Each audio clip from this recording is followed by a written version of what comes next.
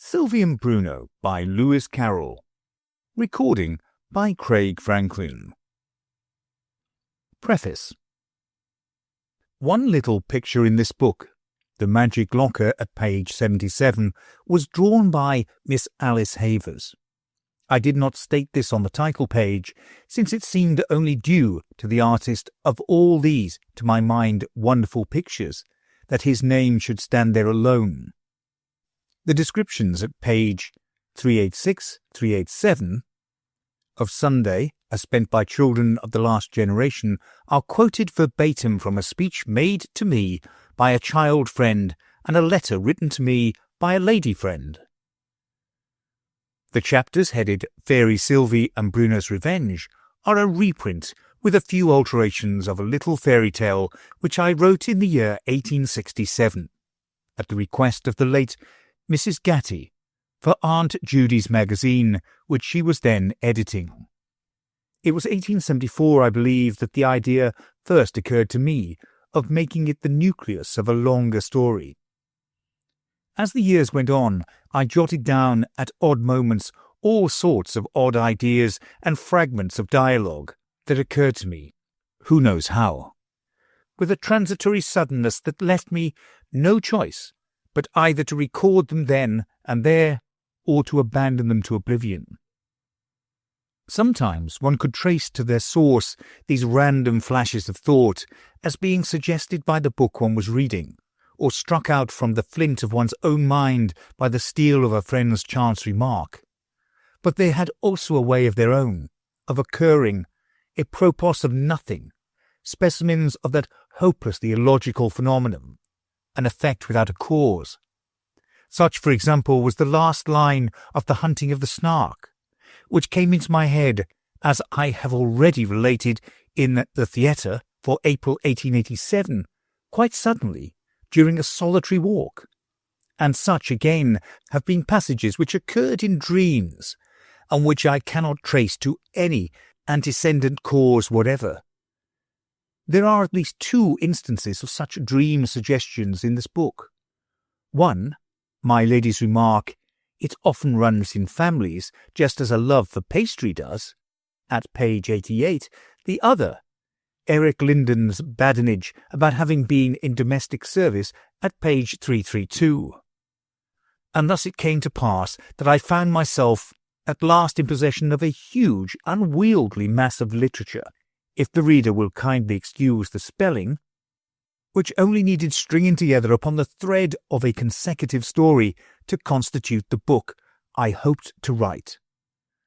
Only the task at first seemed absolutely hopeless, and gave me a far clearer idea than I ever had before of the meaning of the word chaos.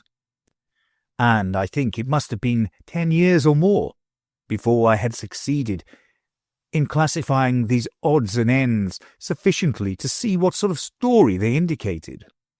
For the story had to grow out of the incidents, not the incidents out of the story. I am telling all this in no spirit of egoism, but because I really believe that some of my readers will be interested in these details of the genesis of a book, which looks so simple and straightforward a matter when completed, that they might suppose it to have been written straight off, page by page, as one would write a letter, beginning at the beginning and ending at the end. It is no doubt possible to write a story in that way, and, if it be not vanity to say so, I believe that I could myself, if I were in the unfortunate position, for I do hold it to be a real misfortune, of being obliged to produce a given amount of fiction in a given time, that I could fulfill my task, and produce my tale of bricks as other slaves have done. One thing, at any rate, I could guarantee as to the story so produced, that it should be utterly commonplace, should contain no new ideas whatever, and should be very, very weary reading. This species of literature has received the very appropriate name of padding, which might fitly be defined as that which all can write and none can read. That the present volume contains no such writing I dare not avow. Sometimes, In order to bring a picture into its proper place, it has been necessary to eke out a page with 2 or 3 extra lines. But I can honestly say I have put in no more than I was absolutely compelled to do. My readers may perhaps like to amuse themselves by trying to detect in a given passage the one piece of padding it contains. While arranging the slips into pages, I found that the passage which now extends from the top of page 35 to the middle of page 38 was 3 lines too short. I supplied the deficiency not by interpolating a word here and a word there, but by writing in 3 consecutive lines. Now, can my readers guess which they are? A harder puzzle, if a harder be desired, would be to determine as to the gardener's song in which cases, if any, the stanza was adapted to the surrounding text, and in which, if any, the text was adapted to the stanza. Perhaps the hardest thing in all literature, at least I have found it so, by no voluntary effort can I accomplish it. I have to take it as it comes, is to write anything original, and perhaps the easiest is, when once an original line has been struck out, to follow it up, and to write any amount more to the same tune. I do not know if Alice in Wonderland was an original story. I was, at least, no conscious imitator in writing it, but I do know that, since it came out, something like a dozen storybooks have appeared on identically the same pattern. The path I timidly explored, believing myself to be the first that ever burst into that silent sea, is now a beaten highroad. All the wayside flowers have long ago been trampled into the dust, and it would be courting disaster for me to attempt that style again. Hence it is that in Sylvie and Bruno I have striven, with I know not what success, to strike out yet another new path. Be it bad or good, it is the best I can do. It is written not for money and not for fame, but in the hope of supplying, for the children whom I love, some thoughts that may suit those hours of innocent merriment which are the very life of childhood, and also in the hope of suggesting, to them and to others, some thoughts that may prove, I would fain hope, not wholly out of harmony with the graver cadences of life. If I have not already exhausted the patience of my readers, I would like to seize this opportunity, perhaps the last I shall have of addressing so many friends at once, of putting on record some ideas that have occurred to me as to books desirable to be written, which I should much like to attempt, but may not ever have the time or power to carry through, in the hope that, if I should fail, and the years are gliding away very fast, to finish the task I have set myself, other hands may take it up. First, a child's Bible. The only real essentials of this would be carefully selected passages suitable for a child's reading and pictures. One principle of selection which I would adopt would be that religion should be put before a child as a revelation of love. No need to pain and puzzle the young mind with the history of crime and punishment. On such a principle I should, for example, omit the history of the flood. The supplying of the pictures would involve no great difficulty. No new ones would be needed. Hundreds of excellent pictures already exist, the copyright of which has long ago expired, and which simply needs photosynchography, or some similar process for their successful reproduction. The book should be handy in size, with a pretty attractive-looking cover, in a clear, legible type, and above all, with abundance of pictures. Secondly, a book of pieces selected from the Bible, not single texts, but passages from 10 to 20 verses each, to be committed to memory. Such passages would be found useful to repeat to oneself and to ponder over, on many occasions when reading is difficult, if not impossible, for instance when lying awake at night on a railway journey, when taking a solitary walk in old age, when eyesight is failing or wholly lost, and best of all, when illness, while incapacitating us for reading or any other occupation, condemns us to lie awake through many weary silent hours. At such a time, how keenly one may realize the truth of David's rapturous cry, "Oh, how sweet are thy words unto my throat, yea, sweeter than honey unto my mouth." I have said passages rather than single texts, because we have no means of recalling single texts. Memory needs links, and here are none. One may have 100 texts stored in the memory and not be able to recall at will more than half a dozen, and those by mere chance, whereas once get hold of any portion of a chapter that has been committed to memory and the whole can be recovered. All hangs together. Thirdly, a collection of passages, both prose and verse, from books other than the Bible. This is not perhaps much in what is called uninspired literature, a misnomer. I hold, if Shakespeare was not inspired, one may well doubt if any man ever was, that will bear the process of being pondered over 100 times. Still there are such passages, enough I think to make a goodly store for the memory.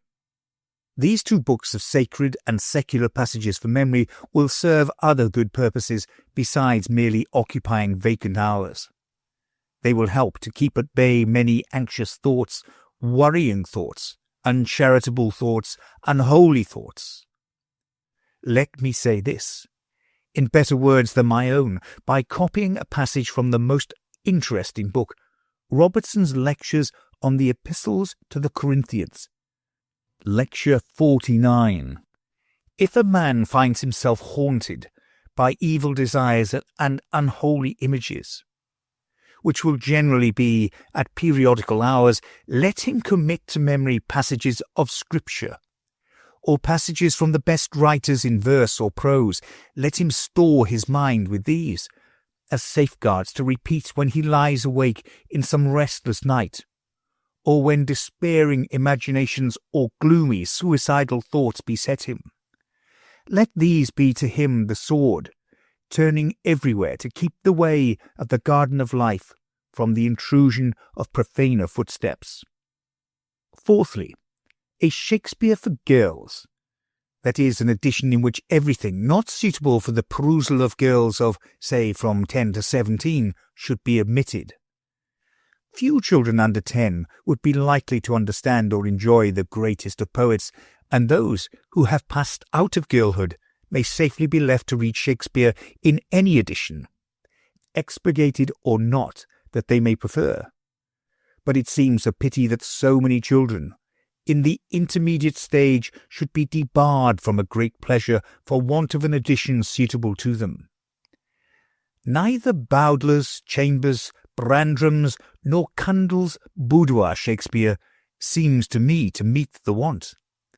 They are not sufficiently expurgated. Bowdler's is the most extraordinary of all. Looking through it, I am filled with a deep sense of wonder, considering what he has left in, that he should have cut anything out. Besides relentlessly erasing all that is unsuitable on the score of reverence or decency, I should be inclined to omit also all that seems too difficult, or not likely to interest young readers. The resulting book might be slightly fragmentary, but it would be a real treasure to all British maidens who have any taste for poetry. If it be needful to apologize to anyone for the new departure I have taken in this story, by introducing, along with what will, I hope, prove to be acceptable nonsense for children, some of the graver thoughts of human life, it must be to one who has learnt the art of keeping such thoughts wholly at a distance in hours of mirth and careless ease. To him such a mixture will seem, no doubt, ill-judged and repulsive, and that such an art exists I do not dispute. With youth, good health, and sufficient money, it seems quite possible to lead for years together a life of unmixed gaiety, with the exception of one solemn fact, with which we are liable to be confronted at any moment, even in the midst of the most brilliant company or the most sparkling entertainment. A man may fix his own times for admitting serious thought, for attending public worship, for prayer, for reading the Bible. All such matters he can defer to that convenient season, which is so apt never to occur at all. But he cannot defer for one single moment the necessity of attending to a message which may come before he has finished reading this page. This night shalt thy soul be required of thee. The ever-present sense of this grim possibility has been in all ages. Note, at the moment when I had written these words, there was a knock at the door, and a telegram was brought me announcing the sudden death of a dear friend. An incubus that men have striven to shake off. Few more interesting subjects of inquiry could be found by a student of history than the various weapons that have been used against this shadowy foe. Saddest of all must have been the thoughts of those who saw indeed an existence beyond the grave, but an existence far more terrible than annihilation. An existence as filmy, impalpable, all but invisible spectres drifting about through endless ages in a world of shadows with nothing to do, nothing to hope for, nothing to love. In the midst of the gay verses of that genial bon vivant Horace, there stands one dreary word whose utter sadness goes to one's heart. It is the word exilium in the well-known passage, omnes codem cogimer, omnium, versater urna sirius osius, sors excuria et nas in aeternum, exilium impositura Simbe. Yes, to him this present life, spite of all its weariness and all its sorrows, was the only life worth having. All else was exile. Does it not seem almost incredible that one holding such a creed should ever have smiled? And many in this day, I fear, even though believing in an existence beyond the grave far more real than Horace ever dreamt of, yet regard it as a sort of exile from all the joys of life, and so adopt Horace's theory and say, let us eat and drink, for tomorrow we die. We go to entertainment such as the theatre. I say we, for I also go to the play whenever I get a chance of seeing a really good one, and keep at arm's length, if possible, the thought that we may not return alive. Yet how do you know, dear friend, whose patience has carried you through this garrulous preface, that it may not be your lot, when mirth is fastest and most furious, to feel the sharp pang or the deadly faintness which heralds the final crisis, to see, with vague wonder, anxious friends bending over you to hear their troubled whispers, perhaps yourself to shape the question with trembling lips, is it serious? And to be told, yes, the end is near. And oh, how different all life will look when those words are said. How do you know, I say, that all this may not happen to you this night? And dear you, knowing this, say to yourself, well, perhaps it is an immoral play. Perhaps the situations are a little too risky. The dialogue is a little too strong, the business a little too suggestive. I don't say that conscience is quite easy, but the piece is so clever I must see it this once. I'll begin a stricter life tomorrow. Tomorrow and tomorrow and tomorrow. Who sins in hope, who sinning says, sorrow for sin God's judgment stays. Against God's spirit he lies, quite stops. Mercy with insult dares and drops. Like a scorched fly that spins in vain upon the axis of its pain, then takes its doom to limp and crawl, blind and forgot, from fall to fall. Let me pause for a moment to say that I believe this thought of the possibility of death, if calmly realized and steadily faced, would be one of the best possible tests as to our going to any scene of amusement being right or wrong. If the thought of sudden death acquires for you a special horror when imagined as happening in a theatre, then be very sure the theatre is harmful for you, however harmless it may be for others, and that you are incurring a deadly peril in going. Be sure the safest rule is that we should not dare to live in any scene in which we dare not die. But once realize what the true object is in life, that it is not pleasure, not knowledge, not even fame itself, the last infirmity of noble minds, but that it is the development of character, the rising to a higher, nobler, purer standard, the building up of the perfect man. And then, so long as we feel that this is going on, and will, we trust, go on forevermore, death has for us no terror. It is not a shadow, but a light, not an end, but a beginning. One other matter may perhaps seem to call for apology, that I should have treated with such entire want of sympathy the British passion for sport, which no doubt has been in bygone days, and is still, in some forms of it, an excellent school for hardihood and for coolness in moments of danger. But I am not entirely without sympathy for genuine sport.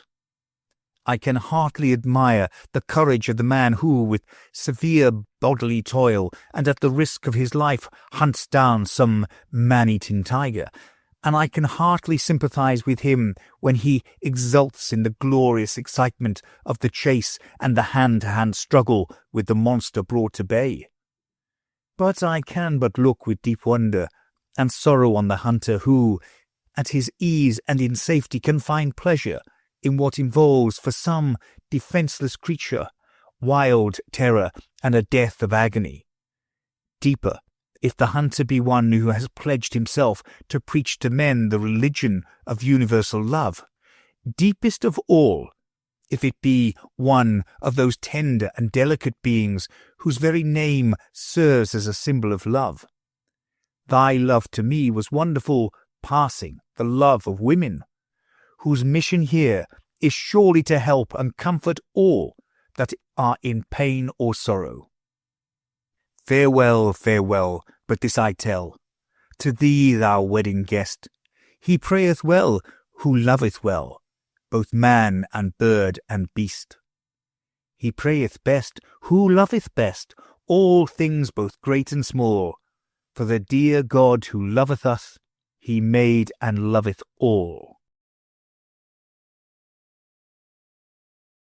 Is all our life then but a dream, seen faintly in the golden gleam, athwart time's dark resistless stream? Bowed to the earth with bitter woe, or laughing at some rarey show, we flutter idly to and fro. Man's little day in haste we spend, and from its merry noontide send no glance to meet the silent end. Chapter 1. Less bread, more taxes. And then all the people cheered again, and one man, who was more excited than the rest, flung his hat high into the air and shouted, as well as I could make out, "Hoorah for the Sub-Warden!" Everyone roared, but whether it was for the Sub-Warden or not did not clearly appear. Some were shouting bread and some taxes, but no one seemed to know what it was they really wanted. All this I saw from the open window of the Warden's breakfast saloon, looking across the shoulder of the Lord Chancellor, who had sprung to his feet the moment the shouting began, almost as if he had been expecting it, and had rushed to the window which commanded the best view of the marketplace. "What can it all mean?" he kept repeating to himself, as with his hands clasped behind him and his gown floating in the air, he paced rapidly up and down the room. "I never heard such shouting before, and at this time of the morning too, and with such unanimity. Doesn't it strike you as very remarkable?" I represented modestly that to my ears it appeared that they were shouting for different things, but the Chancellor would not listen to my suggestion for a moment. "They all shout the same words, I assure you," he said. Then, leaning well out of the window, he whispered to a man who was standing close underneath. keep 'em together, can't you? The warden will be here directly. Give 'em the signal for the march-up." All this was evidently not meant for my ears, but I could scarcely help hearing it, considering that my chin was almost on the Chancellor's shoulder. The march-up was a very curious sight. A straggling procession of men, marching two and two, began from the other side of the marketplace, and advanced in an irregular zigzag fashion towards the palace, wildly tacking from side to side like a sailing vessel making way against an unfavourable wind, so that the head of the procession was often further from us at the end of the one tack than it had been at the end of the previous one. Yet it was evident that all was being done under orders, for I noticed that all eyes were fixed on the man who stood just under the window, and to whom the Chancellor was continually whispering. This man held his hat in one hand and a little green flag in the other. Whenever he waved the flag, the procession advanced a little nearer. When he dipped it, they sidled a little further off. And whenever he waved his hat, they all raised a hoarse cheer. "Hurrah!" they cried, carefully keeping time with the hat as it bobbed up and down. "Hurrah! New Constitution! Less spread, more taxes!" "That'll do," the Chancellor whispered. "Let him rest a bit till I give you the word. He's not here yet." But at this moment the great folding doors of the saloon were flung open, and he turned with a guilty start to receive his High Excellency. However, it was only Bruno, and the Chancellor gave a little gasp of relieved anxiety. "Morning," said the little fellow, addressing the remark in a general sort of way to the Chancellor and the waiters. "Does you know where Sylvie is? I's looking for Sylvie." "She's with the warden, I believe, Your Highness," the Chancellor replied with a low bow. There was no doubt a certain amount of absurdity in applying this title, which, as of course you see without me telling you, was nothing but Your Royal Highness condensed into one syllable, to a small creature whose father was merely the warden of Outland. Still, large excuse must be made for a man who had passed several years at the court of Fairyland and had there acquired the almost impossible art of pronouncing 5 syllables as one. But the bow was lost upon Bruno, who had run out of the room even while the great feat of the unpronounceable monosyllable was being triumphantly performed. Just then, a single voice in the distance was understood to shout, "A speech from the Chancellor!" "Certainly, my friends," the Chancellor replied with extraordinary promptitude. "You shall have a speech." Here, one of the waiters, who had been for some minutes busy making a queer-looking mixture of egg and sherry, respectfully presented it on a large silver salver. The Chancellor took it haughtily, drank it off thoughtfully, smiled benevolently on the happy waiter as he set down the empty glass, and began. To the best of my recollection, this is what he said.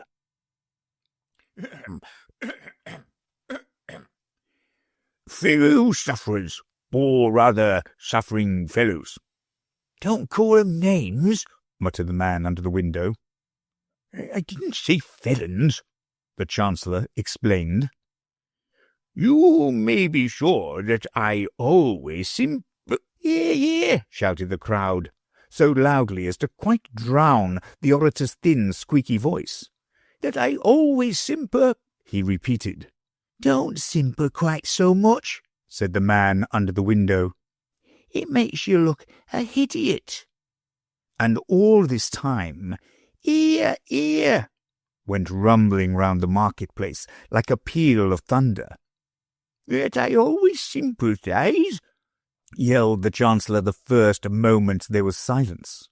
but your true friend is the sub-warden.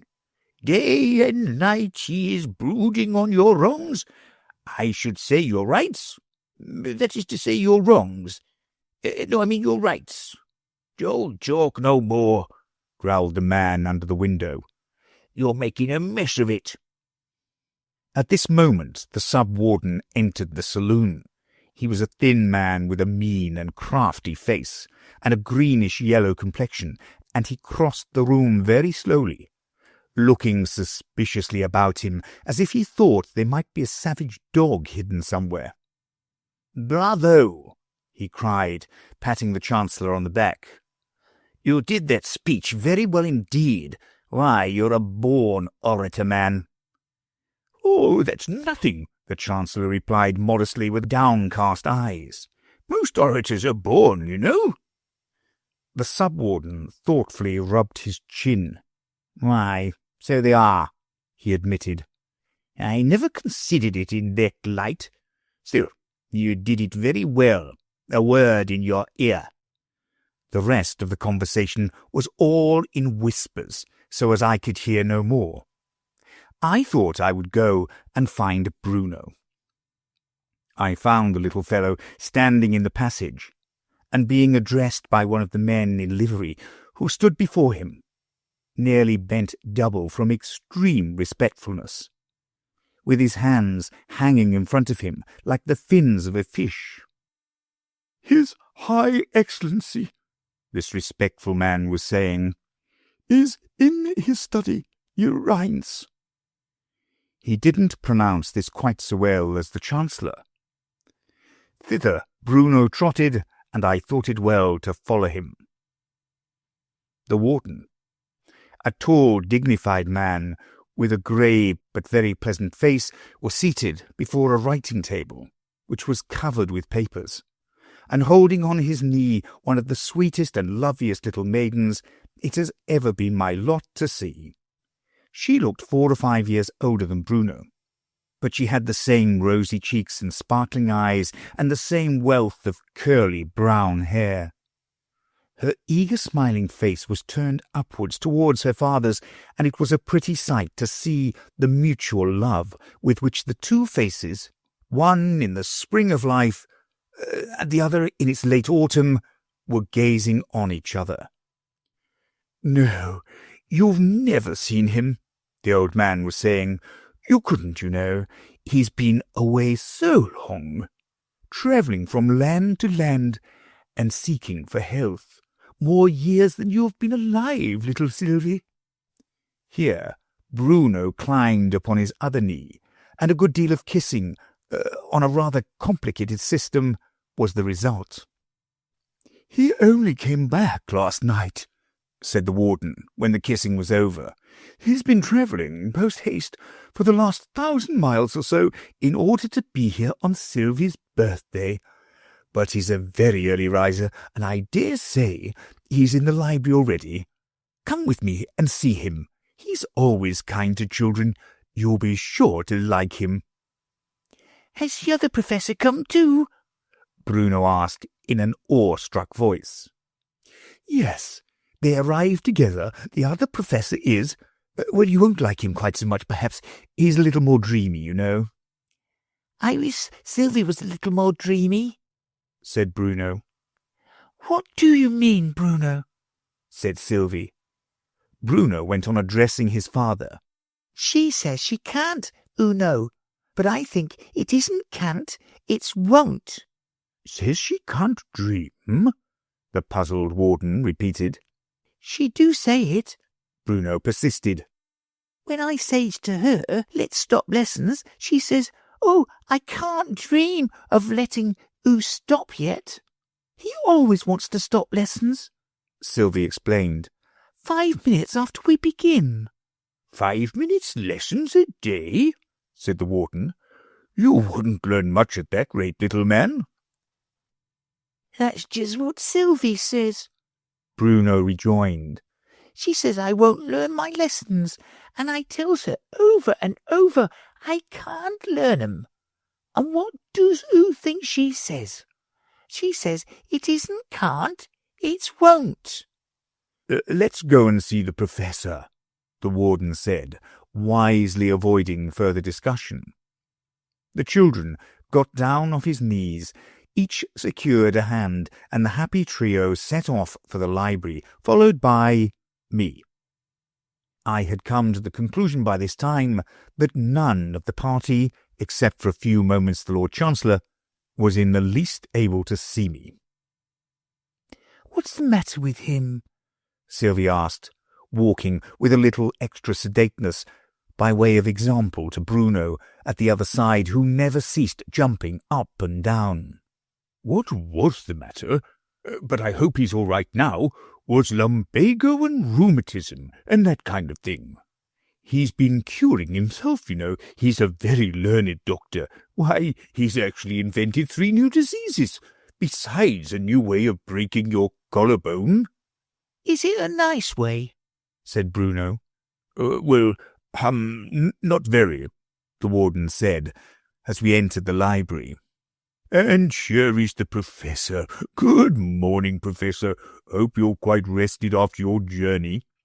A jolly-looking fat little man in a flowery dressing-gown with a large book under each arm came trotting in at the other end of the room, and was going straight across without taking any notice of the children. "I'm looking for volume 3, he said. "Do you happen to have seen it?" "You don't see my children, Professor?" the warden exclaimed, taking him by the shoulder and turning him round to face them. The Professor laughed violently. Then he gazed at them through his great spectacles for a minute or two without speaking. At last he addressed Bruno. "I hope you had a good night, my child." Bruno looked puzzled. "I've had the same night you've had," he replied. "There's only been one night since yesterday." It was the Professor's turn to look puzzled now. He took off his spectacles and rubbed them with his handkerchief. Then he gazed at them again. Then he turned to the warden. "Are they bound?" he inquired. "No, we aren't," said Bruno, who thought himself quite able to answer this question. The Professor shook his head sadly. "Not even half bound?" "Why would we be half bound?" said Bruno. "We're not prisoners."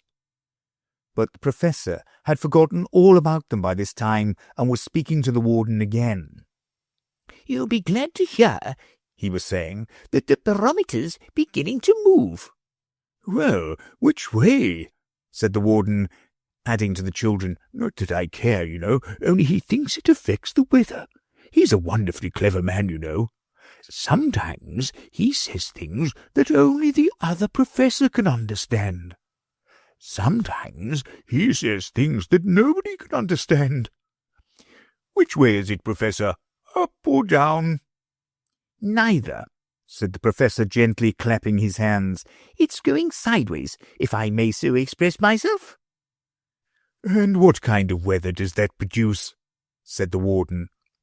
"Listen, children, now you'll hear something worth knowing." "Horizontal weather," said the Professor, and made straight for the door, very nearly trampling on Bruno, who had only just time to get out of his way. "Isn't he learned?" the warden said, looking after him with admiring eyes. "Positively he runs over with learning." "But he needn't run over me," said Bruno. The Professor was back in a moment. He had changed his dressing-gown for a frock coat and had put on a pair of very strange-looking boots, the tops of which were open umbrellas.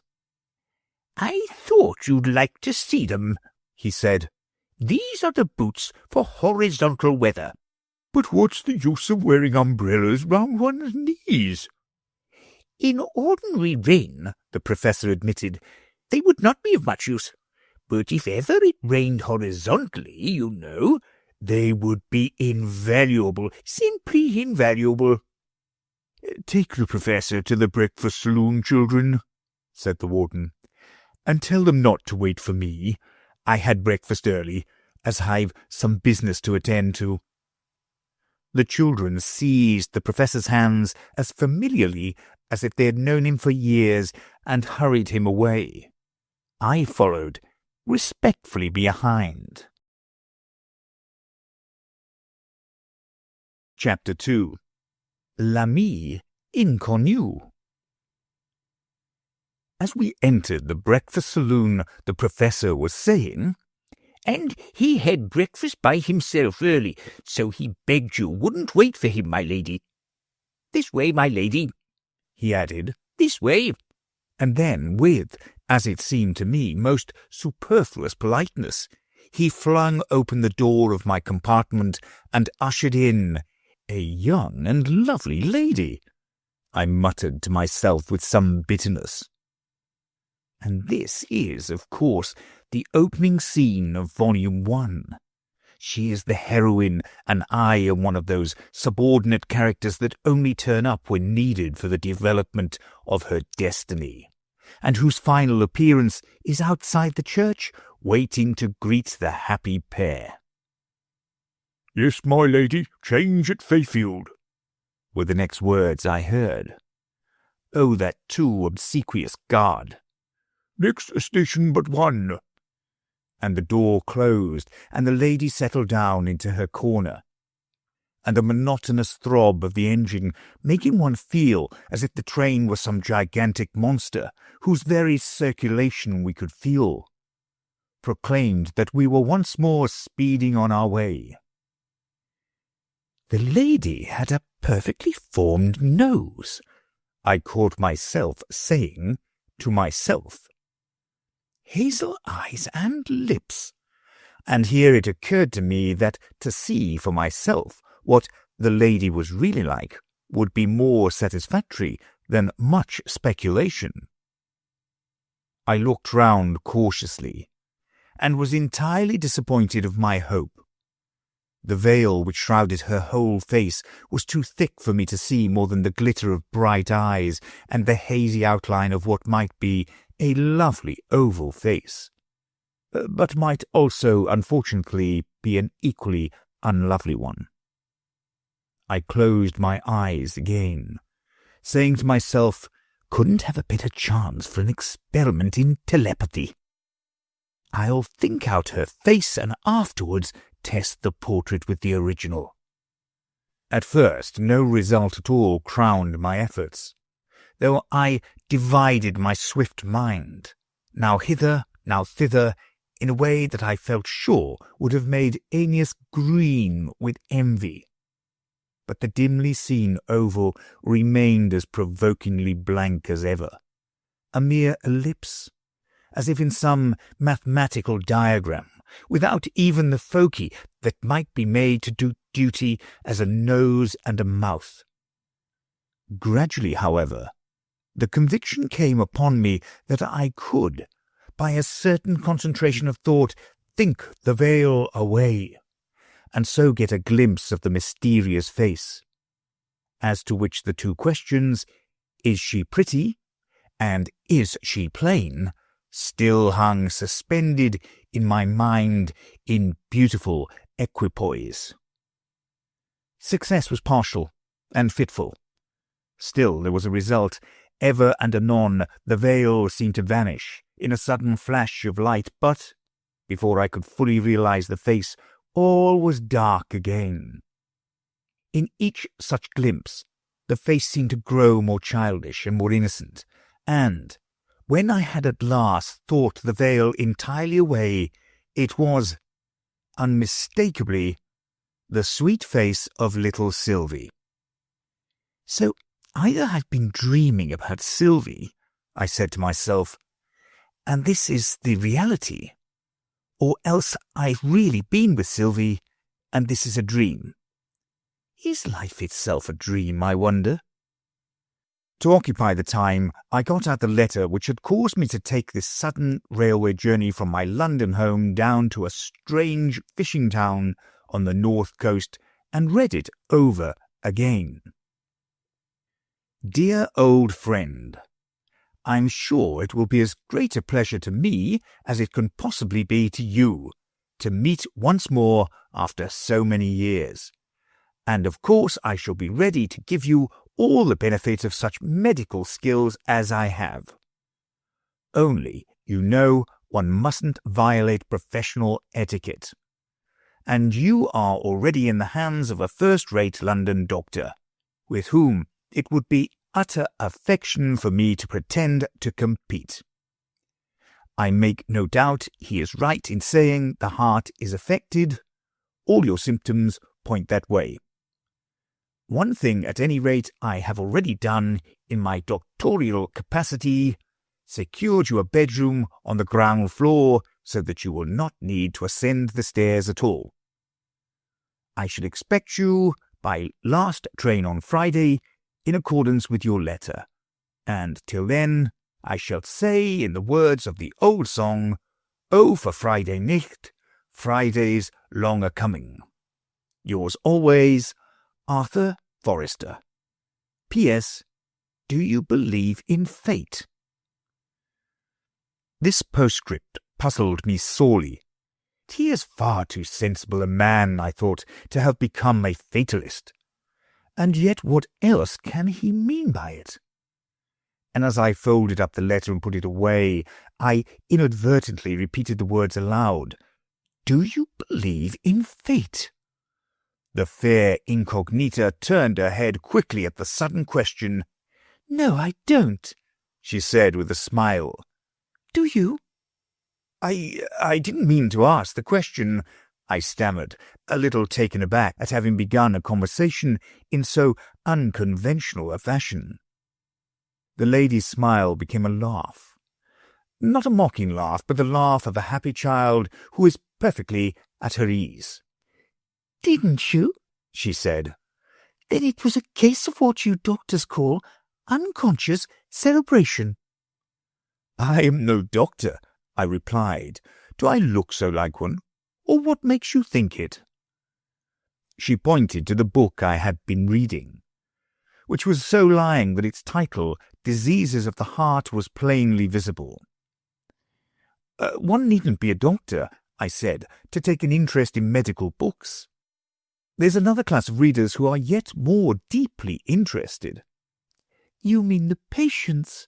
She interrupted, while a look of tender pity gave new sweetness to her face. But, with an evident wish to avoid a possibly painful topic, one needn't be either to take an interest in books of science. Which contain the greatest amount of science, do you think? The books or the minds? Rather a profound question for a lady, I said to myself, holding, with the conceit so natural to man, that woman's intellect is essentially shallow. And I considered a minute before replying, If you mean living minds, I don't think it's possible to decide.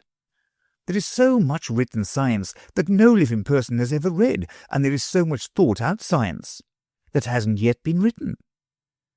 But if you mean the whole human race, then I think the minds have it. Everything recorded in books must have once been in some mind, you know. Isn't that rather like one of the rules in algebra? My lady inquired. Algebra too, I thought with increasing wonder. I mean, if we consider thoughts as factors, may we not say that the least common multiple of all the minds contains that of all the books, but not the other way? Certainly we may, I replied, delighted with the illustration. And what a grand thing it would be, I went on dreamily, thinking aloud rather than talking, if we could only apply that rule to books. You know, in finding the least common multiple, we strike out a quantity wherever it occurs, except in the term when it is raised to its higher power.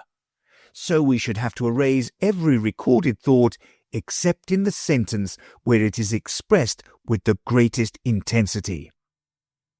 My lady laughed merrily. Some books would be reduced to blank paper, I'm afraid, she said. They would. Most libraries would be terribly diminished in bulk.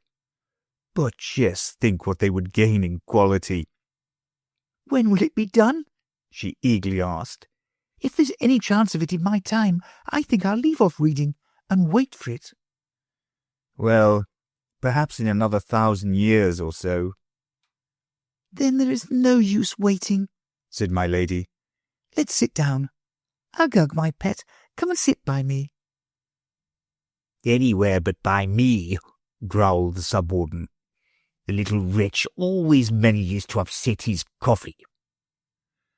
I guessed at once, as perhaps the reader will also have guessed if, like myself, he is very clever at drawing conclusions, that my lady was the sub-warden's wife, and that Uggug, a hideous fat boy about the same age as Sylvie, with the expression of a prize pig, was their son.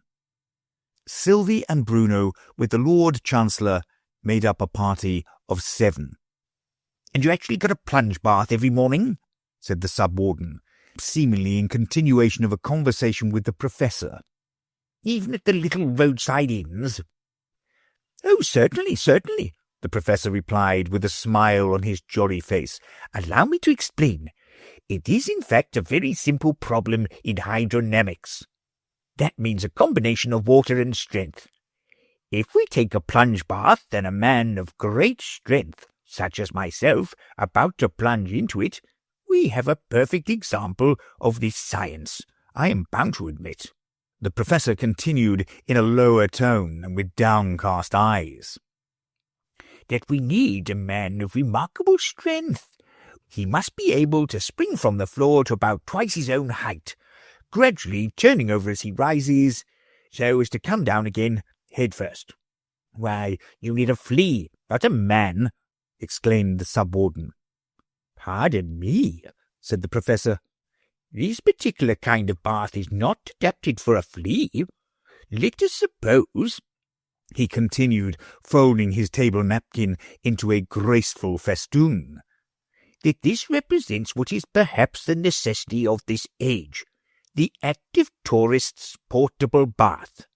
You may describe it briefly, if you like," looking at the Chancellor, "by the letters A, T, P, B." The Chancellor, much disconcerted at finding everybody looking at him, could only murmur in a shy whisper, "Precisely so." "One great advantage of this plunge bath," continued the Professor, "is that it requires only half a gallon of water." "I don't call it a plunge bath," his Sub-Excellency remarked, "unless your active tourist goes right under." "But he does go right under," the old man gently replied. "The AT hangs up the PB on a nail, thus. He then empties the water jug into it, places the empty jug below the bag, leaps into the air, descends head first into the bag, the water rises round him to the top of the bag, and there you are," he triumphantly concluded. "The AT is as much under water as if he'd gone a mile or 2 down into the Atlantic. And he's drowned, let us say, in about 4 minutes. "By no means," the Professor answered with a proud smile. "After about a minute, he quietly turns a tap at the lower end of the PB. All the water runs back into the jug, and there you are again. But how in the world is he to get out of the bag again?" "That, I take it," said the Professor, "is the most beautiful part of the whole invention. All the way up the PB inside are loops for the thumbs, so it's something like going upstairs, only perhaps less comfortable. And by the time the AT has risen out of the bag, all but his head, he's sure to topple over one way or the other. The law of gravity secures that, and there he is on the floor again.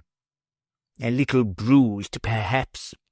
Well, yes, a little bruised, but having had his plunge bath, that's the great thing." "Wonderful. It's almost beyond belief," murmured the sub-warden. The Professor took it as a compliment and bowed with a gratified smile. "Quite beyond belief," my lady added, meaning, no doubt, to be more complimentary still. The Professor bowed, but he didn't smile this time. "I can assure you," he said earnestly, "that provided the bath was made, I used it every morning. I certainly ordered it. That I am clear about. My only doubt is whether the man ever finished making it. It's difficult to remember after so many years." At this moment the door very slowly and creakingly began to open, and Sylvie and Bruno jumped up and ran to meet the well-known footsteps. Chapter 3. Birthday Presents. "It's my brother," the sub-warden exclaimed in a warning whisper. "Speak out and be quick about it."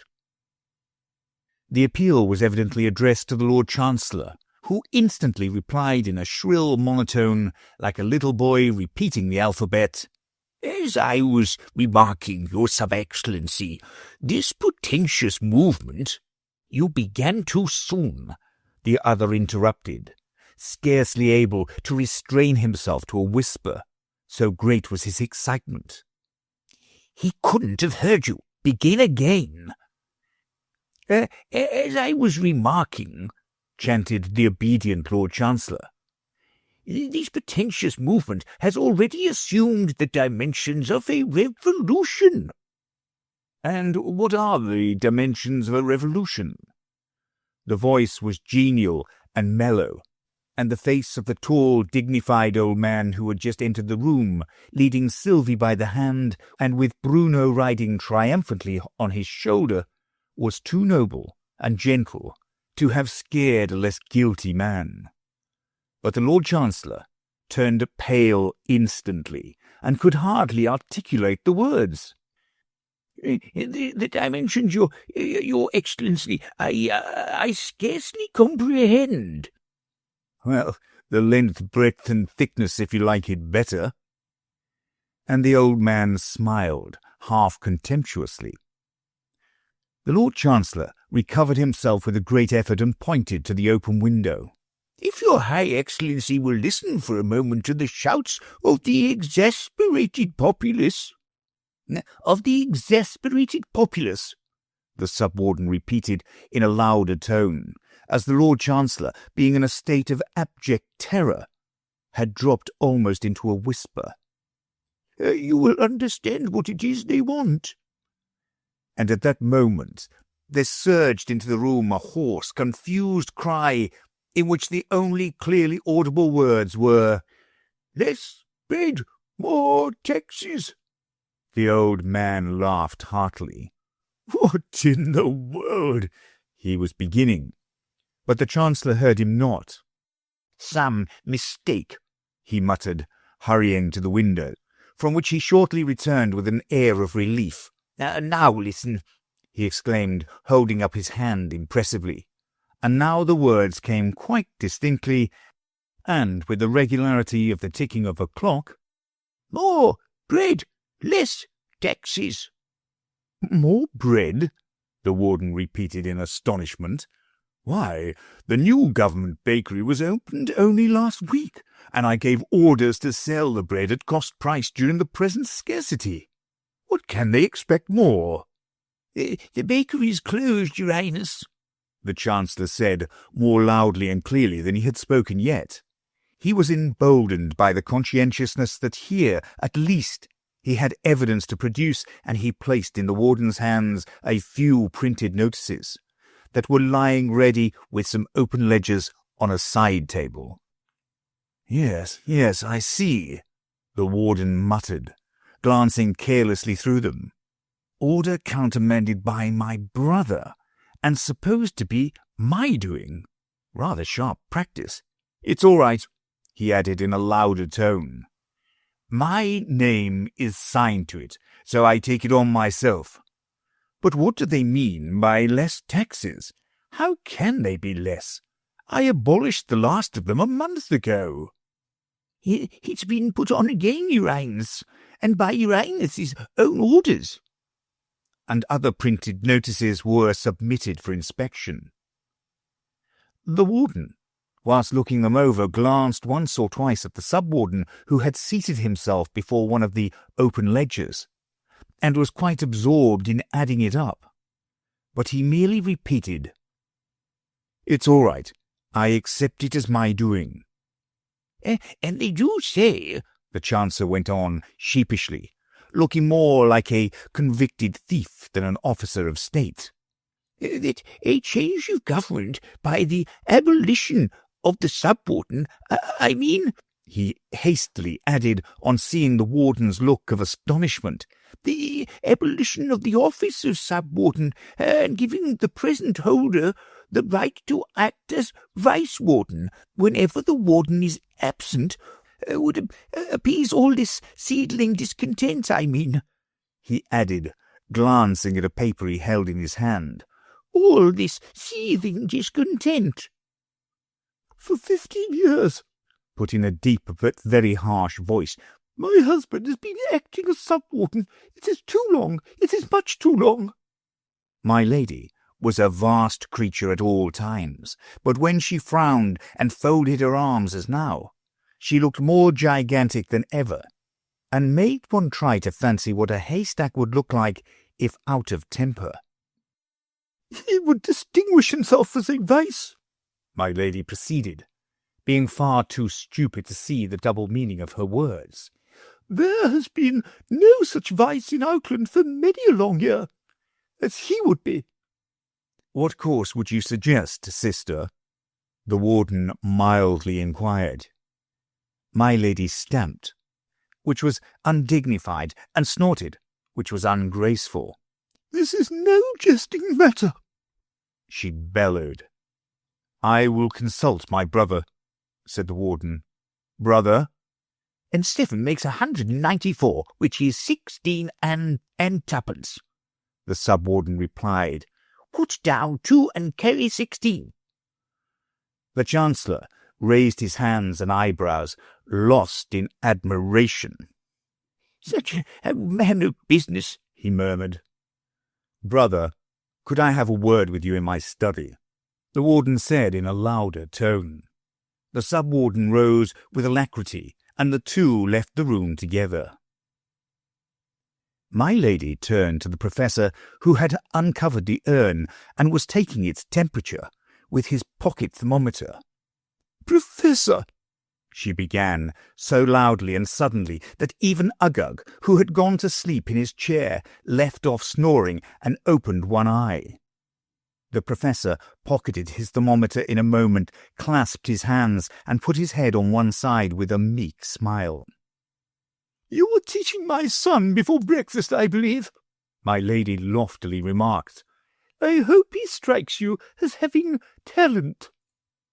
"Oh, very much so indeed, my lady," the professor hastily replied, unconsciously rubbing his ear, while some painful recollection seemed to cross his mind. "I was forcibly struck by his magnificence, I assure you."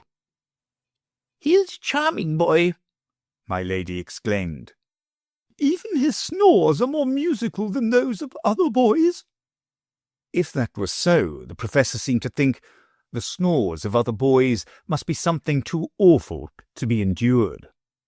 But he was a cautious man, and he said nothing. "Ah, he's so clever," my lady continued. "No one will enjoy your lecture more, by the way. Have you fixed the time for it yet? You've never given one, you know. And it was promised years ago, before you." Yes, my lady, I know. Perhaps next Tuesday or Tuesday week." "That will do very well," said my lady graciously. "Of course, you will let the other professor lecture as well." "I think not, my lady," the professor said with some hesitation. "You see, he always stands with his back to the audience. It does very well for reciting, but for lecturing—" "You are quite right," said my lady. "And now I come to think of it, there would have been time for more than one lecture, and it would go off all the better if we began with a banquet and a fancy-dress ball." "It will indeed," the professor cried with enthusiasm. "I shall come as a grasshopper," my lady calmly proceeded. "What shall you come as, Professor?" The professor smiled feebly. "I shall come as early as I can, my lady." "You mustn't come in before the doors are opened," said my lady. "I can't," said the professor. "Excuse me a moment, as this is Lady Sylvie's birthday. I would like to—" and he rushed away. Bruno began feeling in his pockets, looking more and more melancholy as he did so. Then he put his thumb in his mouth and considered for a moment. Then he quietly left the room. He had hardly done so before the Professor was back again, quite out of breath. "Wishing you many happy returns of the day, my dear child," he went on, addressing the smiling little girl who had run to meet him. "Allow me to give you a birthday present. It's a second-hand pincushion, my dear, and it only cost 4 halfpenny." "Thank you. It's very pretty." And Sylvie rewarded the old man with a hearty kiss. "And the pins they gave me for nothing," the Professor added in high glee. 15 of them, and only one bent." "I'll make the bent one into a hook," said Sylvie, "to catch Bruno with when he runs away from his lessons." "You can't guess what my present is," said Uggug, who had taken the butter dish from the table and was standing behind her with a wicked leer on his face. "No, I can't guess," said Sylvie, without looking up. She was still examining the Professor's pincushion. "It's this," cried the bad boy exultingly as he emptied the dish over her, and then, with a grin of delight at his own cleverness, looked around for applause. Sylvie coloured crimson as she took off the butter from her frock, but she kept her lips tight shut and walked away to the window, where she stood looking out and trying to recover her temper. Uggug's triumph was a very short one. The sub-warden had returned just in time to be a witness of his dear child's playfulness, and in another moment a skilfully applied box on the ear had changed the grin of delight into a howl of pain. "My darling," cried his mother, enfolding him in her fat arms. "Did they box his ears for nothing? A precious pet." "It's not for nothing," growled the angry father. "Are you aware, madam, that I pay the house bills out of a fixed annual sum? The loss of all that wasted butter falls on me. Do you hear, madam?" "Hold your tongue, sir." My lady spoke very quietly, almost in a whisper, but there was something in her look which silenced him. "Don't you see it was only a joke, and a very clever one, too? He only meant that he loved nobody but her, and instead of being pleased with the compliment, this spiteful little thing has gone away in a huff." The sub-warden was a very good hand at changing a subject. He walked across to the window. "My dear," he said, "is that a pig that I see down below, rooting among your flower beds?" "A pig?" shrieked my lady, rushing madly to the window and almost pushing her husband out in her anxiety to see for herself. "Whose pig is it? How did it get in? Where's the crazy gardener gone?" At this moment Bruno re-entered the room, and passing Uggug, who was blubbering his loudest in the hope of attracting notice, as if he was quite used to that sort of thing, he ran up to Sylvie and threw his arms around her.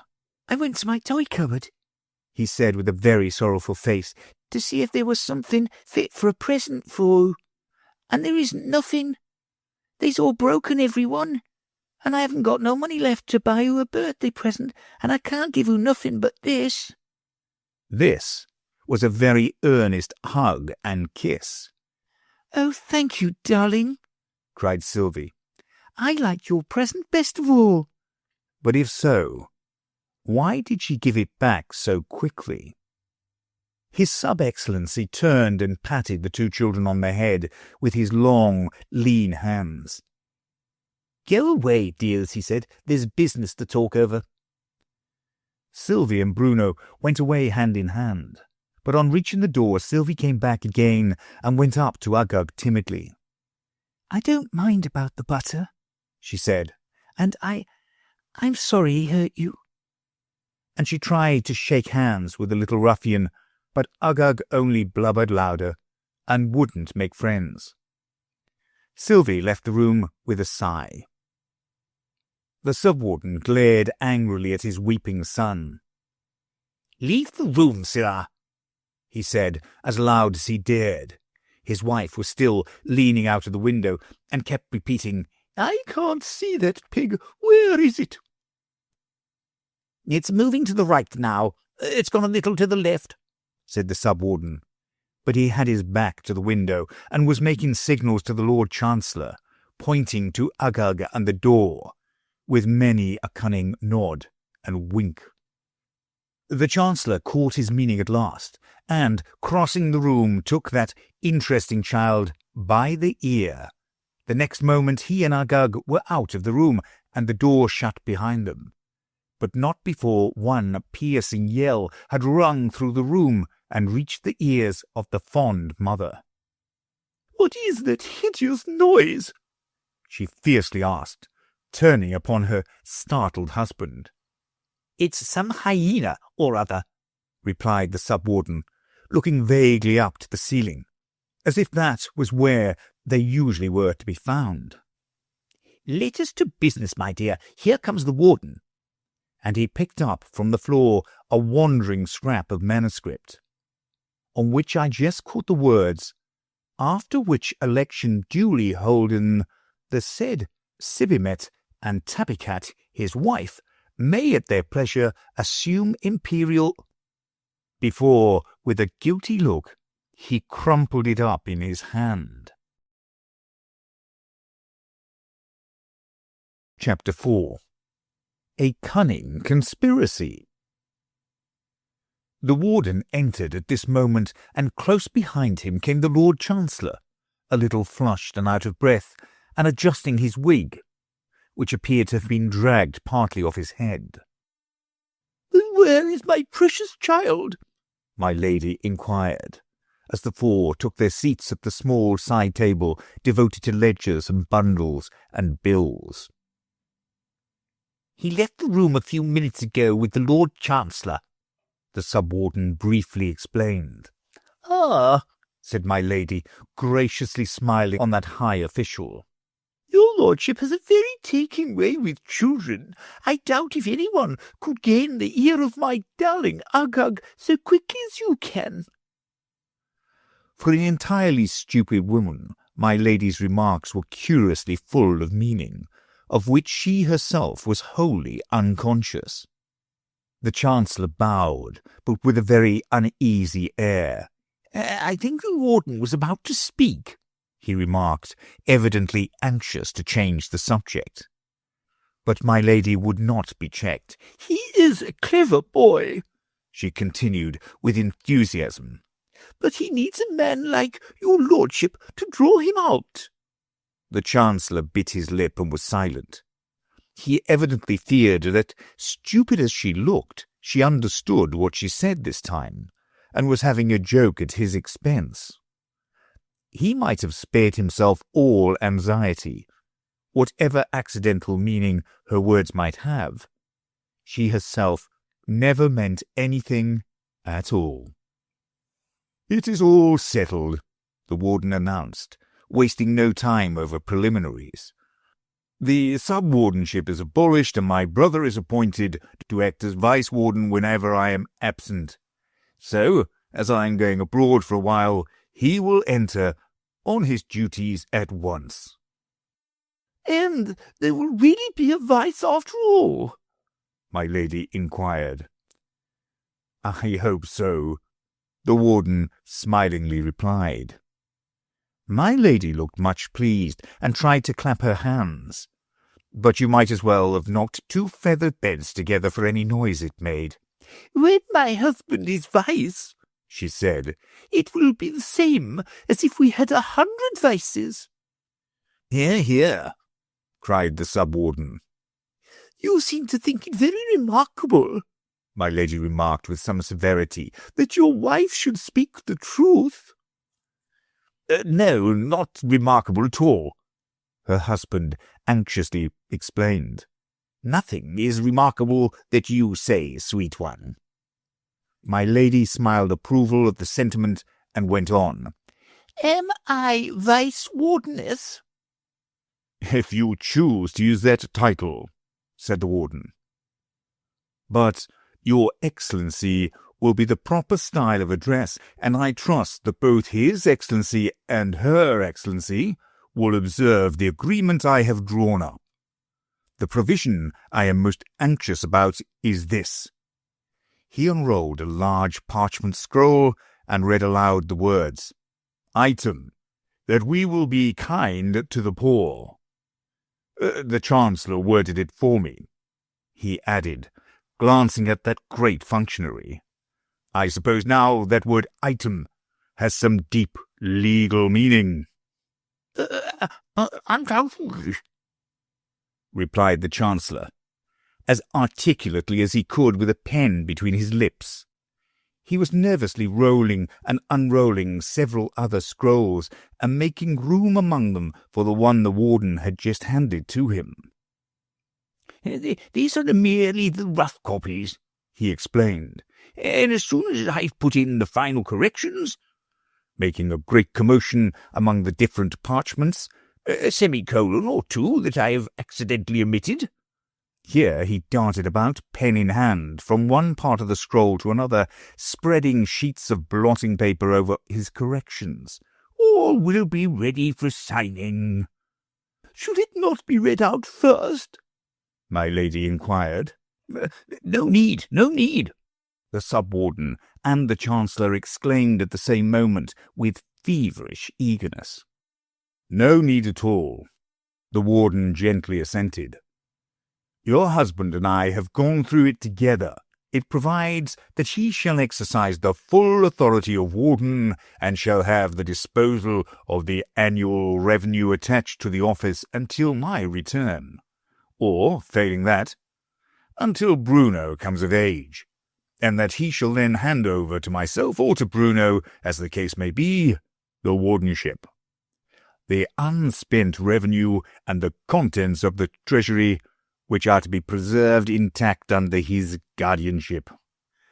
All this time the sub-warden was busy, with the Chancellor's help, shifting the papers from side to side and pointing out to the warden the place where he was to sign. He then signed it himself, and my lady and the Chancellor added their names as witnesses. "Short partings are best," said the warden. "All is ready for my journey. My children are waiting below to see me off." He gravely kissed my lady, shook hands with his brother and the Chancellor, and left the room. The three waited in silence till the sound of wheels announced the warden was out of hearing. Then, to my surprise, they broke into peals of uncontrollable laughter. "What a game! Oh, what a game!" cried the Chancellor, and he and the Vice-Warden joined hands and skipped wildly about the room. My lady was too dignified to skip, but she laughed like the neighing of a horse, and waved her handkerchief above her head. It was clear to her very limited understanding that something very clever had been done. But what it was, she had yet to learn. "You said I should hear all about it when the warden had gone," she remarked, as soon as she could make herself heard. "And so you shall, Tabby," her husband graciously replied, as he removed the blotting paper and showed the two parchments lying side by side. "This is the one he read but didn't sign, and this is the one he signed but didn't read. You'll see it was all covered up except the place for signing the names."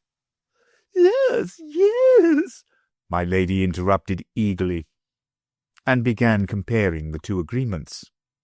"Item, that he shall exercise the authority of warden in the warden's absence.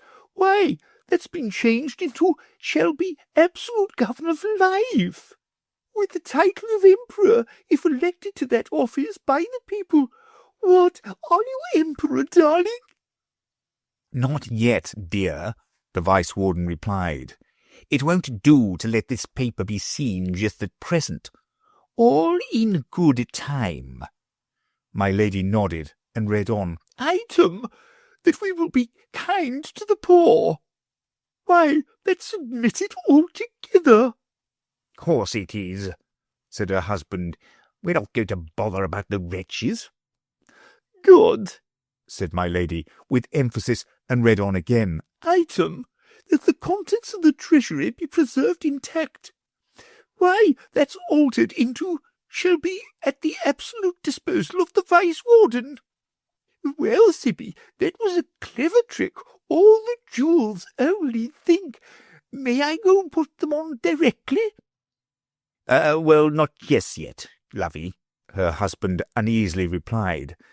You see, the public mind isn't quite ripe for it yet. We must feel our way. Of course, we'll have the coach and four out at once, and I'll take the title of Emperor as soon as we can safely hold an election. But they'll hardly stand our using the jewels as long as they know the warden's alive. We must spread a report of his death. A little conspiracy. A conspiracy, cried the delighted lady, clapping her hands. Of all things, I do like a conspiracy. It's so interesting. The Vice-Warden and the Chancellor interchanged a wink or two. Let her conspire to her heart's content, the cunning Chancellor whispered. It'll do no harm. And when will the conspiracy— Hist! Her husband hastily interrupted her as the door opened and Sylvie and Bruno came in with their arms twined lovingly round each other. Bruno sobbing convulsively with his face hidden on his sister's shoulder, and Sylvie more grave and quiet but with tears streaming down her cheeks. Mustn't cry like that, the Vice-Warden said sharply, but without any effect on the weeping children. Cheer 'em up a bit, he hinted to my lady. Cake, my lady muttered to herself with great decision, crossing the room and opening a cupboard from which she presently returned with 2 slices of plum cake. Eat and don't cry, were her short and simple orders, and the poor children sat down side by side, but seemed in no mood for eating. For the second time the door opened, or rather was burst open, this time as Uggug rushed violently into the room, shouting, "The old beggar's come again!" "He's not to have any food," the Vice-Warden was beginning, but the Chancellor interrupted him. "It's all right," he said in a low voice. "The servants have their orders." "He's just under here," said Uggug, who had gone to the window and was looking down into the courtyard. "Where, my darling?" said his fond mother, flinging her arms round the neck of the little monster. All of us, except Sylvie and Bruno, who took no notice of what was going on, followed her to the window.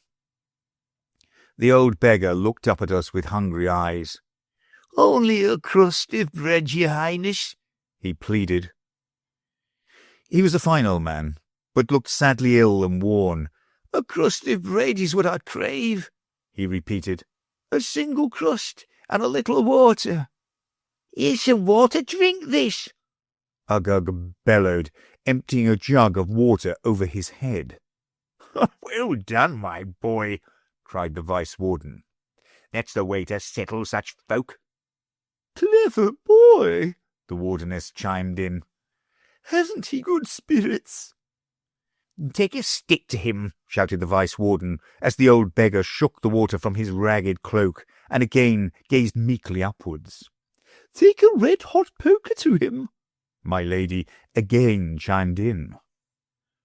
Possibly there was no red-hot poker handy, but some sticks were forthcoming in a moment, and threatening faces surrounded the poor old wanderer, who waved them back with quiet dignity.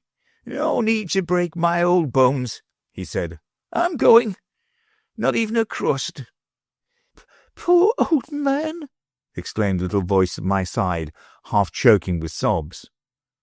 Bruno was at the window trying to throw out his slice of plum cake, but Sylvie held him back.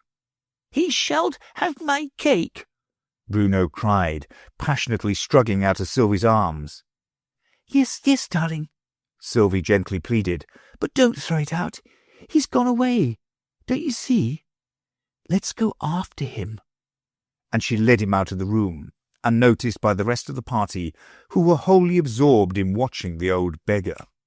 The conspirators returned to their seats and continued their conversation in an undertone, so as not to be heard by Uggug, who was still standing at the window. "By the way, There was something about Bruno succeeding to the wardenship, said my lady. How does that stand in the new agreement? The Chancellor chuckled. Just the same, word for word, he said.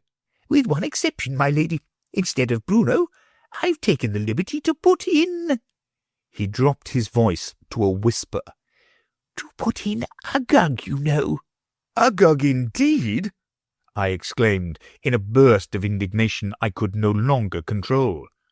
To bring out even that one word seemed a gigantic effort, but, the cry once uttered, all effort ceased at once. A sudden gust swept away the whole scene, and I found myself sitting up, staring at the young lady in the opposite corner of the carriage, who had now thrown back her veil and was looking at me with an expression of amused surprise. Chapter 5. A Beggar's Palace. That I had said something in the act of waking, I felt sure. The hoarse, stifled cry was still ringing in my ears, even if the startled look of my fellow-traveller had not been evidence enough. But what could I possibly say by way of apology? I hope I didn't frighten you, I stammered out at last. I have no idea what I said. I was dreaming.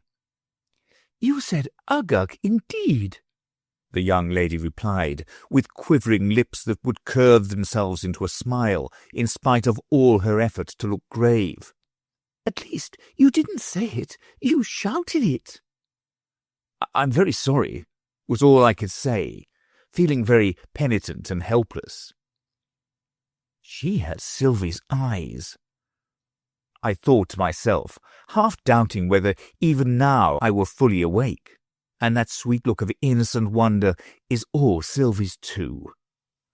But Sylvie hasn't got that calm, resolute mouth, nor that far-away look of dreamy sadness, like one that has had some deep sorrow very long ago.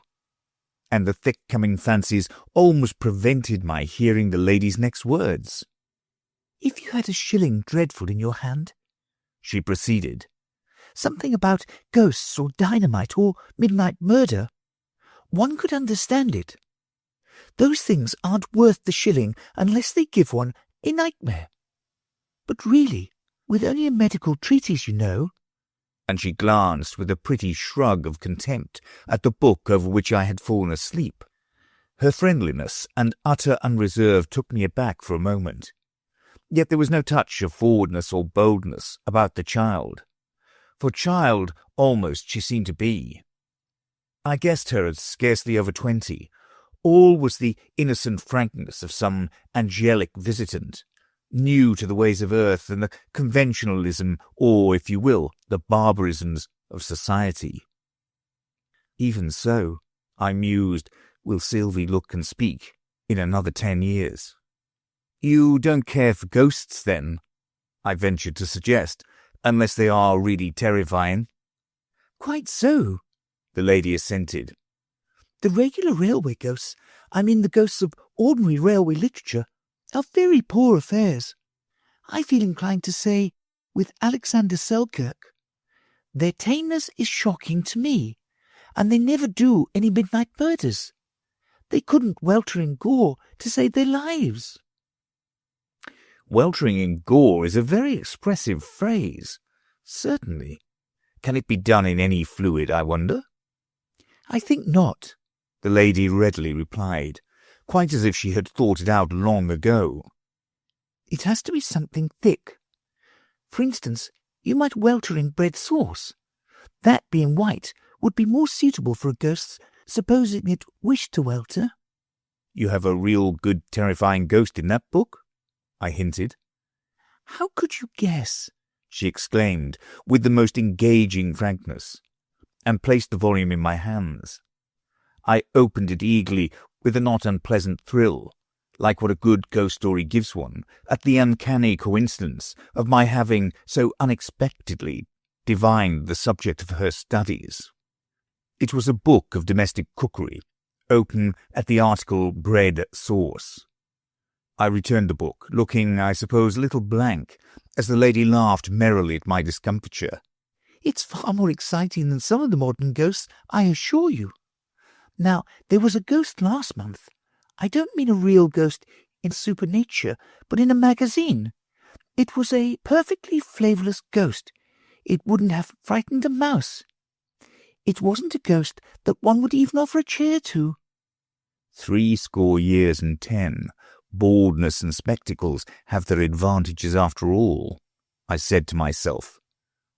Instead of a bashful youth and maiden gasping out monosyllables at awful intervals, here we have an old man and a child, quite at their ease, talking as if they had known each other for years. Then you think, I continued aloud, that we ought sometimes to ask a ghost to sit down. But have we any authority for it? In Shakespeare, for instance, there are plenty of ghosts there. Does Shakespeare ever give the stage direction, "Hands chair," to ghost? The lady looked puzzled and thoughtful for a moment, then she almost clapped her hands. Yes, he does, she cried. He makes Hamlet say, "Rest, rest, perturbed spirit." And that, I suppose, means an easy chair? An American rocking chair, I think. "Fairfield Junction, my lady. Change for Elverston," the guard announced, flinging open the door of the carriage, and we soon found ourselves, with all our portable property around us, on the platform. The accommodation provided for passengers waiting at this junction was distinctly inadequate. A single wooden bench, apparently intended for 3 sitters only, and even this was already partially occupied by a very old man in a smock frock who sat, with rounded shoulders and drooping head, and with hands clasped on the top of his stick, so as to make a sort of pillow for that wrinkled face, with its look of patient weariness. "Come, you be off," the station-master roughly accosted the poor old man. "You be off, and make way for your bearers. This way, my lady," he added in a perfectly different tone. "If your ladyship will take a seat, the train will be up in a few minutes." The cringing civility of this manner was due, no doubt, to the address legible on the pile of luggage, which announced their owner to be Lady Muriel Orme, passenger to Elverston via Fayfield Junction. As I watched the old man slowly rise to his feet and hobble a few paces down the platform, the lines came to my lips. From sockcloth couch the monk arose. With toil his stiffened limbs he reared. 100 years had flung their snows on his thin locks and floating beard. But the lady scarcely noticed the little incident. After one glance at the banished man, who stood tremulously leaning on his stick, she turned to me. "This is not an American rocking chair by any means. Yet, may I say," slightly changing her place so as to make room for me beside her, "may I say, in Hamlet's words, 'Rest, rest,'" she broke off with a silvery laugh. "Perturbed spirit," I finished the sentence for her. "Yes, that describes a railway traveller exactly, and here is an instance of it," I added, as the tiny local train drew up alongside the platform, and the porters bustled about opening carriage doors, one of them helping the poor old man to hoist himself into a third-class carriage, while another of them obsequiously conducted the lady and myself into a first class. She paused before following him to watch the progress of the other passengers. "Poor old man," she said. "How weak and ill he looks. It was a shame to let him be turned away like that. I'm very sorry." At this moment it dawned on me that these words were not addressed to me, but that she was unconsciously thinking aloud. I moved away a few steps, and waited to follow her into the carriage, where I resumed the conversation. Shakespeare must have travelled by rail, if only in a dream. Perturbed spirit is such a happy phrase. "Perturbed, referring, no doubt," she rejoined, "to the sensational booklets peculiar to the rail. If steam has done nothing else, it has at least added a whole new species to the English literature. No doubt of it, I echoed. The true origin of all our medical books and all our cookery books. No, no, she broke in merrily. I didn't mean our literature. We are quite abnormal. But the booklets, the little thrilling romances, where the murder comes at page 15 and the wedding at page 40, surely they are due to steam. And when we travel by electricity, if I may venture to develop your theory, we shall have leaflets instead of booklets, and the murder and the wedding will come on the same page. A development worthy of Darwin, the lady exclaimed enthusiastically. Only you reverse his theory. Instead of developing a mouse into an elephant, you would develop an elephant into a mouse. But here we plunged into a tunnel, and I leant back and closed my eyes for a moment, trying to recall a few of the instants of my recent dream. I thought I saw, I murmured sleepily, and then the phrase insisted on conjugating itself and ran into, "You thought you saw, he thought he saw." And then it suddenly went off into a song. Hey, thought he saw an elephant that practised on the fife. He looked again and found it was a letter from his wife. At length I realise, he said, the bitterness of life. And what a wild being it was who sang these wild words. A gardener, he seemed to be, yet surely a mad one, by the way he brandished his rake. Madder, by the way he broke, ever and anon, into a frantic jig. Maddest of all, by the shriek in which he brought out the last words of the stanza. It was so far a description of himself that he had the feet of an elephant, but the rest of him was skin and bone, and the wisps of loose straw that bristled all about him suggested that he had been originally stuffed with it, and that nearly all the stuffing had come out. Sylvie and Bruno waited patiently till the end of the first verse. Then Sylvie advanced alone, Bruno having suddenly turned shy, and timidly introduced herself with the words, "Please, I'm Sylvie." "And who's that other thing?" said the gardener. "What thing?" said Sylvie, looking round. "Oh, that's Bruno. He's my brother." "Was he your brother yesterday?" the gardener anxiously inquired. "Course I were," cried Bruno, who had gradually crept nearer and didn't at all like being talked about without having his share in the conversation. Well," the gardener said with a kind of groan, "things change so here. Whenever I look again, it's sure to be something different. Yet I does my duty. I gets up regularly at 5. "If I was you," said Bruno, "I wouldn't wriggle so early. It's as bad as being a worm," he added in an undertone to Sylvie. "But you shouldn't be lazy in the morning, Bruno," said Sylvie. "Remember, it's the early bird that picks up the worm." "It may if it likes," Bruno said with a slight yawn. "I don't like eating worms one bit. I always stop in bed till the early bird has picked them up." "I wonder you've the face to tell me such fibs," cried the gardener. To which Bruno wisely replied, "Who don't want a face to tell fibs with? Only a mouth." Sylvie discreetly changed the subject.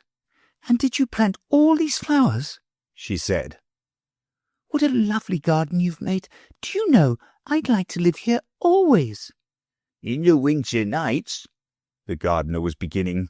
"But I'd nearly forgotten what we came about," Sylvie interrupted. "Would you please let us through into the road? There's a poor old beggar just gone out, and he's very hungry. And Bruno wants to give him his cake, you know." "It's as much as my place is worth," the gardener muttered, taking a key from his pocket and beginning to unlock a door in the garden wall. "How much are it worth?" Bruno innocently inquired. But the gardener only grinned. "It's a secret," he said. "Mind you come back quick," he called after the children as they passed out into the road. I had just time to follow them before he shut the door again. We hurried down the road. and very soon caught sight of the old beggar, about a quarter of a mile ahead of us, and the children at once set off running to overtake him.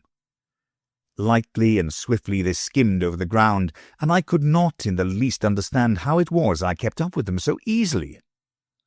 But the unsolved problem did not worry me so much as at another time it might have done. There were so many other things to attend to.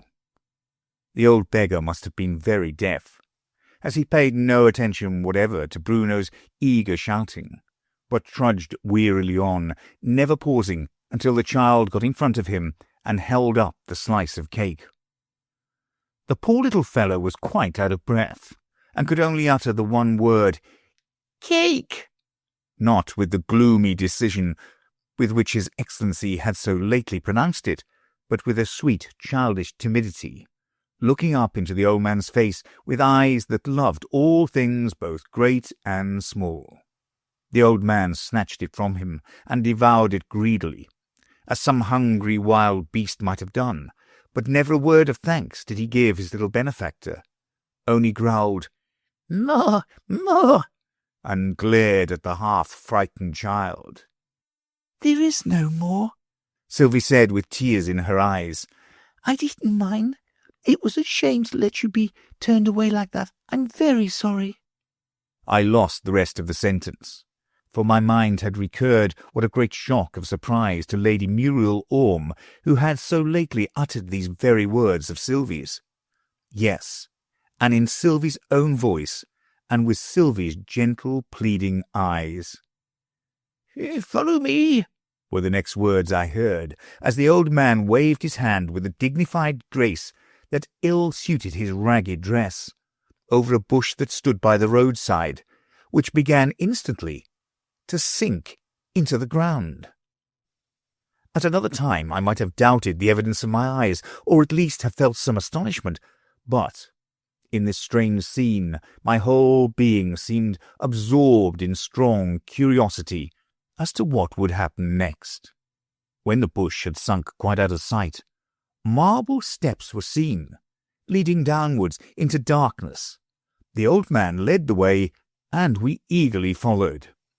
The staircase was so dark at first that I could only just see the forms of the children, as hand in hand they groped their way down after their guide. But it got lighter every moment, with a strange silvery brightness that seemed to exist in the air, as there were no lamps visible, and when at last we reached a level floor, the room in which we found ourselves was almost as light as day. It was 8-sided, having in each angle a slender pillar round which silken draperies were twined. The wall between the pillars was entirely covered to the height of 6 or 7 feet, with creepers, from which hung quantities of ripe fruit and of brilliant flowers that almost hid the leaves. In another place, perchance, I might have wondered to see fruit and flowers growing together. Here, my chief wonder was that neither fruit nor flower was such as I had ever seen before. Higher up, each wall contained a circular window of coloured glass, and over all was an arched roof that seemed to be spangled all over with jewels. With hardly less wonder, I turned this way and that, trying to make out how in the world we had come in, for there was no door, and all the walls were thickly covered with the lovely creepers. "We are safe here, my darlings," said the old man, laying a hand on Sylvie's shoulder and bending down to kiss her. Sylvie drew back hastily with an offended air, but in another moment, with a glad cry of, "Why, it's father!" she had run into his arms. "Father, father!" Bruno repeated, and while the happy children were being hugged and kissed, I could but rub my eyes and say, "Where, then, are the rags gone to?" For the old man was now dressed in royal robes that glittered with jewels and gold embroidery, and wore a circlet of gold around his head. Chapter 6. The Magic Locket. "Where are we, father?" Sylvie whispered, with her arms twined closely around the old man's neck, and with her rosy cheek lovingly pressed to his. "In Elfland, darling. It's one of the provinces of Fairyland." "But I thought Elfland was ever so far from Outland, and we've come such a tiny little way." "You've come by the royal road, sweet one. Only those of royal blood can travel along it. But you've been royal ever since I was made king of Elfland. That's nearly a month ago. They sent 2 ambassadors to make sure that their invitation to me to be their new king should reach me. One was a prince, so he was able to come by the royal road and to come invisibly to all but me. The other was a baron, so he had to come by the common road, and I dare say he hasn't even arrived yet." "Then how far have we come?" Sylvie inquired. "Just 1,000 miles, sweet one, since the gardener unlocked that door for you." 1,000 miles? Bruno repeated. "And may I eat one?" "Eat a mile, little rogue?" "No," said Bruno. "I mean, may I eat one of that fruits?"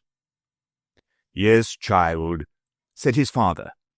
"And then you will find out what pleasure is like. The pleasure we all seek so madly and enjoy so mournfully." Bruno ran eagerly to the wall and picked a fruit that was shaped something like a banana, but had the colour of a strawberry. He ate it with beaming looks that became gradually more gloomy and were very blank indeed by the time he had finished. "It hasn't got no taste at all," he complained. "I couldn't feel nothing in my mouth. It's what's that hard word, Sylvie?" "It was a fliz," Sylvie gravely replied. "Are they all like that, father?"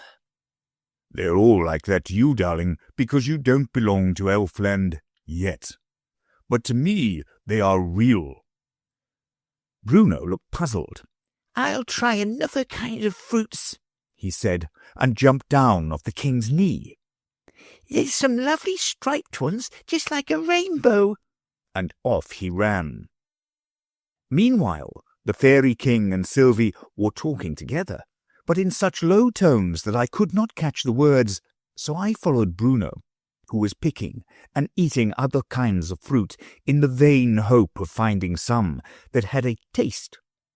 I tried to pick some myself, but it was like grasping air, and I soon gave up the attempt and returned to Sylvie. "Look well at it, my darling," the old man was saying, "and tell me how you like it." "It's just lovely," cried Sylvie delightedly. "Bruno, come and look." And she held up, so that he might see the light through it, a heart-shaped locket, apparently cut out of a single jewel of a rich blue colour with a slender gold chain attached to it.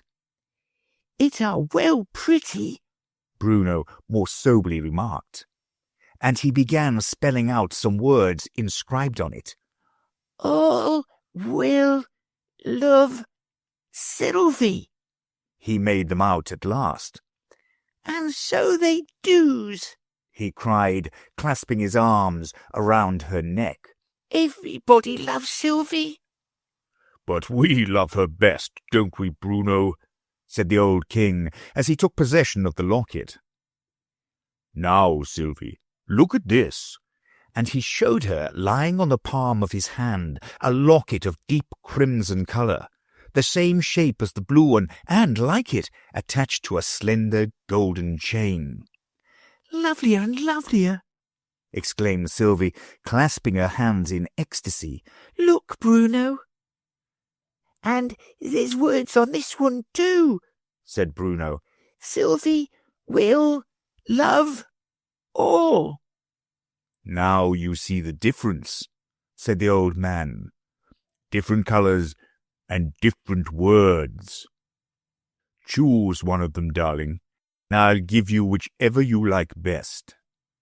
Sylvie whispered the word several times over with a thoughtful smile, and then made her decision. "It's very nice to be loved," she said, "but it's nicer to love other people. May I have the red one, father?" The old man said nothing, but I could see his eyes fill with tears as he bent his head and pressed his lips to her forehead in a long, loving kiss. Then he undid the chain, and showing her how to fasten it around her neck and to hide it away under the edge of her frock. "It is for you to keep, you know," he said in a low voice. "Not for other people to see. You'll remember how to use it." "Yes, I remember," said Sylvie. "And now, darlings, it's time for you to go back, or they'll be missing you, and then that poor gardener will get into trouble." Once more a feeling of wonder rose in my mind as to how in the world we were to get back again, since I took it for granted that wherever the children went, I was to go. But no shadow of doubt seemed to cross their minds as they hugged and kissed him, murmuring over and over again, "Goodbye, darling father." And then suddenly and swiftly the darkness of midnight seemed to close in upon us, and through the darkness harshly rang a strange, wild song. He thought he saw the buffalo upon the chimney piece. He looked again and found it was his sister's husband's niece. "Unless you leave this house," he said, "I'll send for the police." "That was me," he added, looking out at us through the half-open door as we stood waiting in the road. "And that's what I'd have done, as sure as potatoes aren't radishes, if she hadn't have tooken herself off. But I always loves my parents like anything." "Who are her parents?" said Bruno. "Them as pay rent for me, of course," the gardener replied. "You can come in now if you like." He flung the door open as he spoke, and we got out, a little dazzled and stupefied.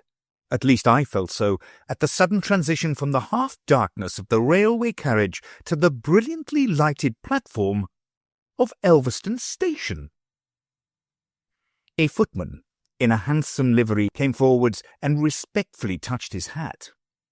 "The carriage is here, my lady," he said, taking from her the wraps and small articles she was carrying. And Lady Muriel, after shaking hands and bidding me good night with a pleasant smile, followed him.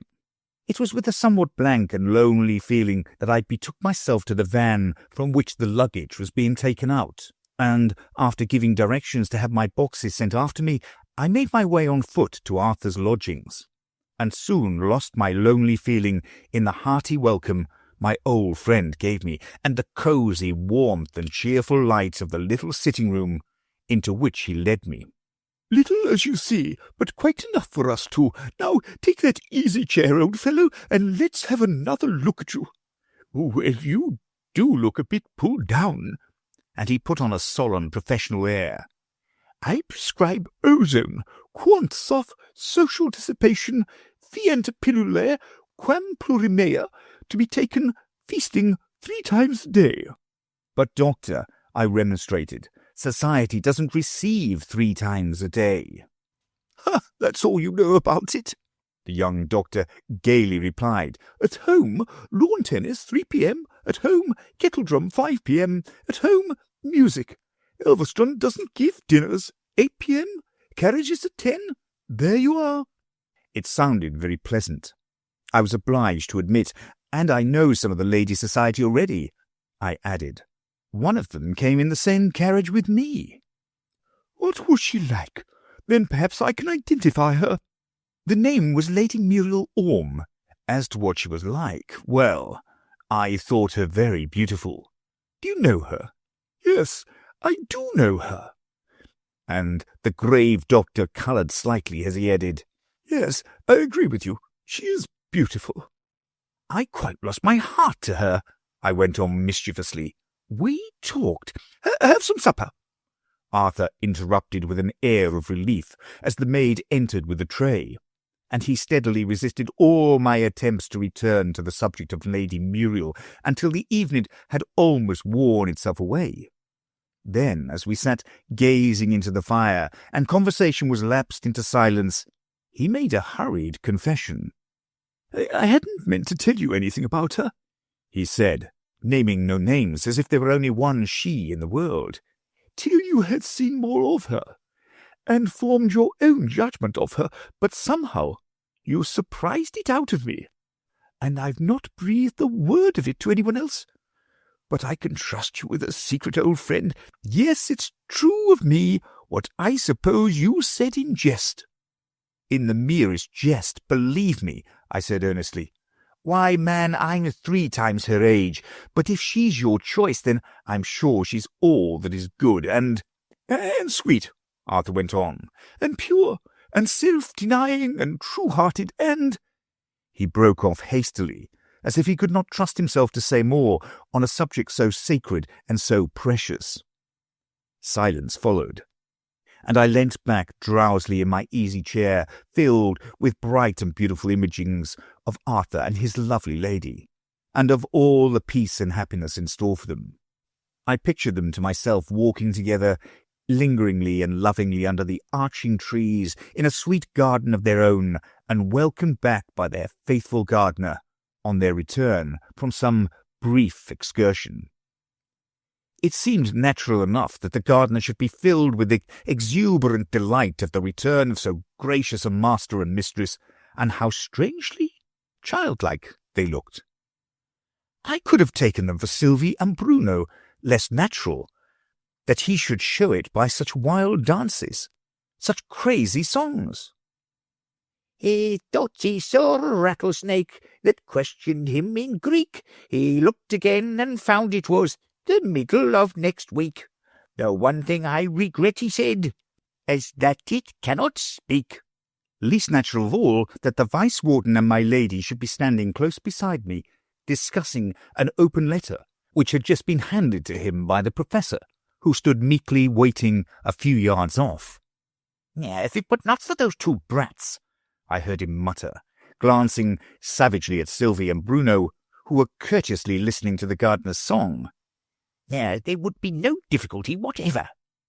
"Let's hear that bit of the letter again," said my lady, and the vice-warden read aloud. "And we therefore entreat you graciously to accept the kingship, to which you have been unanimously elected by the Council of Elfland, and that you will allow your son Bruno, whose goodness, cleverness, and beauty reports have reached us to be regarded as heir apparent." "But what's the difficulty?" said my lady. "Why, don't you see? The ambassador that brought this is waiting in the house, and he's sure to see Sylvie and Bruno, and then when he sees Agag, and remembers all that about goodness, cleverness, and beauty, why, he's sure to—" "And where will you find a better boy than Agag?" my lady indignantly interrupted. "Or a wittier, or a lovelier?" To all of which the vice-warden simply replied, "Don't you be a great blithering goose. Our only chance is to keep those 2 brats out of sight. If you can manage that, you may leave the rest to me. I'll make him believe Agag to be a model of cleverness and all that." "We must change his name to Bruno, of course," said my lady. The vice-warden rubbed his chin.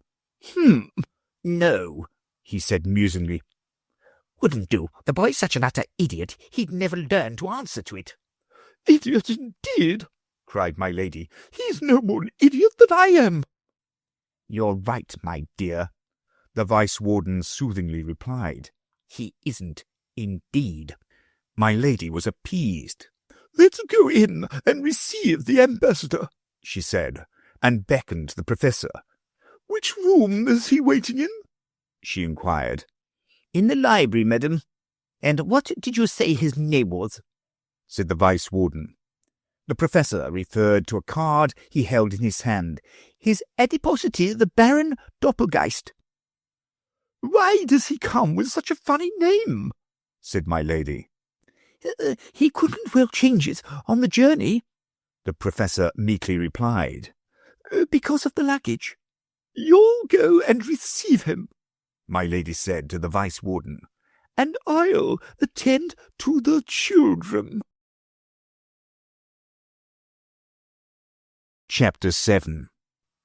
The Baron's Embassy. I was following the vice-warden, but on second thoughts went after my lady, being curious to see how she would manage to keep the children out of sight. I found her holding Sylvie's hand, and with her other hand stroking Bruno's hair in a most tender and motherly fashion. Both children were looking bewildered and half frightened. "My own darlings," she was saying, "I've been planning a little treat for you. The Professor shall take you a long walk into the woods this beautiful evening, and you shall take a basket of food with you, and have a little picnic down by the river." Bruno jumped and clapped his hands. "That are nice," he cried. "Aren't it, Sylvie?" Sylvie, who hadn't quite lost her surprised look, put up her mouth for a kiss. "Thank you very much," she said earnestly.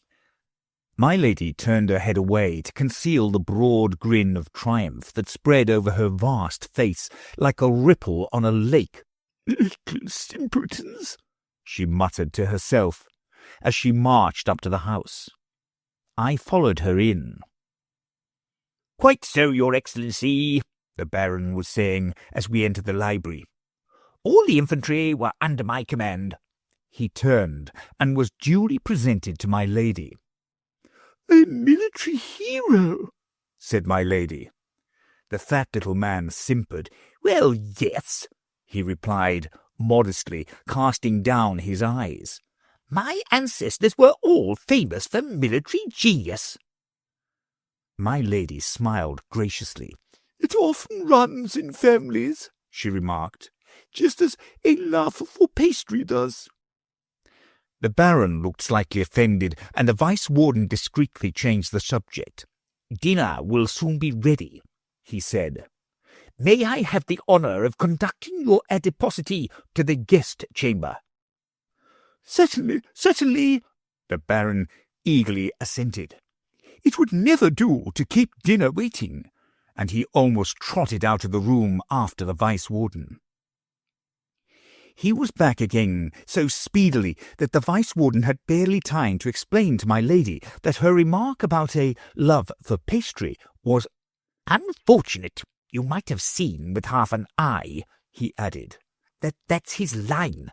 Military genius indeed. Pooh!" "Dinner ready yet?"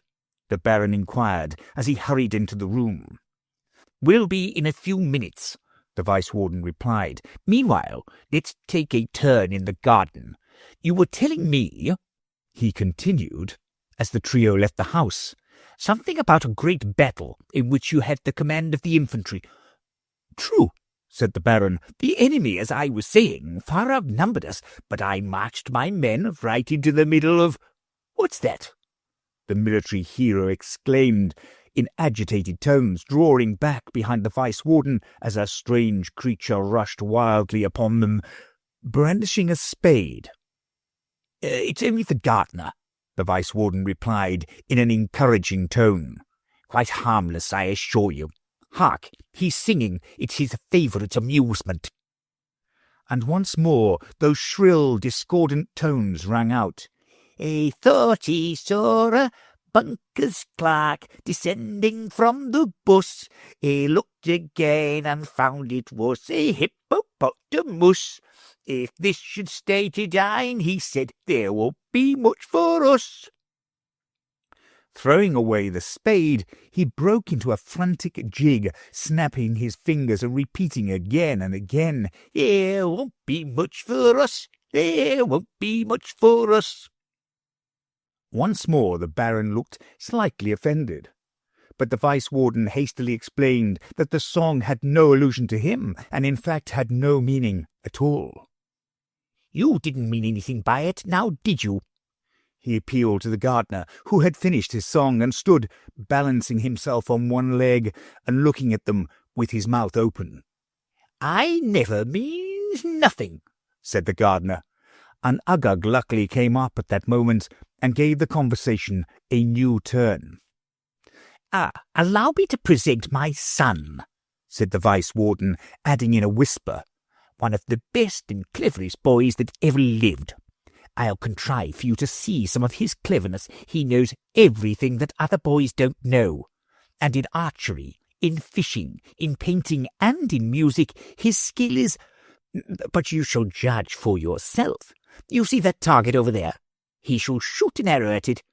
Dear boy, he went on aloud, his adiposity would like to see you shoot. Bring his highness's bow and arrows. Uggug looked very sulky as he received the bow and arrow and prepared to shoot. Just as the arrow left the bow, the vice-warden trod heavily on the toe of the Baron, who yelled with pain. "Oh, 10,000 pardons!" he exclaimed. "I stepped back in my excitement. See, it is a bull's eye." The Baron gazed in astonishment. "He held the bow so awkwardly it seemed impossible," he muttered. But there was no room for doubt. There was the arrow right in the centre of the bull's eye. "The lake is close by," continued the vice-warden. "Bring his highness's fishing rod." And Uggug most unwillingly held the rod and dangled the fly over the water. "A beetle on your arm!" cried my lady, pinching the poor Baron's arm worse than if 10 lobsters had seized it at once. "That kind is poisonous," she explained. "But what a pity! You missed seeing the fish pulled out." An enormous dead codfish was lying on the bank, with the hook in its mouth. I had always fancied," the Baron faltered, "that cod was saltwater fish." "Not in this country," said the vice-warden. "Shall we go in?" "Ask my son some questions on the way, any subject you like." And the sulky boy was violently shoved forwards to walk at the Baron's side. "Could your highness tell me," the Baron cautiously began, "how many 7 times 9 would come to?" "Turn to the left," cried the vice-warden, hastily stepping forward to show the way. So hastily that he ran against his unfortunate guest, who fell heavily on his face. "So sorry," my lady exclaimed, as she and her husband helped him to his feet again. "My son was in the act of saying 63 as you fell." The Baron said nothing. He was covered with dust and seemed much hurt, both in body and mind. However, when they had got him into the house and given him a good brushing, matters looked a little better.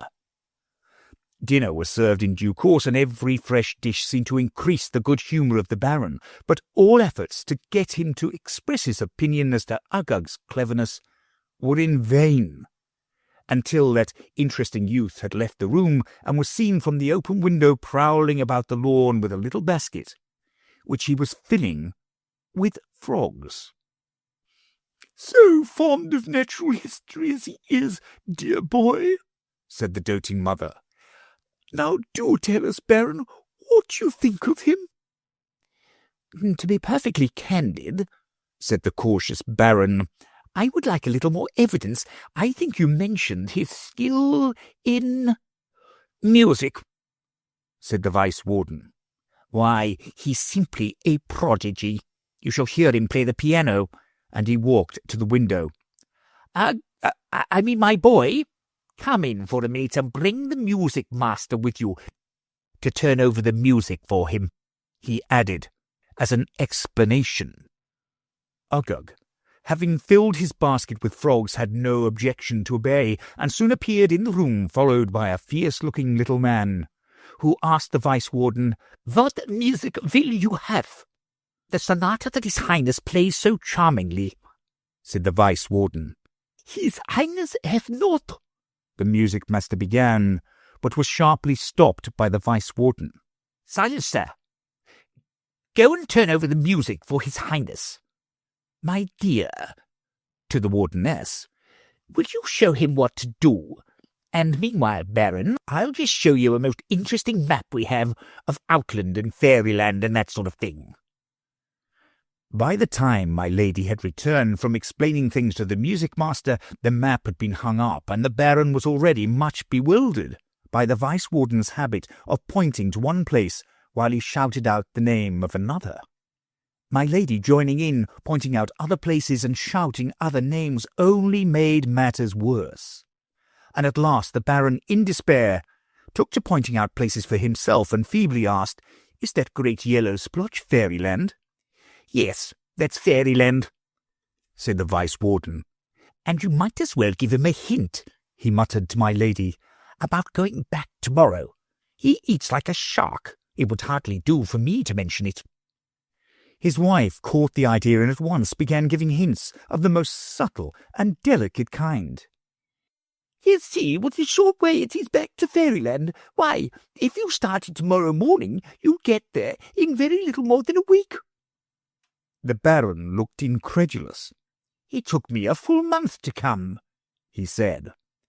"But it's ever so much shorter going back, you know." The Baron looked appealingly to the Vice-Warden, who chimed in readily.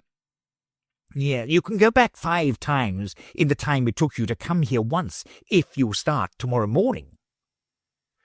All this time the sonata was pealing through the room. The Baron could not help admitting to himself that it was being magnificently played, but he tried in vain to get a glimpse of the youthful performer.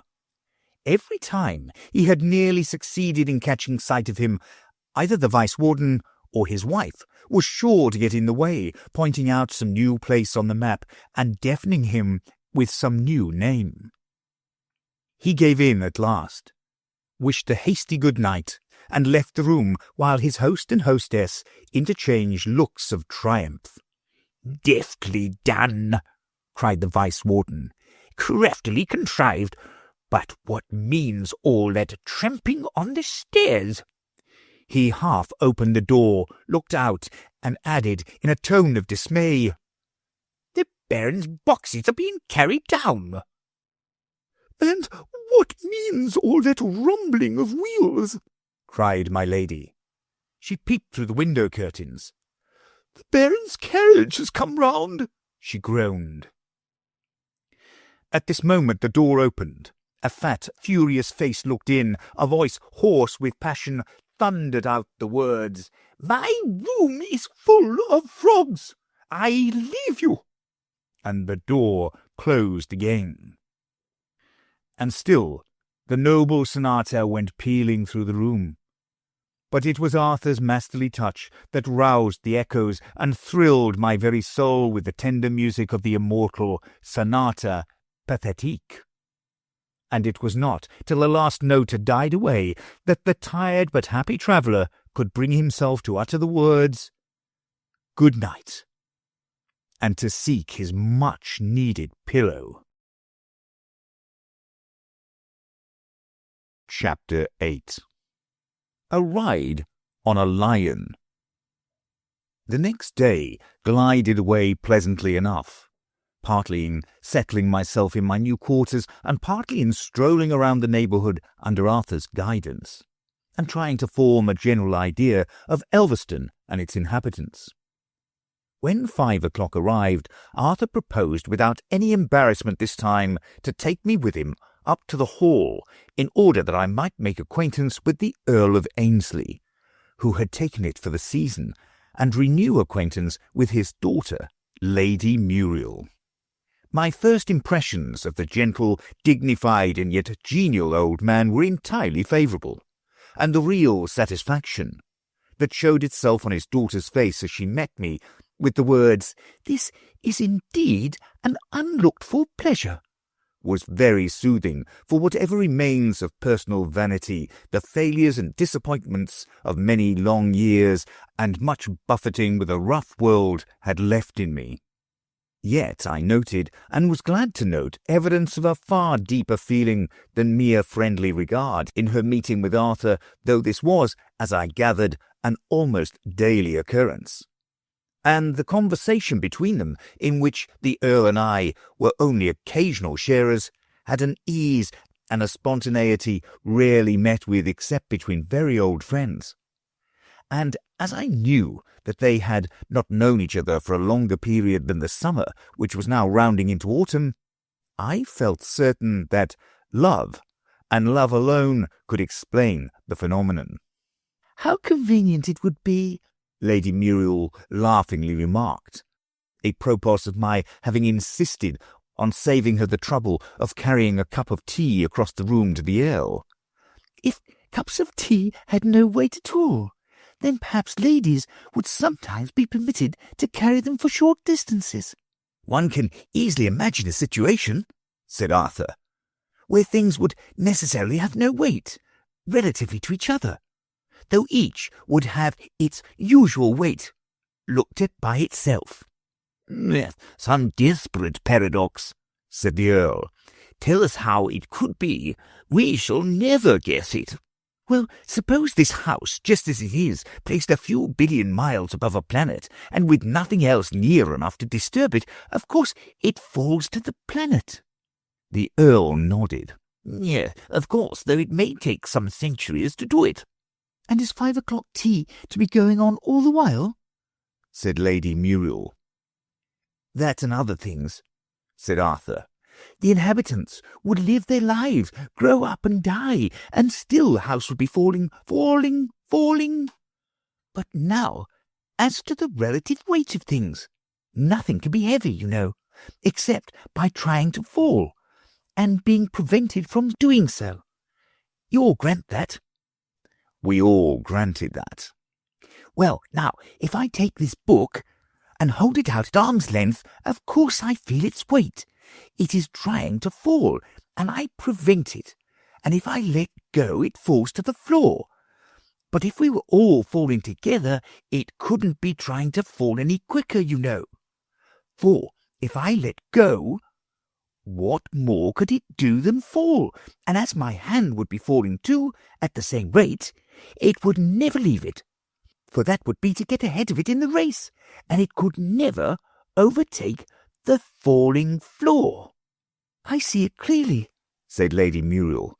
But it makes one dizzy to think of such things. How can you make us do it? There is a more curious idea yet, I ventured to say. Suppose a cord fastened to the house from below and pulled down by someone on the planet, then of course the house goes faster than its natural rate of falling, but the furniture, with our noble selves, would go on falling at their old pace, and would therefore be left behind. Practically, we should rise to the ceiling, said the Earl, the inevitable result of which would be concussion of the brain. To avoid this, said Arthur, let us have the furniture fixed to the floor, and ourselves tied down to the furniture. Then the 5 o'clock tea could go on in peace. With one little drawback, Lady Muriel gaily interrupted. We should take the cups down with us. But what about the tea? I had forgotten the tea, Arthur confessed. That, no doubt, would rise to the ceiling unless you chose to drink it on the way. Which, I think, is quite nonsense enough for one while, said the Earl. What news does this gentleman bring us from the great world of London? This drew me into the conversation, which now took a more conventional tone. After a while, Arthur gave the signal for our departure, and in the cool of the evening we strolled down to the beach, enjoying the silence broken only by the murmur of the sea and the faraway music of some fisherman's song, almost as much as our late pleasant talk.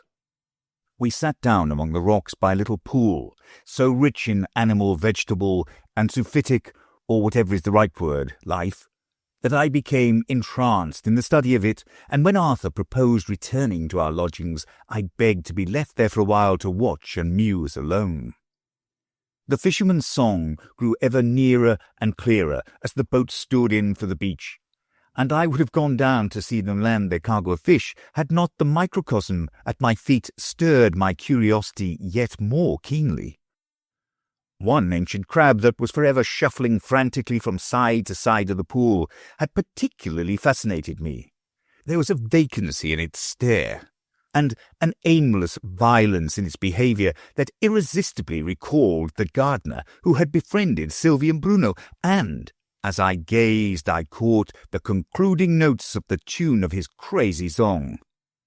The silence that followed was broken by the sweet voice of Sylvie.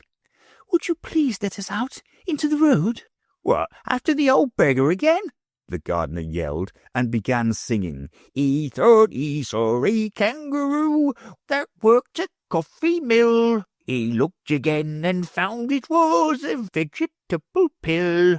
Were I to swallow this, he said, I should be very ill. We don't want him to swallow anything, Sylvie explained. He's not hungry, but we want to see him. So will you please? Certainly, the gardener promptly replied. I always please.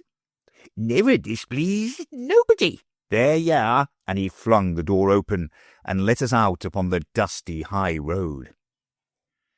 We soon found our way to the bush, which had so mysteriously sunk into the ground, and here Sylvie drew the magic locket from its hiding place, turned it over with a thoughtful air, and at last appealed to Bruno in a rather helpless way. What was it we had to do with it, Bruno? It's all gone out of my head. Kiss it, was Bruno's invariable recipe in cases of doubt and difficulty. Sylvie kissed it, but no result followed. Rub it the wrong way, was Bruno's next suggestion. Which is the wrong way? Sylvie most reasonably inquired. The obvious plan was to try both ways. Rubbing from left to right had no visible effect whatever. From right to left... Oh, stop, Sylvie, Bruno cried in sudden alarm. Whatever is going to happen? For a number of trees on the neighbouring hillside were moving slowly upwards in solemn procession, while a mild little brook that had been rippling at our feet a moment before began to swell and foam and hiss and bubble in a truly alarming fashion. Rub it some other way, cried Bruno. Try up and down, quick. It was a happy thought. Up and down did it, and the landscape, which had been showing signs of mental aberration in various directions, returned to its normal condition of sobriety, with the exception of a small yellowish-brown mouse, which continued to run wildly up and down the road, lashing its tail like a little lion. Let's follow it, said Sylvie, and this also turned out a happy thought. The mouse at once settled down into a business-like jog-trot, with which we could easily keep pace. The only phenomenon that gave me any uneasiness was the rapid increase in the size of the little creature we were following, which became every moment more and more like a real lion. Soon the transformation was complete, and a noble lion stood patiently waiting for us to come up with it. No thought of fear seemed to occur to the children, who patted and stroked it as if it had been a Shetland pony. Help me up, cried Bruno, and in another moment Sylvie had lifted him upon the broad back of the gentle beast and seated herself behind him, pillion fashion. Bruno took a good handful of the mane in each hand and made believe to guide this new kind of steed. Gee up, seemed quite sufficient by way of verbal direction. The lion at once broke into an easy canter, and we soon found ourselves in the depths of the forest. I say we, for I am certain that I accompanied them, though how I managed to keep up with a cantering lion I am wholly unable to explain. But I was certainly one of the party when we came upon an old beggar man cutting sticks, at whose feet the lion made a profound obeisance. Sylvie and Bruno at the same moment dismounted and leaping into the arms of their father. From bad to worse, the old man said to himself dreamily, when the children had finished their rather confused account of the ambassador's visit, gathered no doubt from general report, as they had not seen him themselves. From bad to worse. That is their destiny, I see it, but I cannot alter it. The selfishness of a mean and crafty man, the selfishness of an ambitious and silly woman, the selfishness of a spiteful and loveless child, all tend one way, from bad to worse. And you, my darlings, must suffer it a while, I fear. Yet when things are at their worst, you can come to me. I can do but little as yet. Gathering up a handful of dust and scattering it in the air, he slowly and solemnly pronounced some words that sounded like a charm. The children looked on in awe-struck silence. Let craft, ambition, spite be quenched in reason's night, till weakness turn to might, till what is dark be light, till what is wrong be right. The cloud of dust spread itself out through the air as if it were alive, forming curious shapes that were forever changing into others. "It makes letters, it makes words," Bruno whispered as he clung half-frightened to Sylvie. "Only I can't make them out. Read them, Sylvie." "I'll try," Sylvie gravely replied. "Wait a minute. If only I could see that word." "I should be very ill," a discordant voice yelled in our ears. "Were I to swallow this," he said, "I should be very ill." Chapter 9. A Jester and a Bear. Yes, we were in the garden once more, and to escape that horrid, discordant voice we hurried indoors and found ourselves in the library. Uggug blubbering, the Professor standing by with a bewildered air, and my lady, with her arms clasped round her son's neck, repeating over and over again, "And did they give him nasty lessons to learn, my own pretty pet?" "What's all this noise about?" the Vice-Warden angrily inquired as he strode into the room. "And who put the hat stand here?"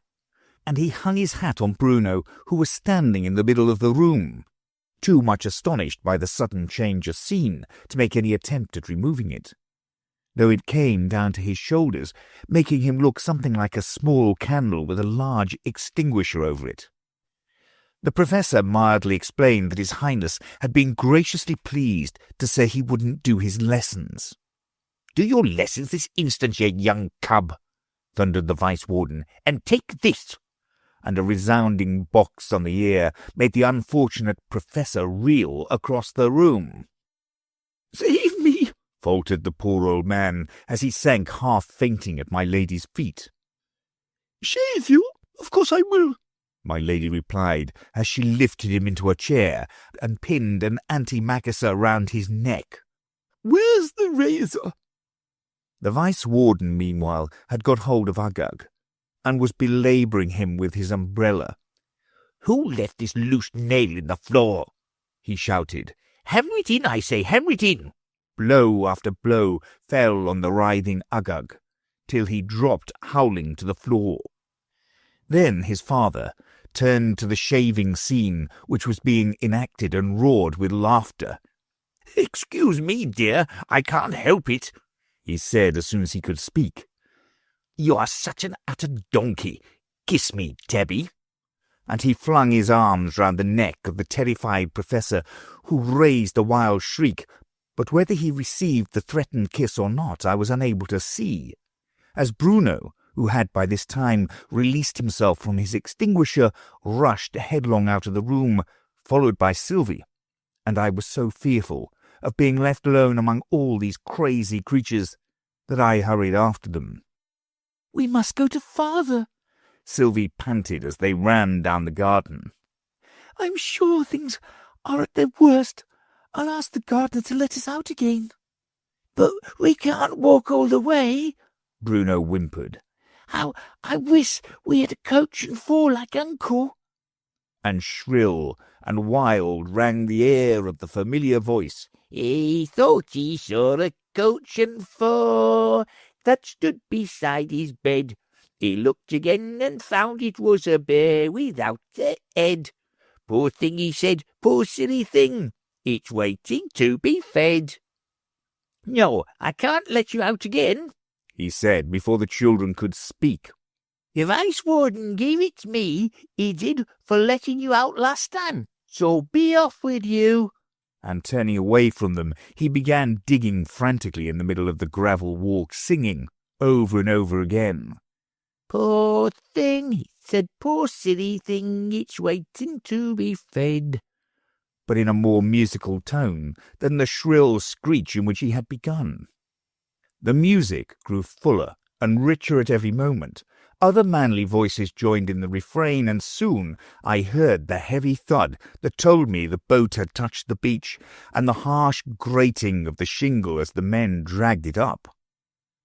I roused myself, and after lending them a hand in hauling up their boat, I lingered yet a while to watch them disembark, a goodly assortment of the hard-won treasures of the deep.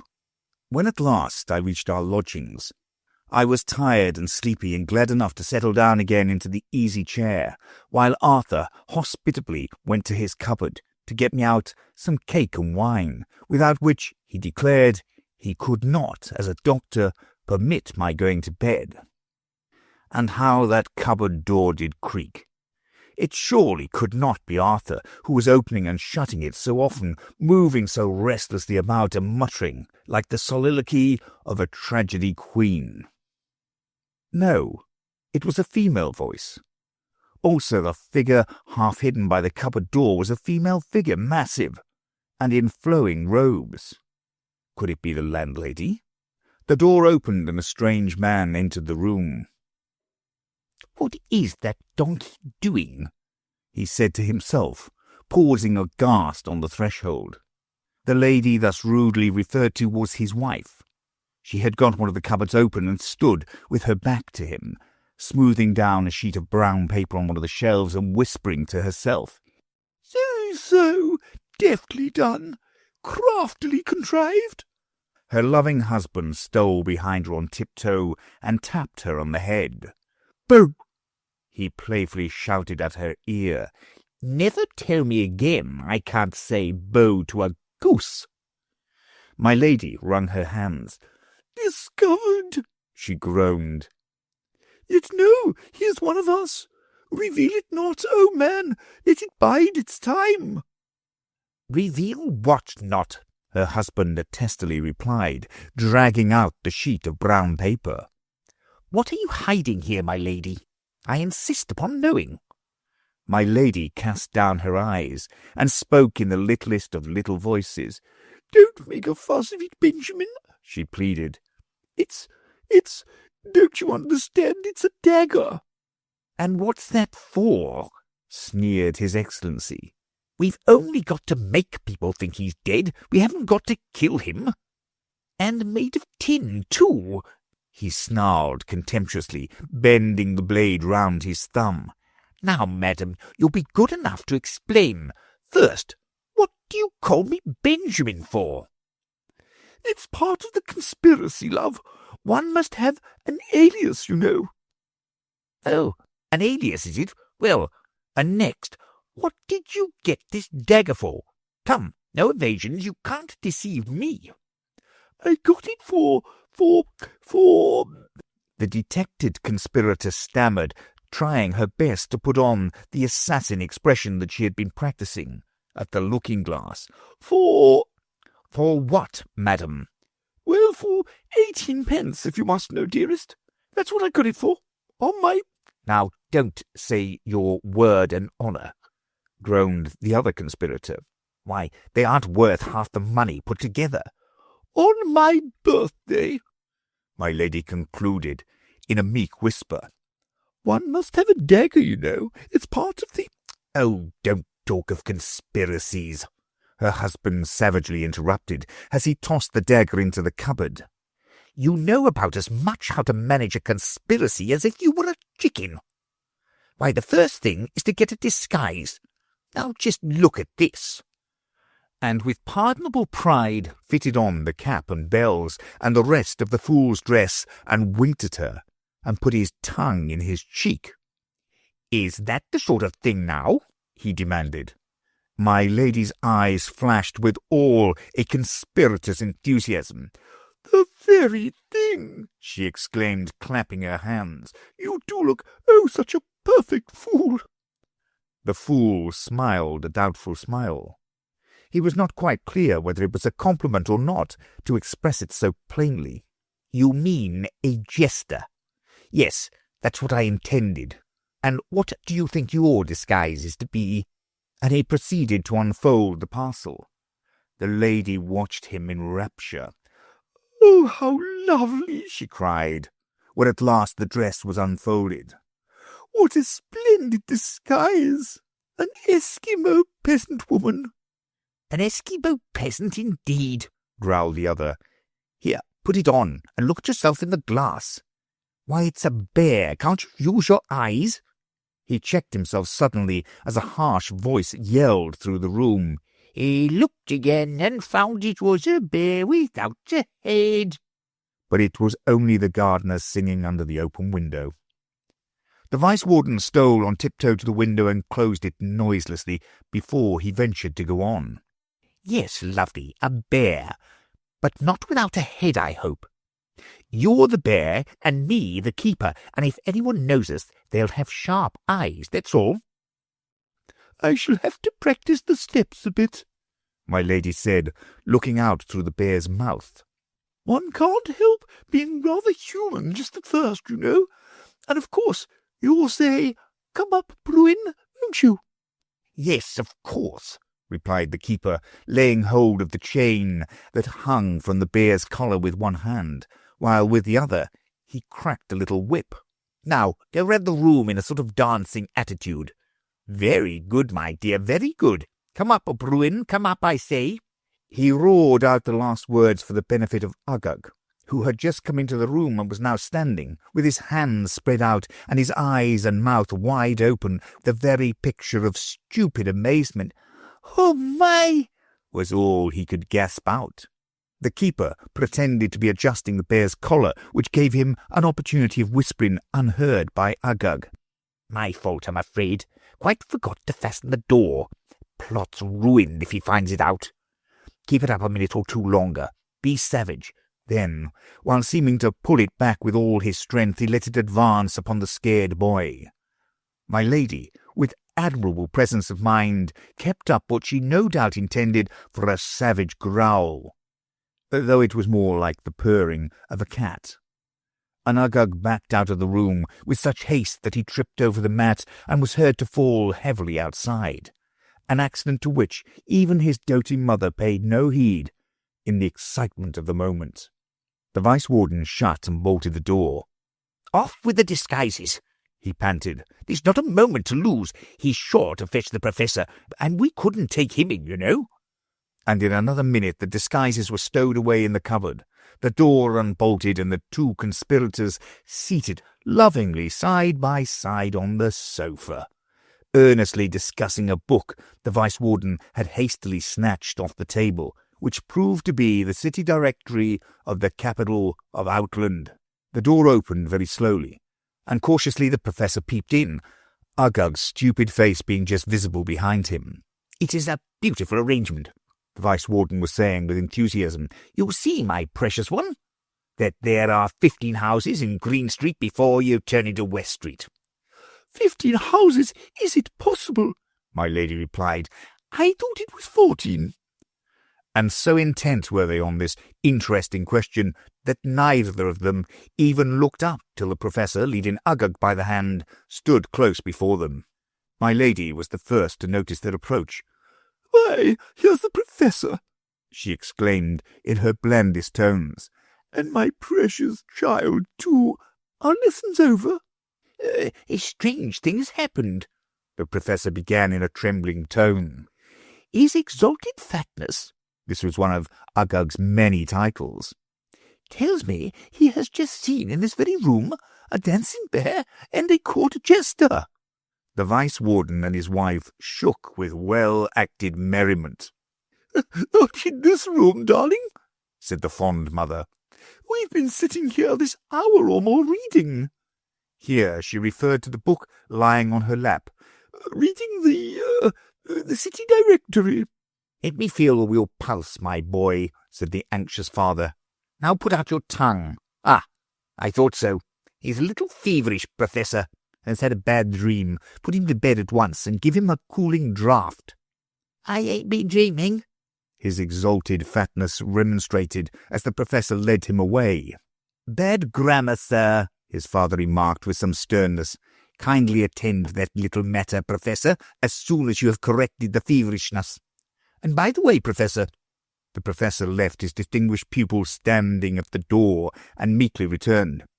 There is a rumour afloat that the people wish to elect in point of fact, you understand that I mean Not another professor? The poor old man exclaimed in horror. No, certainly not, the Vice-Warden eagerly explained. Merely an emperor, you understand. An emperor? Cried the astonished professor, holding his head between his hands as if he expected it to come to pieces with a shock. What will the warden? Why, the warden will most likely be the new emperor, my lady explained. Where could we find a better? Unless, perhaps... She glanced at her husband. Where, indeed, the professor fervently responded, quite failing to take the hint. The Vice-Warden resumed the thread of his discourse. The reason I mentioned it, Professor, was to ask you to be so kind as to preside at the election. You see, it would make the thing respectable. No suspicion of anything underhand. I fear I can't, Your Excellency, the old man faltered. What will the warden? True, the Vice-Warden interrupted. Your position as court professor makes it awkward, I admit. Well, then, the election shall be held without you. Better so than if it were held within me, the professor murmured with a bewildered air, as if he hardly knew what he was saying. Bed, I think Your Highness said, and a cooling draught. And he wandered dreamily back to where Uggug sulkily awaited him. I followed them out of the room and down the passage, the professor murmuring to himself all the time as a kind of aid to his feeble memory. See, couch, cooling draught, correct grammar. Till, in turning a corner, he met Sylvie and Bruno so suddenly that the startled professor let go of his fat pupil, who instantly took to his heels. Chapter 10. The Other Professor. We were looking for you, cried Sylvie in a tone of great relief. We do want you so much, you can't think. What is it, dear children? The professor asked, beaming on them, with a very different look from what Uggug ever got from him. We want you to speak to the gardener for us, Sylvie said, as she and Bruno took the old man's hand and led him into the hall. He's ever so unkind, Bruno mournfully added. These are unkind to us now that father's gone. The lion were much nicer. But you must explain to me, please, the professor said with an anxious look. Which is the lion, and which is the gardener? It's most important not to get two such animals confused together, and one's very liable to do it in their case. Both having mouths, you know. Do you always confuse two animals together? Bruno asked. Pretty often, I'm afraid, the professor candidly confessed. Now, for instance, there's the rabbit hutch and the hall clock. The professor pointed them out. One gets a little confused with them, both having doors, you know. Now, only yesterday, would you believe it, I put some lettuces into the clock and tried to wind up the rabbit. Did the rabbit go after you wound it up? Said Bruno.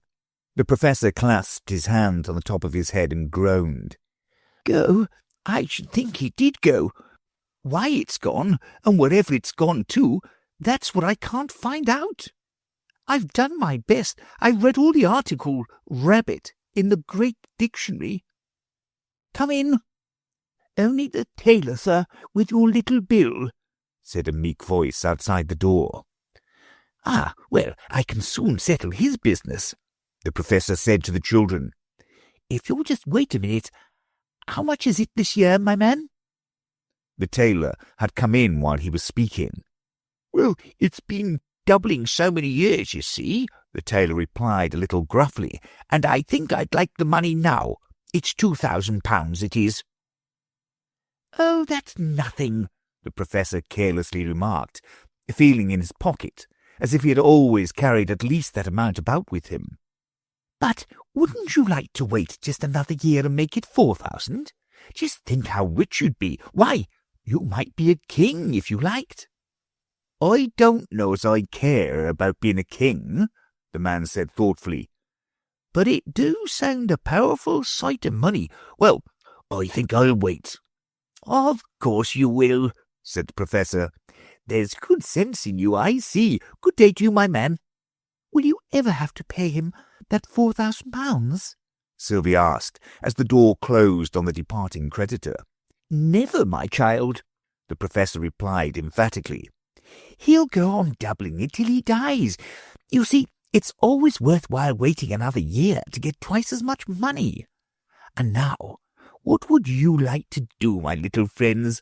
Shall I take you to see the other Professor? This would be an excellent opportunity for a visit," he said to himself, glancing at his watch. "He generally takes a short rest of 14 minutes and a half about this time."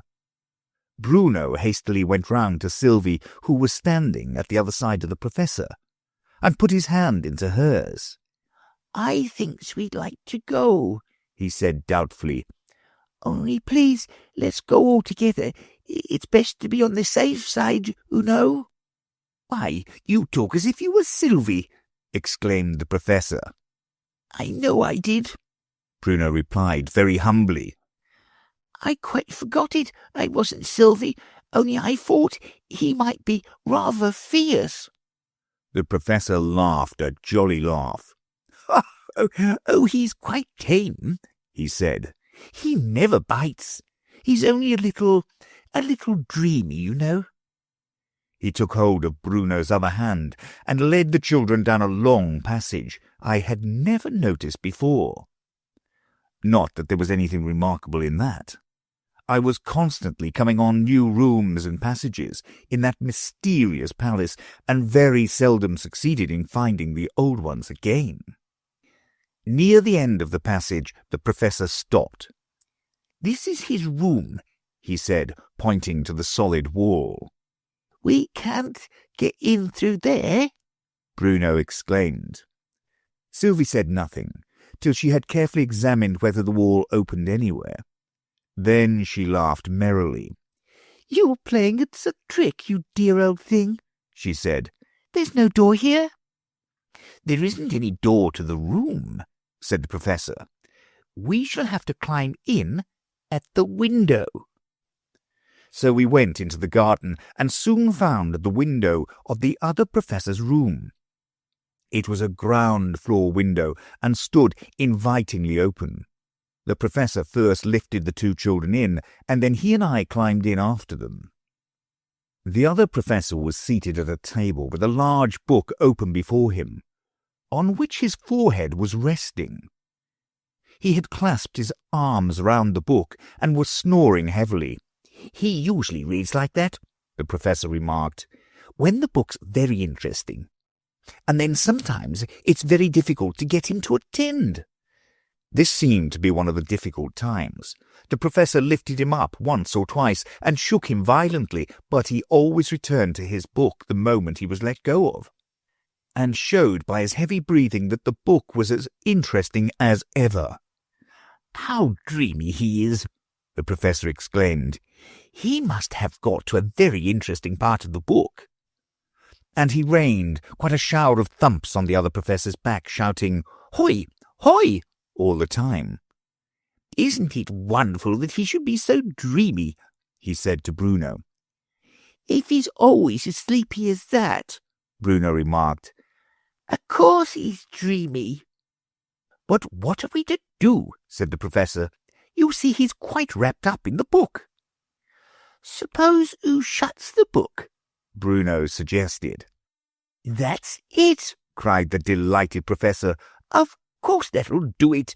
And he shut up the book so quickly that he caught the other Professor's nose between the leaves and gave it a severe pinch. The other Professor instantly rose to his feet and carried the book away to the end of the room, where he put it back in its place in the bookcase. "I've been reading for 18 hours and 3/4, he said, "and now I shall rest for 14 minutes and a half. Is the lecture all ready?" "Very nearly," the Professor humbly replied. "I shall ask you to give us a hint or two. There will be a few little difficulties. And banquet, I think you said?" "Oh, yes, the banquet comes first, of course. People never enjoy abstract science, when they're ravenous with hunger. And then there's the fancy dress ball. Oh, there'd be lots of entertainment. Where will a ball come in? Said the other professor. I think it had better come at the beginning of the banquet. It brings people together so nicely, Yes, that's the right order. First the meeting, then eating, then the treating. For I'm sure any lecture you give us will be a treat, said the other professor, who had been standing with his back to us all this time, occupying himself in taking the books out one by one and turning them upside down. An easel with a black board on it stood near him, and every time that he turned a book upside down, he made a mark on the board with a piece of chalk. As to the pig's tail, which you have so kindly promised to give us, the professor went on, thoughtfully rubbing his chin, I think that had better come at the end of the banquet. Then people can listen to it quietly. Shall I sing it? The other professor asked with a smile of delight. If you can, the professor replied cautiously. Let me try, said the other professor, seating himself at the pianoforte. For the sake of argument, let us assume that it begins on A flat. And he struck the note in question. La, la, la. I think that's within an octave of it. He struck the note again, and appealed to Bruno, who was standing at his side. Did I sing it like that, my child? No, who didn't? Bruno replied with great decision. It were more like a duck. Single notes are apt to have that effect, the other professor said with a sigh. Let me try a whole verse. There was a pig that sat alone beside a ruined pump. By day and night he made his moan. It would have stirred a hat of stone to see him wring his hoofs and groan, because he could not jump. Would you call that a tune, Professor? He asked when he had finished. The professor considered a little. Well, he said at last, some of the notes are the same as others, and some are different, but I should hardly call it a tune. Let me try it a bit by myself, said the other professor, and he began touching the notes here and there and humming to himself like an angry bluebottle. How do you like his singing? The professor asked the children in a low voice. It isn't very beautiful, Sylvie said hesitantly. It's very extremely ugly, Bruno said without any hesitation at all. All extremes are bad, the professor said very gravely. For instance, sobriety is a very good thing when practiced in moderation.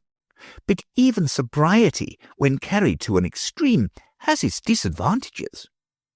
What are its disadvantages? Was the question that rose in my mind, and as usual, Bruno asked it for me. What are its lizard bandages? Well, this is one of them, said the professor. When a man's tipsy, that's one extreme, he sees one thing as two. But when he's extremely sober, that's the other extreme, he sees two things as one. It's equally inconvenient, whichever happens. What does ill-convenient mean? Bruno whispered to Sylvie. The difference between convenient and inconvenient is best explained by an example, said the other professor, who had overheard the question. If you'll just think over any poem that contains the two words such as... The professor put his hands over his ears with a look of dismay. If you once let him begin a poem, he said to Sylvie, he'll never leave off again. He never does. Did he ever begin a poem and not leave off again? Sylvie inquired. 3 times, said the professor. Bruno raised himself on tiptoe till his lips were on a level with Sylvie's ears. What became of them 3 poems? He whispered. Is he saying them all now? Hush, said Sylvie. The other professor is speaking. I'll say it very quick, murmured the other professor. with downcast eyes and melancholy voice, which contrasted oddly with his face, as he had forgotten to leave off smiling. "At least it wasn't exactly a smile," as Sylvie said afterwards. "It looked as if his mouth was made that shape." "Go on, then," said the Professor. "What must be, must be." "Remember that," Sylvie whispered to Bruno. "It's a very good rule for whenever you hurt yourself." "And it's a very good rule for whenever I make a noise," said the saucy little fellow. "So you remember it too, miss." "Whatever do you mean?" said Sylvie, trying to frown, a thing she never managed particularly well. "Offens and offens," said Bruno. "Haven't you told me there mustn't be so much noise, Bruno? When I've told it oo, there must. Why, there isn't no rules at all about there mustn't. But oo never believes me." "As if anyone could believe you, you wicked boy," said Sylvie. The words were severe enough, but I am of opinion that when you are really anxious to impress a criminal with a sense of his guilt, you ought not to pronounce the sentence with your lips quite close to his cheek, since a kiss at the end of it, however accidental, weakens the effect terribly. Chapter 11. Peter and Paul. "As I was saying," the other professor resumed, "if you'll just think over any poem that contains the words such as, 'Peter is poor,' said noble Paul, 'and I have always been his friend. And though my means to give are small, at least I can afford to lend. How few in this cold age of greed do good except on selfish grounds, but I can feel for Peter's needs, and I will lend him £50. How great was Peter's joy to find his friend in such a genial vein! How cheerfully the bond he signed to pay the money back again! "We can't," said Paul, "be too precise. 'Tis best to fix the very day. So by a learned friend's advice, I've made it noon, the 4th of May. "But this is April," Peter said. "the 1st of April, as I think. 5 little weeks will soon be fled. One scarcely will have time to wink. Give me a year to speculate, to buy and sell, to drive a trade," said Paul. "I cannot change the date. On May the 4th it must be paid." "Well, well," said Peter with a sigh. "Hand me the cash and I will go. I'll form a joint stock company and turn an honest £1 or so. I'm grieved," said Paul, "to see mankind. The money shall of course be lent, but for a week or two I find it will not be convenient." So week by week poor Peter came, and turned in heaviness away, for still the answer was the same: "I cannot manage it today." And now the April showers were dry, the 5 short weeks were nearly spent, yet still he got the old reply, "It is not quite convenient." The 4th arrived, and punctual Paul came with his legal friend at noon. "I thought it best," said he, "to call. One cannot settle things too soon." Poor Peter shuddered in despair. His flowing locks he wildly tore, and very soon his yellow hair was lying all about the floor. The legal friend was standing by, with sudden pity half unmanned. The tear-drop trembled in his eye, the signed agreement in his hand. But when at length the legal soul resumed its customary force, "The law," he said, "we can't control. Pay, or the law must take its course." Said Paul, "How bitterly I rue that fateful morning when I called. Consider, Peter, what you do. You won't be richer when you're bald. Think you, by rending curls away, to make your difficulties less? Forbear this violence, I pray. You do but add to my distress." "Not willingly would I inflict," said Peter, "on that noble heart one needless pang. Yet why so strict? Is this to act a friendly part, however legal it may be, to pay what never has been lent? This style of business seems to me extremely inconvenient. No nobleness of soul have I, like some that in this age are found. Paul blushed in sheer humility and cast his eyes upon the ground. This debt will simply swallow all, and make my life a life of woe. Nay, nay, nay, Peter, answered Paul. You must not rail on fortune so. You have enough to eat and drink, you are respected in the world, and at the barber's, as I think, you often get your whiskers curled. Though nobleness you can't attain, to any very great extent, the path of honesty is plain, however inconvenient. "'Tis true," said Peter. "I'm alive. I keep my station in the world. Once in the week I just contrive to get my whiskers oiled and curled. But my assets are very low. My little income's overspent. To trench on capital, you know, is always inconvenient." "But pay your debts," cried honest Paul. "My gentle Peter, pay your debts.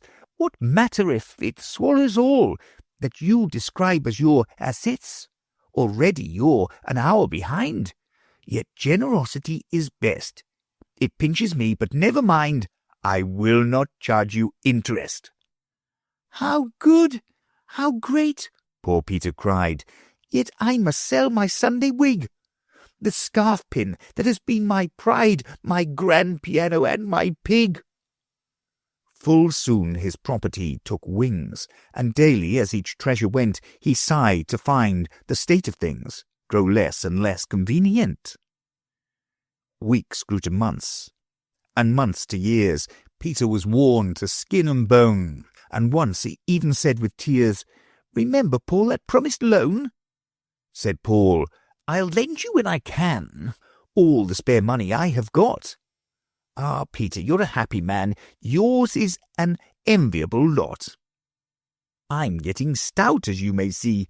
It is but seldom I am well. I cannot feel my ancient glee. I'm listening to the dinner bell, but you gamble like a boy. Your figure is so spare and light.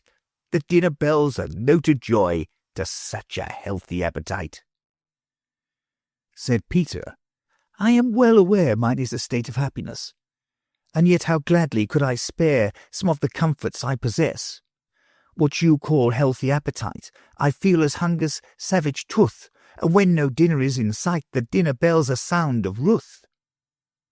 No scarecrow would accept this coat. Such boots as these you seldom see. Ah, Paul, a single £5 note would make another man of me."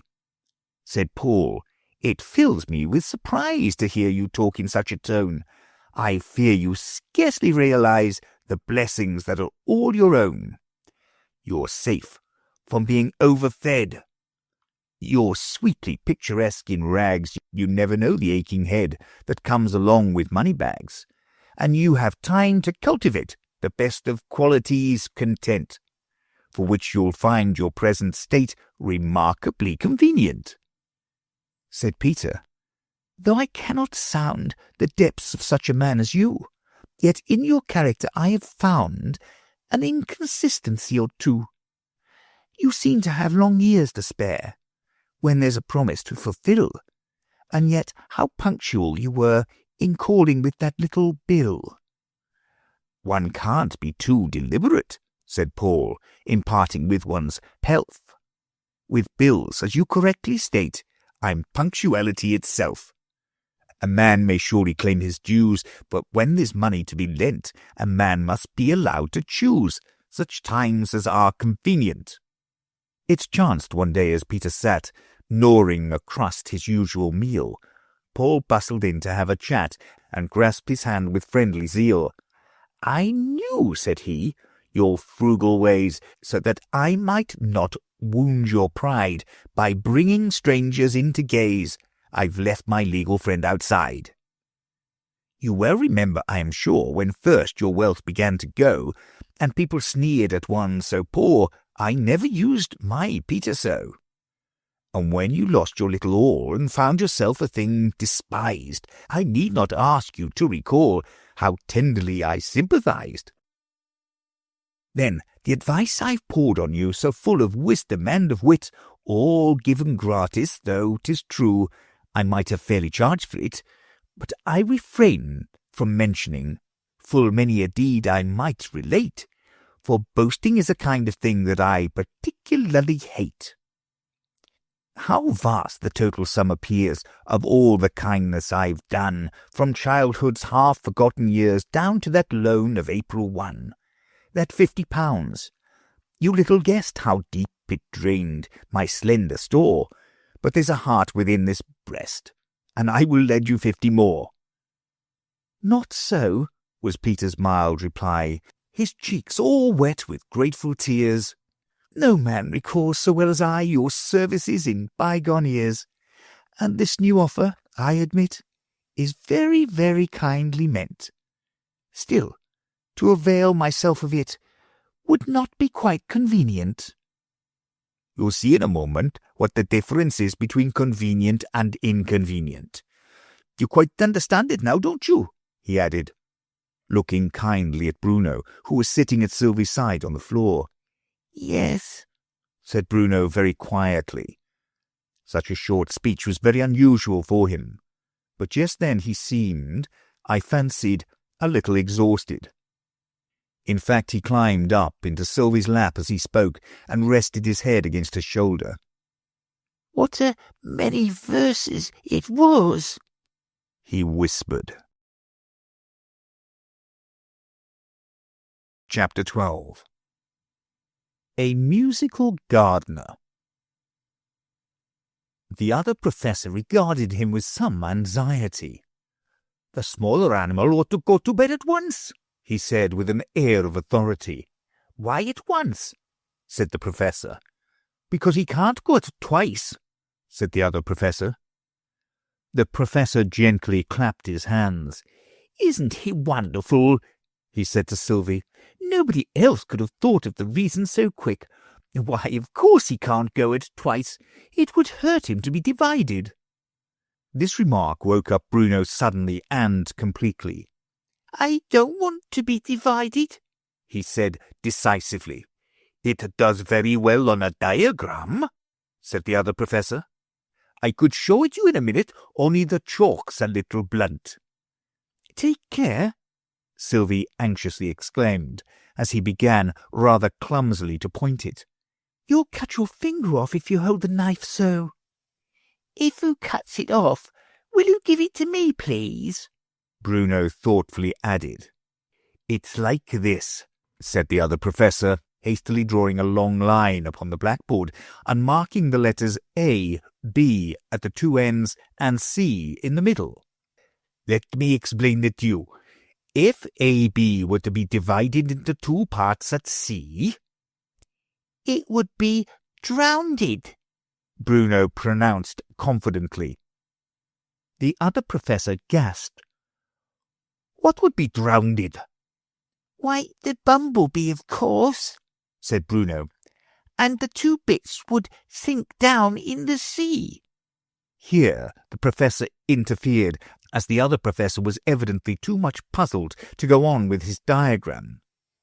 When I said it would hurt him, I was merely referring to the action of the nerves. The other professor brightened up in a moment. The action of the nerves, he began eagerly, is curiously slow in some people. I had a friend once that, if you burnt him with a red-hot poker, it would take years and years before he felt it. And if you only pinched him? Queried Sylvie. Then it would take ever so much longer, of course. In fact, I doubt if the man himself would ever feel it at all. His grandchildren might. I wouldn't like to be the grandchild of a pinched grandfather, would you, Mr. Sir? Bruno whispered. It might come just when you wanted to be happy. That would be awkward, I admitted, taking it quite as a matter of course that he had so suddenly caught sight of me. But don't you always want to be happy, Bruno? Not always, Bruno said thoughtfully.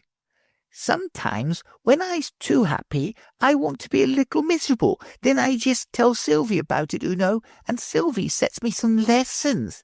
Then it's all right. I'm sorry you don't like lessons, I said. You should copy Sylvie. She's always as busy as the day is long. Well, so am I, said Bruno. No, Sylvie corrected him. You're as busy as the day is short. Well, what's the difference? Bruno asked. Mr. Sir, isn't the day as short as it is long? I mean, isn't it the same length? Never having considered the question in this light, I suggested that they had better ask the Professor, and they ran off in a moment to appeal to their old friend. The Professor left off polishing his spectacles to consider.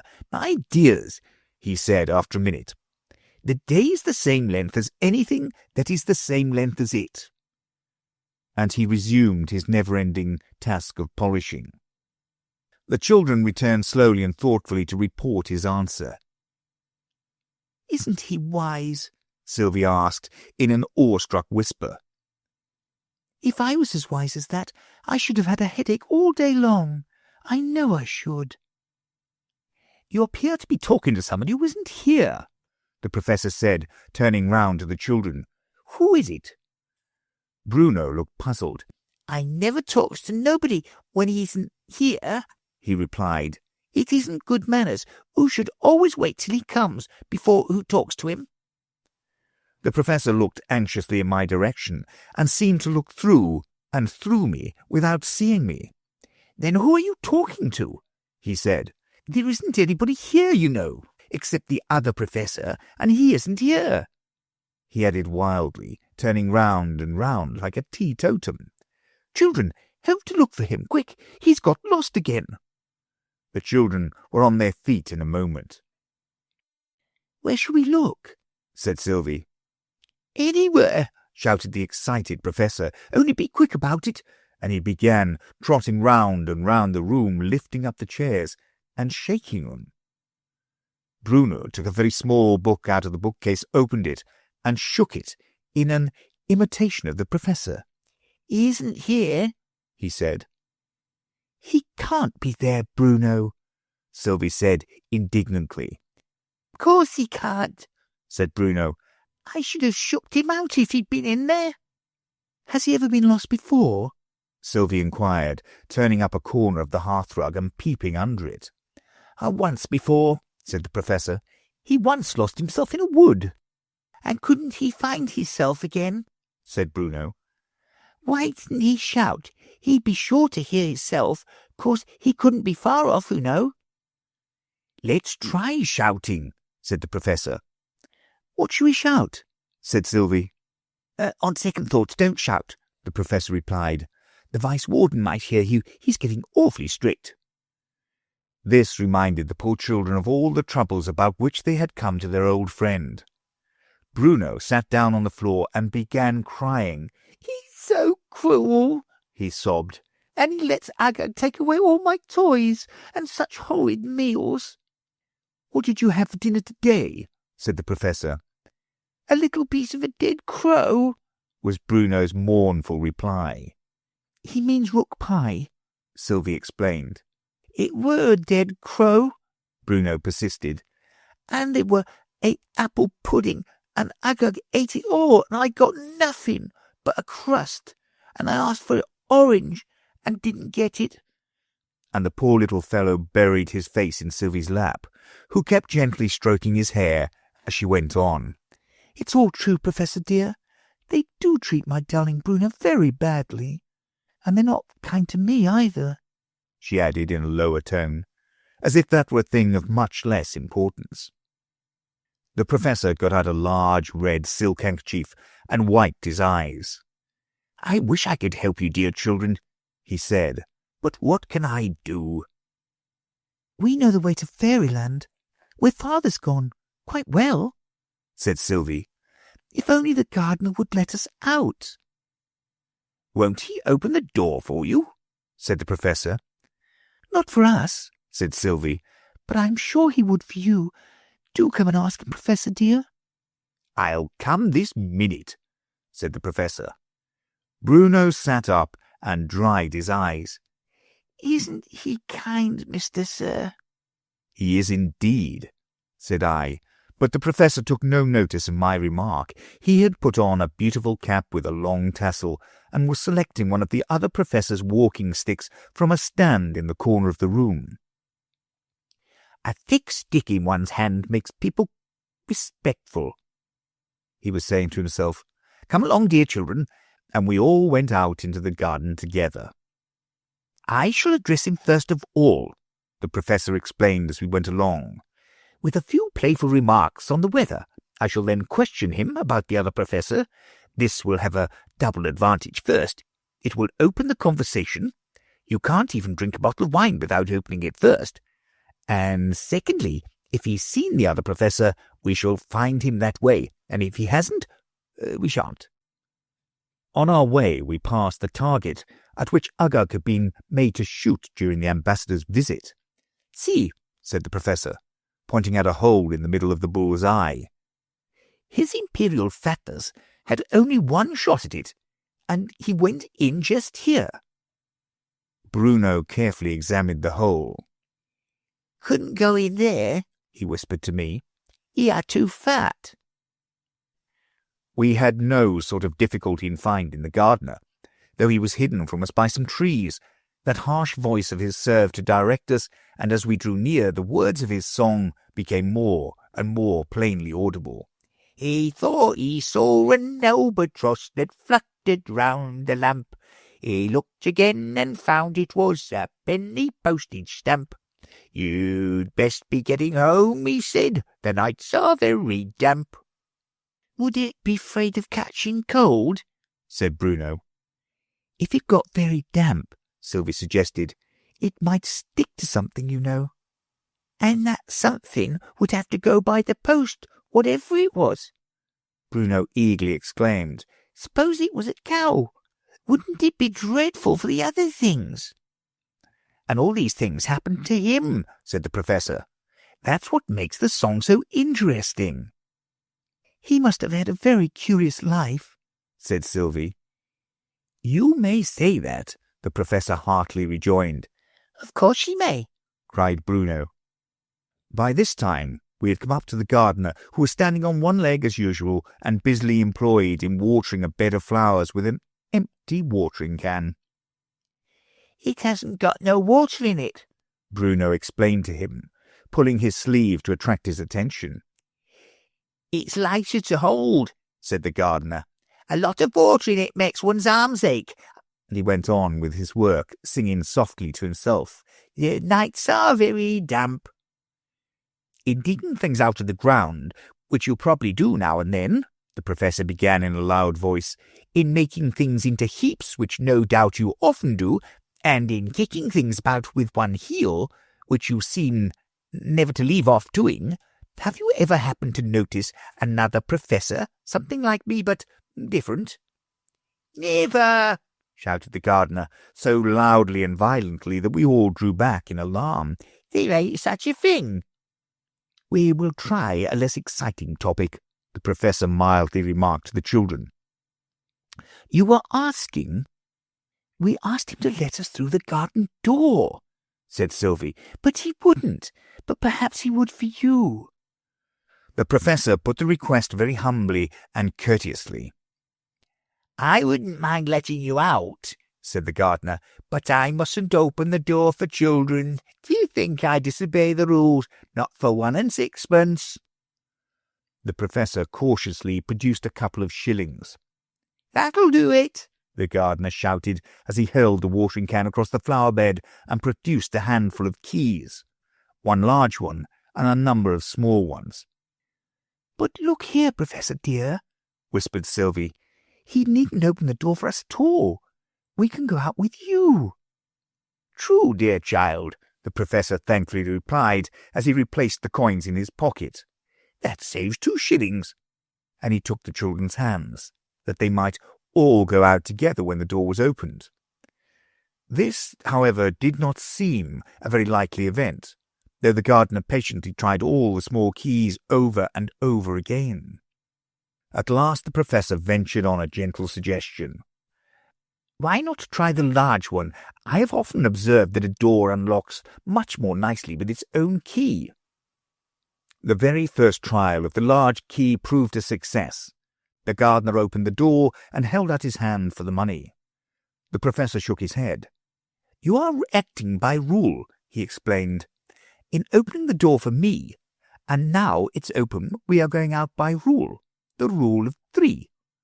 The gardener looked puzzled, and let us go out. But as he locked the door behind us, we heard him singing thoughtfully to himself, "He thought he saw a garden door that opened with the key. He looked again and found it was a double roll of 3.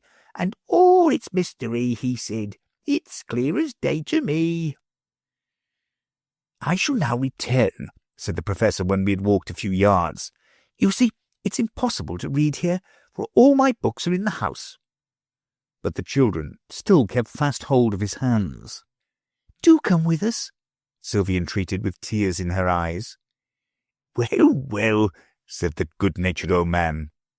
"Perhaps I'll come after you some day soon, but I must go back now. You see, I left off at a comma, and it's awkward not knowing how the sentence finishes. Besides, you've got to go through Dogland first, and I'm always a little nervous about dogs. But it'll be quite easy to come as soon as I've completed my new invention. The carrying oneself, you know. It wants just a little more working out." "Won't that be very tiring to carry yourself?" Sylvie inquired. "Well, no, my child. You see, whatever fatigue one incurs by carrying, one saves by being carried. Goodbye, dears. Goodbye, sir," he added, to my intense surprise, giving my hand an affectionate squeeze. "Goodbye, Professor," I replied. But my voice sounded strange and far away, and the children took not the slightest notice of our farewell. Evidently they neither saw me nor heard me, as with their arms lovingly twined round each other, they marched boldly on. Chapter 13. A Visit to Dogland. "There's a house away there to the left," said Sylvie after we had walked what seemed to me about 50 miles. "Let's go and ask for a night's lodging." "It looks a very comfortable house," Bruno said as we turned into the road leading up to it. "I do's hope the dogs will be kind to us. I'm so tired and hungry." A mastiff dressed in a scarlet collar and carrying a musket was pacing up and down like a sentinel in front of the entrance. He started on catching sight of the children and came forwards to meet them, keeping his musket point straight at Bruno, who stood quite tall, though he turned pale and kept tight hold of Sylvie's hand, while the sentinel walked solemnly round and round them and looked at them from all points of view. "Ubu, hoo, boo hoo yay," he growled at last. "Uba, ya wa, ubu, bow waba, ubu ya, bow wow," he asked Bruno severely. Of course, Bruno understood all this easily enough. All fairies understand doggy, that is, dog language, but as you may find it a little difficult just at first, I had better put it into English for you. "Humans, I verily believe, a couple of stray humans. What dog do you belong to? What do you want?" "We don't belong to a dog," Bruno began in doggy. "Peoples never belongs to dogs," he whispered to Sylvie, but Sylvie hastily checked him for fear of hurting the mastiff's feelings. "Please, we want a little food and a night's lodgings, if there's room in the house," she added timidly. Sylvie spoke doggy very prettily, but I think it's almost better for you to give the conversation in English. "The house indeed," growled the sentinel. "Have you never seen a palace in your life? Come along with me. His Majesty must settle what's to be done with you." They followed him through the entrance hall, down a long passage, and into a magnificent saloon, around which were grouped dogs of all sorts and sizes. 2 splendid bloodhounds were solemnly sitting up, one on each side of the crown-bearer, 2 or 3 bulldogs, whom I guessed to be the bodyguard of the king, were waiting in grim silence. In fact, the only voices at all plainly audible were those of two little dogs, who had mounted a settee and were holding a lively discussion that looked very like a quarrel. "Lords and ladies in waiting, and various court officials," our guide gruffly remarked as he led us in. Of me, the courtiers took no notice whatever, but Sylvie and Bruno were the subject of many inquisitive looks, and many whispered remarks, of which I only distinctly caught one, made by a sly-looking dachshund to his friend. "Ba woo wa ya hooba ooba ba ba." She's not a bad-looking human, is she? Leaving the new arrivals in the centre of the saloon, the sentinel advanced to a door at the further end of it, which bore an inscription painted on it in doggy: "Royal Kennel, Scratch and Yell." Before doing this, the sentinel turned to the children and said, "Give me your names." "We'd rather not," Bruno exclaimed, pulling Sylvie away from the door. "We want them ourselves. Come back, Sylvie, come quick." "Nonsense," said Sylvie very decidedly, and gave their names in doggy. Then the sentinel scratched violently at the door and gave a yell that made Bruno shiver from head to foot. "Oh yeah, wah," said a deep voice inside. That's doggy for come in. "It's the king himself," the mastiff whispered in an awestruck tone. "Take off your wigs and lay them humbly at his paws." What we should call at his feet. Sylvie was just going to explain very politely that really they couldn't perform that ceremony because their wigs wouldn't come off, when the door of the royal kennel opened and an enormous Newfoundland dog put his head out. "Whoa, whoa," was his first question. "When His Majesty speaks to you," the sentinel hastily whispered to Bruno, "you should prick up your ears." Bruno looked doubtfully at Sylvie. "I'd rather not, please," he said. "It would hurt." "It doesn't hurt a bit," the sentinel said with some indignation. "Look, it's like this." And he pricked up his ears like two railway signals. Sylvie gently explained matters. "I'm afraid we can't manage it," she said in a low voice. "I'm very sorry, but our ears haven't got the right—" She wanted to say machinery in doggy, but she had forgotten the word and could only think of steam engine. The sentinel repeated Sylvie's explanation to the king. "Can't prick up their ears without a steam engine?" His Majesty exclaimed. "They must be curious creatures. I must have a look at them." And he came out of his kennel and walked solemnly up to the children. What was the amazement, nor to say the horror of the whole assembly, when Sylvie actually patted His Majesty on the head, while Bruno seized his long ears and pretended to tie them together under his chin. The sentinel groaned aloud. A beautiful greyhound, who appeared to be one of the ladies in waiting, fainted away, and all the other courtiers hastily drew back and left plenty of room for the huge Newfoundland to spring upon the audacious strangers and tear them limb from limb. Only he didn't. On the contrary, His Majesty actually smiled so far as a dog can smile, and the other dogs couldn't believe their eyes, but it was true all the same. His Majesty wagged his tail. "Yahoo-ha-woo!" That is, "Well, I never," was the universal cry. His Majesty looked round him severely and gave a slight growl, which produced instant silence. "Conduct my friends to the banqueting hall," he said, laying such an emphasis on "my friends" that several of the dogs rolled over helplessly on their backs and began to lick Bruno's feet. A procession was formed, but I only ventured to follow as far as the door of the banqueting hall, so furious was the uproar of barking dogs within. So I sat down by the king, who seemed to have gone to sleep, and waited till the children returned to say good night, when His Majesty got up and shook himself. "Time for bed," he said with a sleepy yawn. "The attendants will show you your room," he added, aside to Sylvie and Bruno. "Bring lights." And with a dignified air he held out his paw for them to kiss. But the children were evidently not well practised in court manners. Sylvie simply stroked the great paw, Bruno hugged it.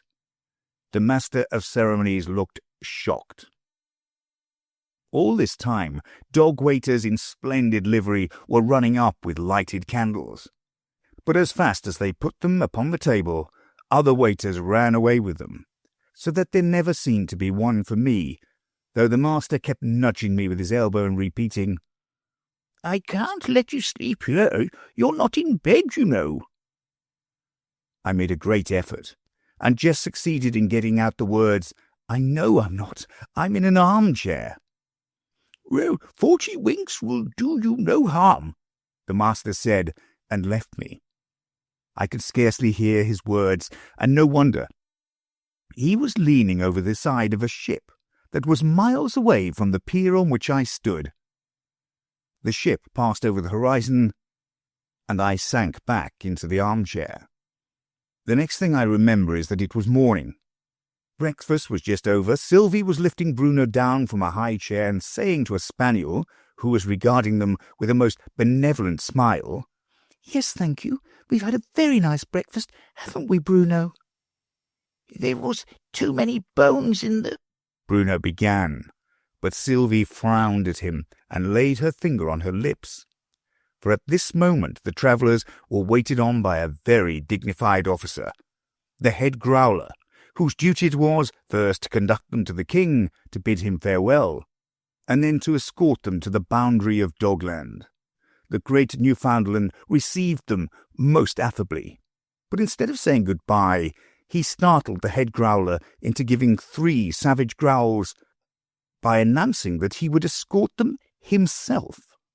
"It is a most unusual proceeding, your Majesty," the head growler exclaimed, almost choking with vexation at being set aside, for he had put on his best court suit, made entirely of cat skins for the occasion. "I shall escort them myself," His Majesty repeated gently but firmly, laying aside the royal robes and changing his crown for a small coronet. "And you may stay at home." "I are glad," Bruno whispered to Sylvie, when they had got well out of hearing. "He was so very cross." And he not only patted their royal escort, but even hugged him round the neck in the exuberance of his delight. His Majesty calmly wagged the royal tail. "It's quite a relief," he said, "getting away from the palace now and then. Royal dogs have a dull life of it, I can tell you. Would you mind?" This to Sylvie in a low voice, and looking a little shy and embarrassed. "Oh, would you mind the trouble of just throwing that stick for me to fetch?" Sylvie was too much astonished to do anything for a moment. It sounded such a monstrous impossibility that a king should wish to run after a stick. But Bruno was equal to the occasion, and with a glad shout of, "Hi then, fetch it, good doggy," he hurled it over a clump of bushes. The next moment the monarch of Dogland had bounded over the bushes and picked up the stick and came galloping back to the children with it in his mouth. Bruno took it from him with great decision. "Beg for it," he insisted, and His Majesty begged. "Paw," commanded Sylvie, and His Majesty gave his paw.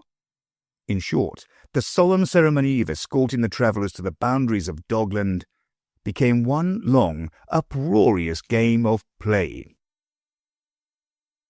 "But business is business," the Dog King said at last, "and I must go back to mine.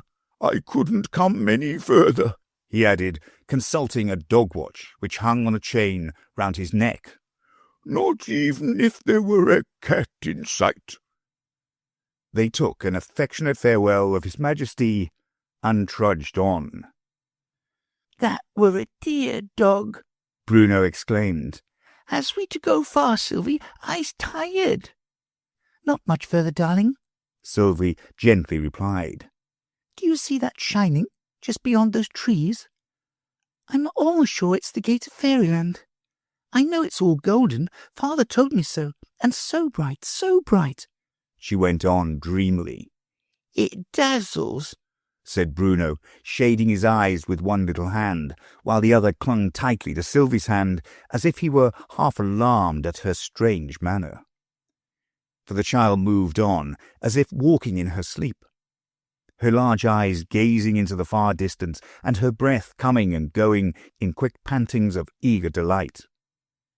I knew by some mysterious mental light that a great change was taking place in my sweet little friend, for such I loved to think her, and that she was passing from the condition of a mere outland sprite into the true fairy nature. Upon Bruno the change came later, but it was completed in both before they reached the Golden Gate, through which I knew it would be impossible for me to follow. I could but stand outside and take a last look at the two sweet children ere they disappeared within, and the Golden Gate closed with a bang. And what such a bang! "It never will shut like any other cupboard door," Arthur explained. "There's something wrong with the hinge. However, here's the cake and wine, and you've had your 40 winks, so you really must get off to bed, old man. You're fit for nothing else. Witness my hand, Arthur Forrester, M.D. By this time I was wide awake again. "Not quite yet," I pleaded. "Really, I'm not sleepy now, and it isn't midnight yet." "Well, I did want to say another word to you," Arthur replied in a relenting tone, as he supplied me with the supper he had prescribed. "Only I thought you were too sleepy for it tonight." We took our midnight meal almost in silence, for an unusual nervousness seemed to have seized on my old friend. "What kind of night is it?" he asked, rising and undrawing the window curtains, apparently to change the subject for a minute. I followed him to the window, and we stood together, looking out in silence. "When I first spoke to you about," Arthur began after a long and embarrassing silence. "That is, when we first talked about her, for I think it was you that introduced the subject, my own position in life forbade me to do more than worship her from a distance, and I was turning over plans for leaving this place finally and settling somewhere out of all chance of meeting her again. That seemed to be my only chance of usefulness in life." "Would that have been wise," I said, "to leave yourself no hope at all?" "There was no hope to leave," Arthur firmly replied, though his eyes glittered with tears as he gazed upwards into the midnight sky, from which one solitary star, the glorious Vega, blazed out in fitful splendour through the driving clouds. "She was like that star to me, bright, beautiful, and pure, but out of reach, out of reach." He drew the curtains again, and we returned to our places by the fireside. "What I wanted to tell you was this," he resumed. "I heard this evening from my solicitor. I can't go into the details of the business, but the upshot is that my worldly wealth is much more than I thought, and I am, or shall soon be, in a position to offer marriage, without imprudence to any lady, even if she brought nothing. I doubt if there would be anything on her side. The Earl is poor, I believe, but I should have enough for both, even if health failed." "I wish you all the happiness in your married life," I cried. "Shall you speak to the Earl tomorrow?" "Not yet awhile," said Arthur. "He is very friendly, but I dare not think he means more than that as yet. And as for Lady Muriel, try as I may, I cannot read her feelings towards me. If there is love, she is hiding it. No, I must wait. I must wait." I did not like to press any further advice on my friend, whose judgment I felt was so much more sober and thoughtful than my own, and we parted without more words on the subject that had now absorbed his thoughts, nay, his very life. The next morning, a letter from my solicitor arrived, summoning me to town on important business. Chapter 14. Fairy-Sylvie. For a full month, the business for which I had returned to London detained me there, and even then it was only the urgent advice of my physician that induced me to leave it unfinished and pay another visit to Elverston. Arthur had written once or twice during the month, but in none of his letters was there any mention of Lady Muriel. Still, I did not augur ill from his silence. To me it looked like the natural action of a lover who, even while his heart was singing, "She is mine," would fear to paint his happiness in the cold phrases of a written letter, but would wait to tell it by word of mouth. Yes, I thought, I am to hear his song of triumph from his own lips. The night I arrived, we had much to say on other matters, and tired with the journey, I went to bed early, leaving the happy secret still untold. Next day, however, as we chatted on over the remains of luncheon, I ventured to put the momentous question. "Well, old friend, you have told me nothing of Lady Muriel, nor when the happy day is to be." "The happy day," Arthur said, looking unexpectedly grave, "is yet in the dim future. We need to know, or rather she needs to know me better. I know her sweet nature thoroughly by this time, but I dare not speak till I am sure that my love is returned." "Don't wait too long," I said gaily. "Faint heart never won fair lady." "It is faint heart, perhaps, but really I dare not speak just yet." "But meanwhile," I pleaded, "you are running a risk that perhaps you have not thought of. Some other man—" "No," said Arthur firmly. "She is heart-whole, I am sure of that. Yet if she loved another better than me, so be it. I will not spoil her happiness.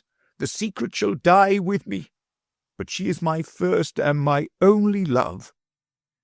"That is all very beautiful sentiment," I said, "but it is not practical. It is not like you. He either fears his fate too much, or his desert is small, who dares not put it to the touch to win or lose it all." "I dare not ask the question whether there is another," he said passionately. "It would break my heart to know it." "Yet is it wise to leave it unasked? You must not waste your life upon an if." "I tell you I dare not." "May I find it out for you?" I asked, with the freedom of an old friend. "No, no," he replied with a pained look. "I entreat you to say nothing. Let it wait." "As you please," I said, and judged it best to say no more just then. "But this evening," I thought, "I will call on the Earl. I may be able to see how the land lies without so much saying a word." It was a very hot afternoon. Too hot to go for a walk or do anything, or else it wouldn't have happened, I believe. In the first place, I want to know, dear child who reads this, why fairies should always be teaching us to do our duty, and lecturing us when we go wrong, and we should never teach them anything. You can't mean to say that fairies are never greedy, or selfish, or cross, or deceitful, because that would be nonsense, you know. Well then, don't you think they might be all the better for a little lecturing and punishing now and then? I really don't see why it shouldn't be tried, and I'm almost sure that if you could only catch a fairy and put it in the corner and give it nothing but bread and water for a day or two, you'd find it quite an improved character. It would take down its conceit a little, at all events. The next question is, what is the best time for seeing fairies? I believe I can tell you all about that. The first rule is that it must be a very hot day. That we may consider as settled. And you must be just a little sleepy, but not too sleepy to keep your eyes open, mind. Well, and you ought to feel a little, what one may call fairyish, The Scotch call it eerie, and perhaps that's a prettier word. If you don't know what it means, I'm afraid I can hardly explain it. You must wait till you meet a fairy, and then you'll know. And the last rule is that the crickets should not be chirping. I can't stop to explain that. You must take it on trust for the present. So if all these things happen together, you have a good chance of seeing a fairy, or at least a much better chance than if they didn't. The first thing I noticed as I went lazily along through an open place in the wood was a large beetle lying struggling on its back, and I went down upon one knee to help the poor thing to its feet again. In some things, you know, you can't be quite sure what an insect would like. For instance, I never could quite settle. Suppose I were a moth, whether I would rather be kept out of the candle or be allowed to fly straight in and get burnt, or again, supposing I were a spider. I'm not sure if I should be quite pleased to have my web torn down and the fly let loose. But I feel certain that if I were a beetle and had rolled over on my back, I should always be glad to be helped up again. So, as I was saying, I had gone down upon one knee and was just reaching out a little stick to turn the beetle over when I saw a sight that made me draw back hastily and hold my breath, for fear of making any noise and frightening the little creature away. Not that she looked as if she would be easily frightened. She seemed so good and gentle that I am sure she would never expect that anyone could wish to hurt her. She was only a few inches high, and was dressed in green, so that you really would hardly have noticed her among the long grass. And she was so delicate and graceful that she quite seemed to belong to the place, almost as if she were one of the flowers. I may tell you besides that she had no wings. I don't believe in fairies with wings. And that she had quantities of long brown hair and large, earnest brown eyes. And then I shall have done all I can to give you an idea of her. Sylvie, I found out her name afterwards, had knelt down just as I was doing to help the beetle. But it needed more than a little stick for her to get it on its legs again. It was as much as she could do with both arms to roll the heavy thing over, and all the while she was talking to it, half scolding and half comforting, as a nurse might do with a child that had fallen down. There, you needn't cry so much about it. You're not killed yet, though if you were, you couldn't cry, you know. And so it's a general rule against crying, my dear. And how did you come to tumble over? But I can see well enough how it was. I needn't ask you that. Walking over sandpits with your chin in the air, as usual. Of course, if you go among sandpits like that, you must expect to tumble. You should look. The beetle murmured something that sounded like I did look, and Sylvie went on again. But I know you didn't. You never do. You always walk with your chin up. You're so dreadfully conceited. Well, let's see how many legs are broken this time. Why, none of them, I declare. And what's the good of having 6 legs, my dear, if you can only kick them all about in the air when you tumble? Legs are meant to walk with, you know. Now don't begin putting out your wings yet. I've more to say. Go to the frog that lives behind the buttercup. Give him my compliments. Sylvie's compliments. Can you say compliments? The beetle tried, and I suppose succeeded. Yes, that's right. And tell him he's to give you some of that salve I left with him yesterday. And you'd better get him to rub it in for you. He's got rather cold hands. But you mustn't mind that. I think the beetle must have shuddered at this idea, for Sylvie went on in a graver tone. Now, you needn't pretend to be so particular as all that, as if you were too grand to be rubbed by a frog. The fact is, you ought to be very much obliged to him. Suppose you could get nobody but a toad to do it. How would you like that? There was a little pause, and then Sylvie added, Now you may go. Be a good beetle, and don't keep your chin in the air." And then began one of those performances of humming and whizzing, and restless banging about, such as a beetle indulges in when it has decided on flying, but hasn't quite made up its mind which way to go. At last, in one of its awkward zigzags, it managed to fly right into my face. And by the time I'd recovered from the shock, the little fairy was gone. I looked about in all directions for the little creature, but there was no trace of her, and my eerie feeling was quite gone off, and the crickets were chirping again merrily, so I knew she was really gone.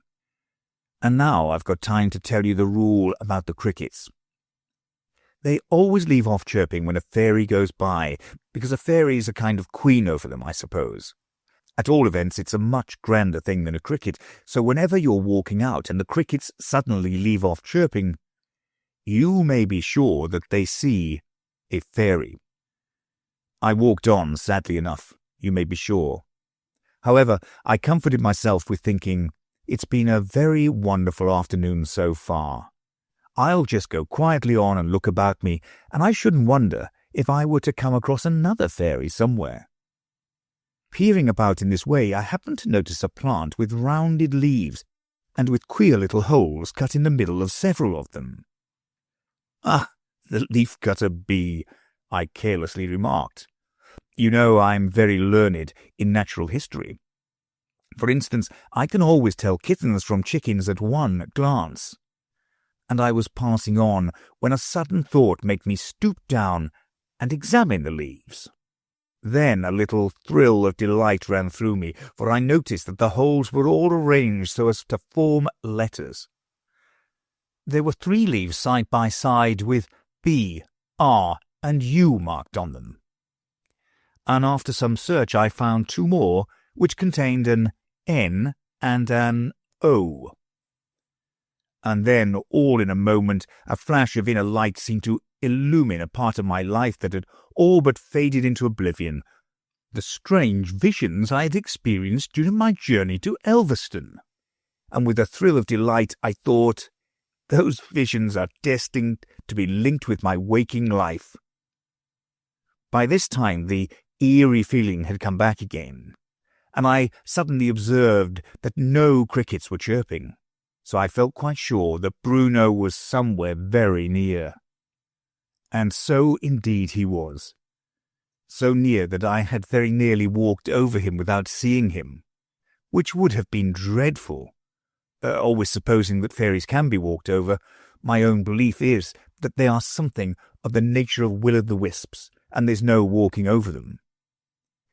Think of any pretty little boy you know with rosy cheeks, large dark eyes, and tangled brown hair, and then fancy him made small enough to go comfortably into a coffee cup, and you'll have a very fair idea of him.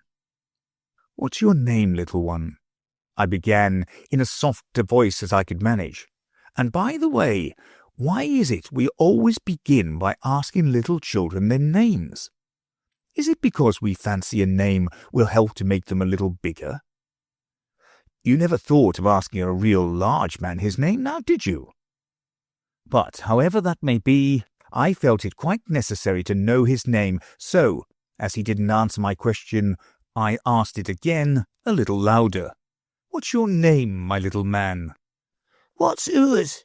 he said without looking up. I told him my name quite gently, for he was much too small to be angry with. "Duke of anything?" he asked, just looking at me for a moment and then going on with his work. "Not Duke at all," I said, a little ashamed of having to confess it. "Oo're big enough to be 2 dukes," said the little creature.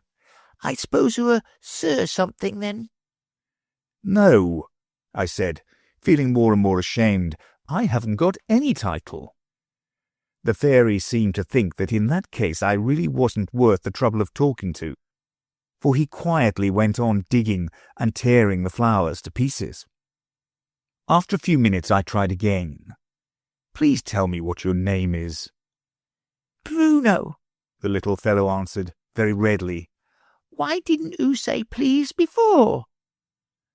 That's something like what we used to be taught in the nursery, I thought to myself, looking back through the long years, about 100 of them since you asked the question, to the time when I was a little child, and here an idea came into my head and I asked him, "Aren't you one of the fairies that teach children to be good?"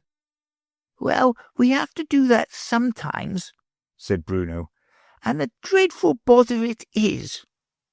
As he said this, he savagely tore a heart-cease in two and trampled on the pieces. "What are you doing there, Bruno?" I said. "Spoiling Sylvie's garden," was all the answer Bruno would give at first. But as he went on tearing up the flowers, he muttered to himself, "The nasty cross thing wouldn't let me go and play this morning. Said I must finish my lessons first. Lessons indeed. I'll vex her finally, though." "Oh, Bruno, you shouldn't do that," I cried. "Don't you know that's revenge, and revenge is a wicked, cruel, dangerous thing?" "Revenge," said Bruno. "What a funny word. I suppose oo call it cruel and dangerous cause if oo went it too far and tumbled it in, oo'd get drownded." "No, not river edge," I explained. "Revenge," saying the word very slowly. But I couldn't help thinking that Bruno's explanation did very well for either word. "Oh," said Bruno, opening his eyes very wide, but without trying to repeat the word. "Come, try and pronounce it, Bruno," I said cheerfully. "Revenge, revenge." But Bruno only tossed his little head and said he couldn't, that his mouth wasn't the right shape for words of that kind. And the more I laughed, the more sulky the little fellow got about it. "Well, never mind, my little man," I said. "Shall I help you with that job?" "Yes, please," Bruno said, quite pacified. "Only I wish I could think of something to vex her more than this. Oo don't know how hard it is to make her angry." "Now listen to me, Bruno, and I'll teach you quite a splendid kind of revenge." "Something that'll vex her finally?" he asked with gleaming eyes. "Something that will vex her finally. First, we'll get up all the weeds in her garden. See, there are a good many at this end, quite hiding the flowers." "But that won't vex her," said Bruno. "After that," I said, without noticing the remark, "we'll water this highest bed up here. You see, it's getting quite dry and dusty." Bruno looked at me inquisitively, but he said nothing this time. "Then after that," I went on, "the walks want sweeping a bit, and I think you might cut down that tall nettle. It's so close to the garden that it's quite in the way." "What is oo talking about?" Bruno impatiently interrupted me. "All that won't vex her a bit." "Won't it?" I said innocently. "Then after that, suppose we put in some of these coloured pebbles, just to mark the divisions between the different kind of flowers, you know. They'll have a very pretty effect." Bruno turned round and had another good stare at me. At last there came an odd little twinkle into his eyes, and he said, with quite a new meaning in his voice, "That'll do nicely. Let's put 'em in rows, all the red together and all the blue together."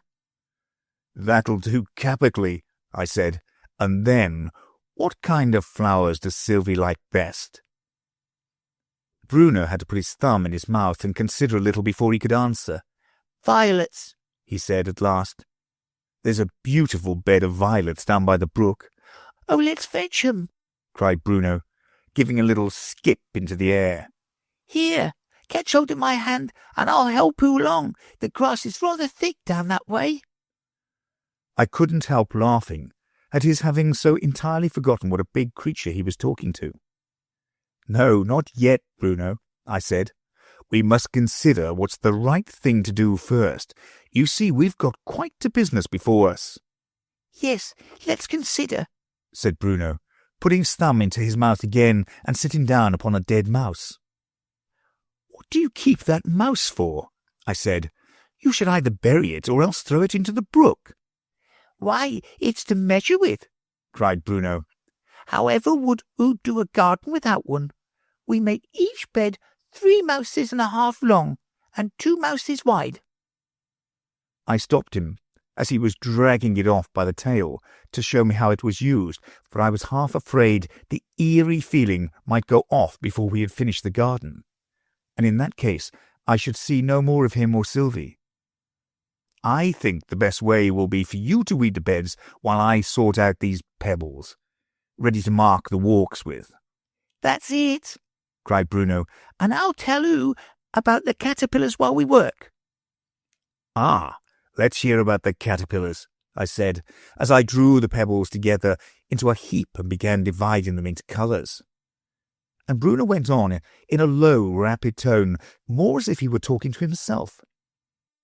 Yesterday I saw 2 little caterpillars when I was sitting by the brook, just where oo going to the wood. They were quite green, and they had yellow eyes, and they didn't see me.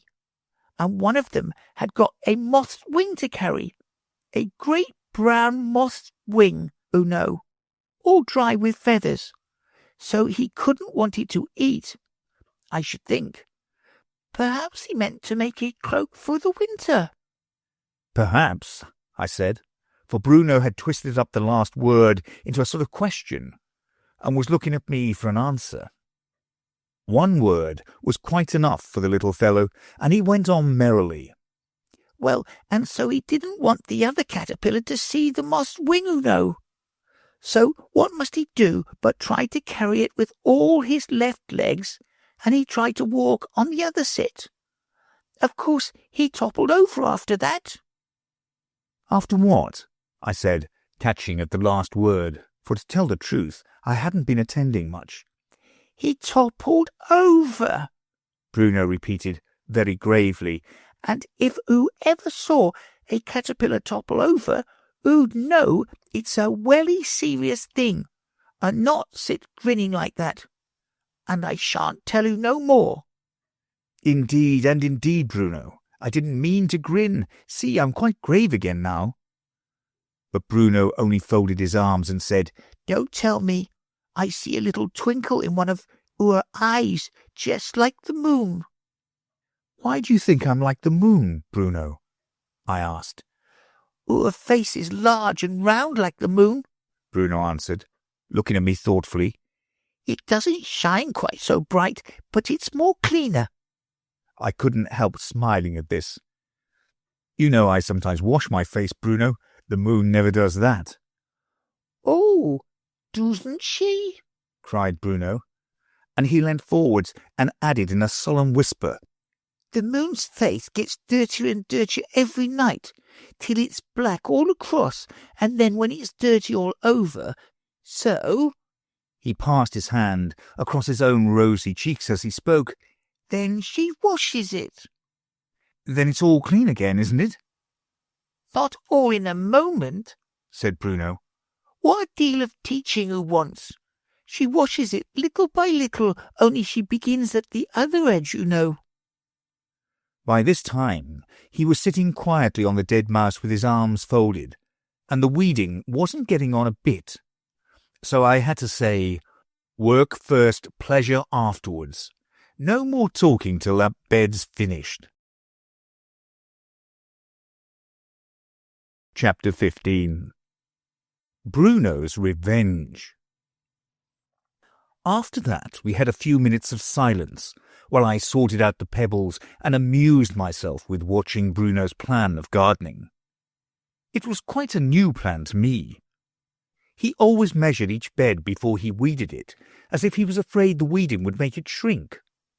And once, when it came out longer than he wished, he set to work to thump the mouse with his little fist, crying out, There now, it's all gone wrong again. Why don't oo keep oor tail straight when I tell oo? I tell you what I'll do, Bruno said in a half-whisper as we worked. Oo like fairies, don't oo? Yes, I said, of course I do. Or I shouldn't have come here. I should have gone to some place where there are no fairies. Bruno laughed contemptuously. Why, oo might as well say oo'd go to some place where there wasn't any air. Suppose oo didn't like air. This was rather a difficult idea to grasp. I tried to change the subject. You're nearly the first fairy I ever saw. Have you ever seen any people besides me? Plenty, said Bruno. We see 'em when we walk in the road. But they can't see you. How is it they never tread on you? Can't tread on us, said Bruno, looking amused at my ignorance. Why, suppose we're walking here, so, making the little marks on the ground. And suppose there's a fairy that's me walking here. Very well then, oo put 1 foot here and 1 foot here, so oo doesn't tread on the fairy. This was all very well as an explanation, but it didn't convince me. Why shouldn't I put 1 foot on the fairy? I asked. I don't know why, the little fellow said in a thoughtful tone. But I know oo wouldn't. Nobody never walked on top of a fairy. Now I'll tell oo what I'll do, as oo are so fond of fairies.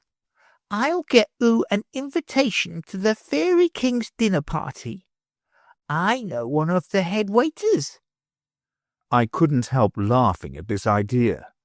Do the waiters invite the guests? I asked. Oh, not to sit down, Bruno said, but to wait at table.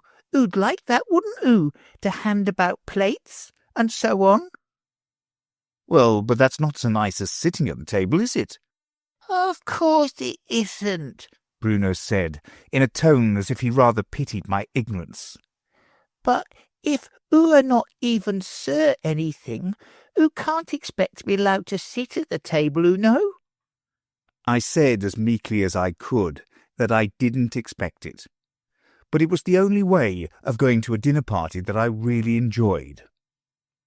And Bruno tossed his head and said, in a rather offended tone, that I might do as I pleased.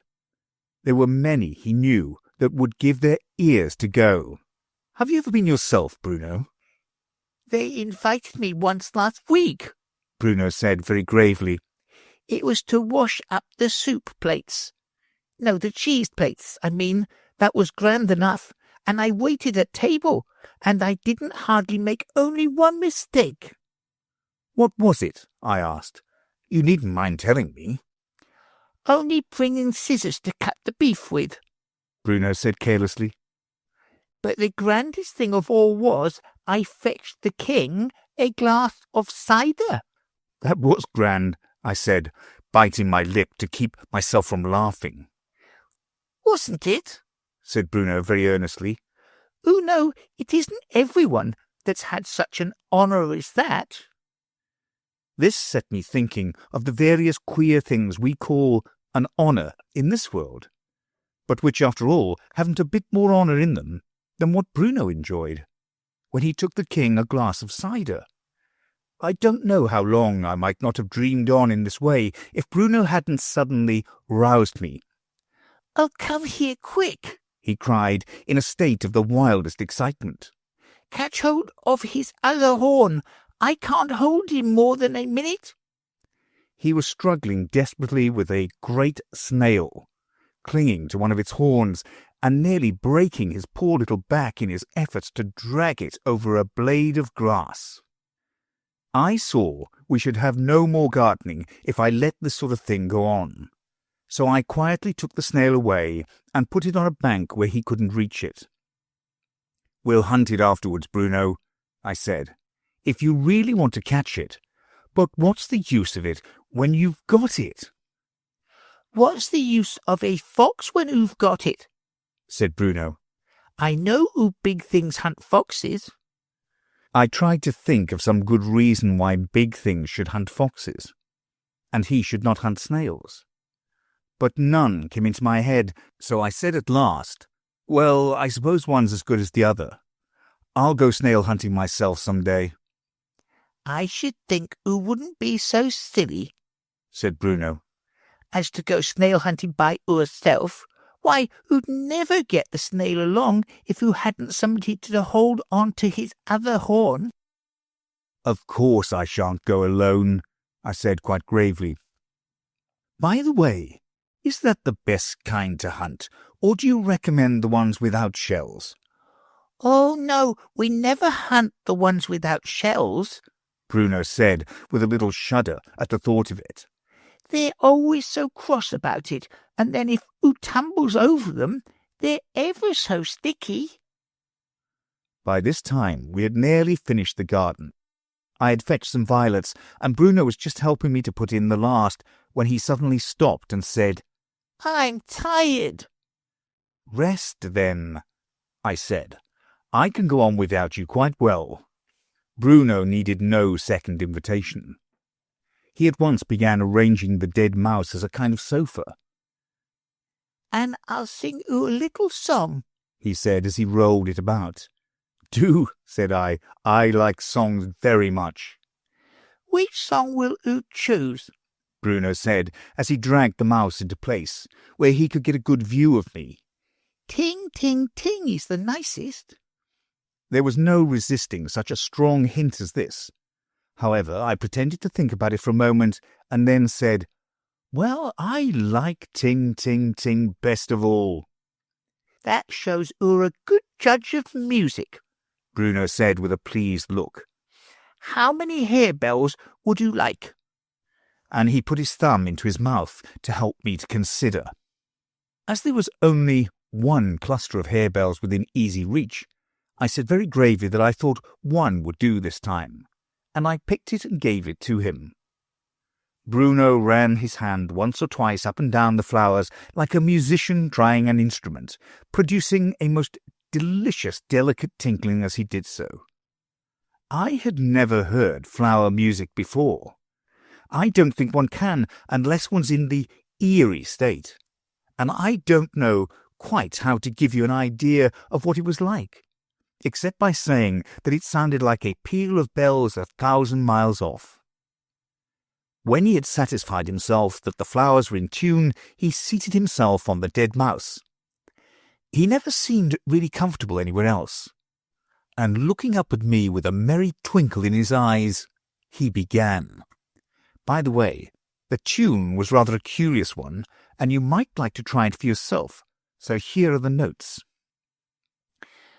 Rise, oh rise, the daylight dies, the owls are hooting, ting, ting, ting.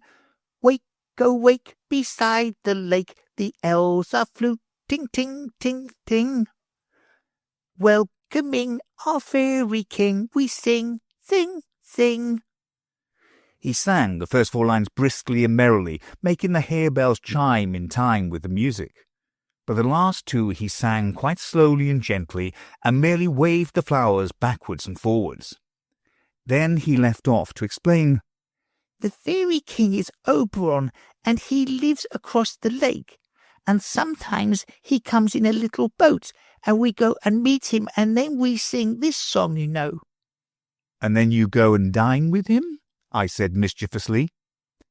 You shouldn't talk, Bruno hastily said. It interrupts the song so. I said I wouldn't do it again. I never talk myself when I'm singing, he went on very gravely, so you shouldn't either. Then he tuned the harebells once more and sang. Hear, oh hear from far and near, the music stealing, ting, ting, ting. Fairy bells adown the dells are merrily pealing, ting, ting, ting. Welcoming our fairy king, we ring, ring, ring. See, oh see, on every tree, what lamps are shining, ting, ting, ting. They are eyes of fairy flies to light our dining, ting, ting, ting. Welcoming our fairy king, they swing, swing, swing. Haste, oh haste, to take and taste the dainties waiting, ting, ting, ting. Honeydew is stored. Hush, Bruno, I interrupted in a warning whisper. She's coming. Bruno checked his song, and as she slowly made her way through the long grass, he suddenly rushed out headlong at her like a little bull, shouting, Look the other way! Look the other way!" "Which way?" Sylvie asked, in rather a frightened tone, as she looked around in all directions to see where the danger could be. "That way," said Bruno, carefully turning her around with her face to the wood. "Now walk backwards, walk gently. Don't be frightened, you shan't trip." But Sylvie did trip notwithstanding. In fact, he led her in his hurry across so many little sticks and stones that it was really a wonder the poor child could keep on her feet at all. But he was far too much excited to think of what he was doing. I silently pointed out to Bruno the best place to lead her to, so as to get a view of the whole garden at once. It was a little rising ground about the height of a potato, and when they had mounted it, I drew back into the shade that Sylvie mightn't see me. I heard Bruno cry out triumphantly, "Now oo may look!" and then followed a clapping of hands, but it was all done by Bruno himself. Sylvie was silent. She only stood and gazed with her hands clasped together, and I was half afraid she didn't like it after all. Bruno, too, was watching her anxiously, and when she jumped down off the mound and began wandering up and down the little walks, he cautiously followed her about, evidently anxious that she should form her own opinion of it all without any hint from him. And when at last she drew a long breath and gave her verdict in a hurried whisper and without the slightest regard to grammar, "It's the loveliest thing as I never saw in all my life before." The little fellow looked as well pleased as if it had been given by all the judges and juries in England put together. "Did you really do it all by yourself, Bruno?" said Sylvie. "And all for me?" "I was helped a bit," Bruno began, with a merry little laugh at her surprise. "We've been at it all the afternoon. I thought you'd like—" And here the poor little fellow's lip began to quiver, and all in a moment he burst out crying, and running up to Sylvie, he flung his arms passionately round her neck, and hid his face on her shoulder.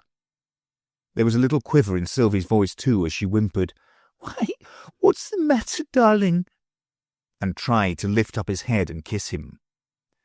But Bruno only clung to her, sobbing, and wouldn't be comforted till he had confessed. "I tried to spoil your garden first, but I'll never... And then came another burst of tears, which drowned the rest of the sentence. At last he got out the words, "I liked putting in the flowers for you, Sylvie, and I never was so happy before." And the rosy little face came up at last to be kissed, all wet with tears as it was. Sylvie was crying too by this time, and she said nothing but, "Bruno, dear," and "I never was so happy before." Though why these two children, who had never been so happy before, should both be crying was a mystery to me. I felt very happy too, but of course I didn't cry. Big things never do. You know we leave all that to the fairies. Only I think it must have been raining a little just then, for I found a drop or two on my cheeks.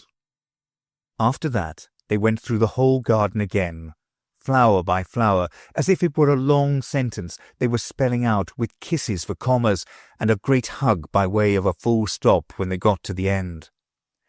"Does you know that was my river edge?" Bruno solemnly began. Sylvie laughed merrily. "What do you mean?" she said, and she pushed back her heavy brown hair with both hands and looked at him with dancing eyes in which the big teardrops were still glittering. Bruno drew in a long breath and made up his mouth for a great effort. "I mean revenge," he said. "Now understand."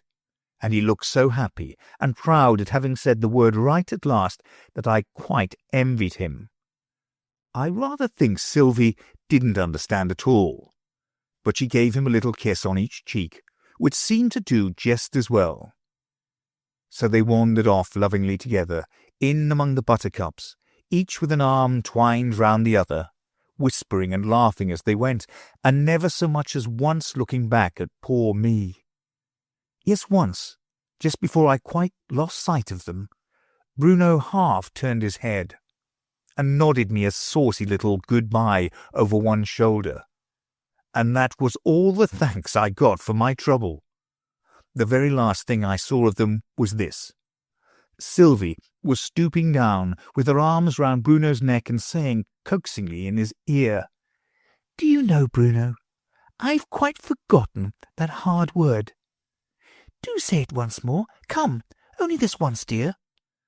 But Bruno wouldn't try it again. Chapter 16. A Changed Crocodile. The marvellous, the mysterious had quite passed out of my life for the moment, and the commonplace reigned supreme. I turned in the direction of the Earl's house, as it was now the witching hour of 5, and I knew I should find them ready for a cup of tea and a quiet chat. Lady Muriel and her father gave me a delightfully warm welcome. They were not of the folk we meet in fashionable drawing-rooms, who conceal all such feelings as they may chance to possess beneath the impenetrable mask of a conventional placidity. The man with the iron mask was, no doubt, a rarity and a marvel in his own age. In modern London, no one would turn his head to give him a second look. No, these were real people. When they looked pleased, it meant they were pleased. And when Lady Muriel said with a bright smile, "I'm very glad to see you again," I knew that it was true.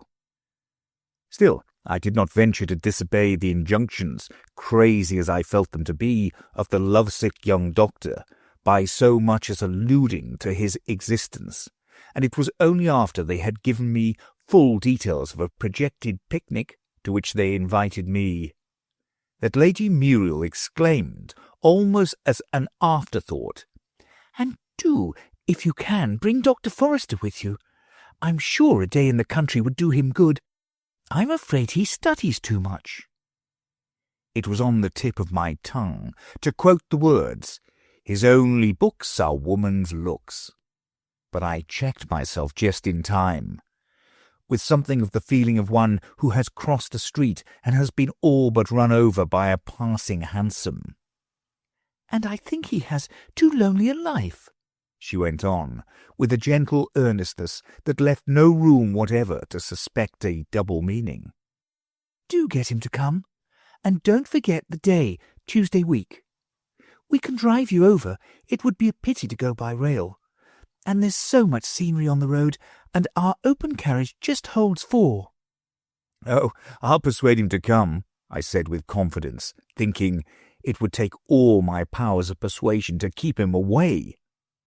The picnic was to take place in 10 days, and though Arthur readily accepted the invitation I brought him, nothing that I could say would induce him to call, either with me or without me, on the Earl and his daughter in the meanwhile.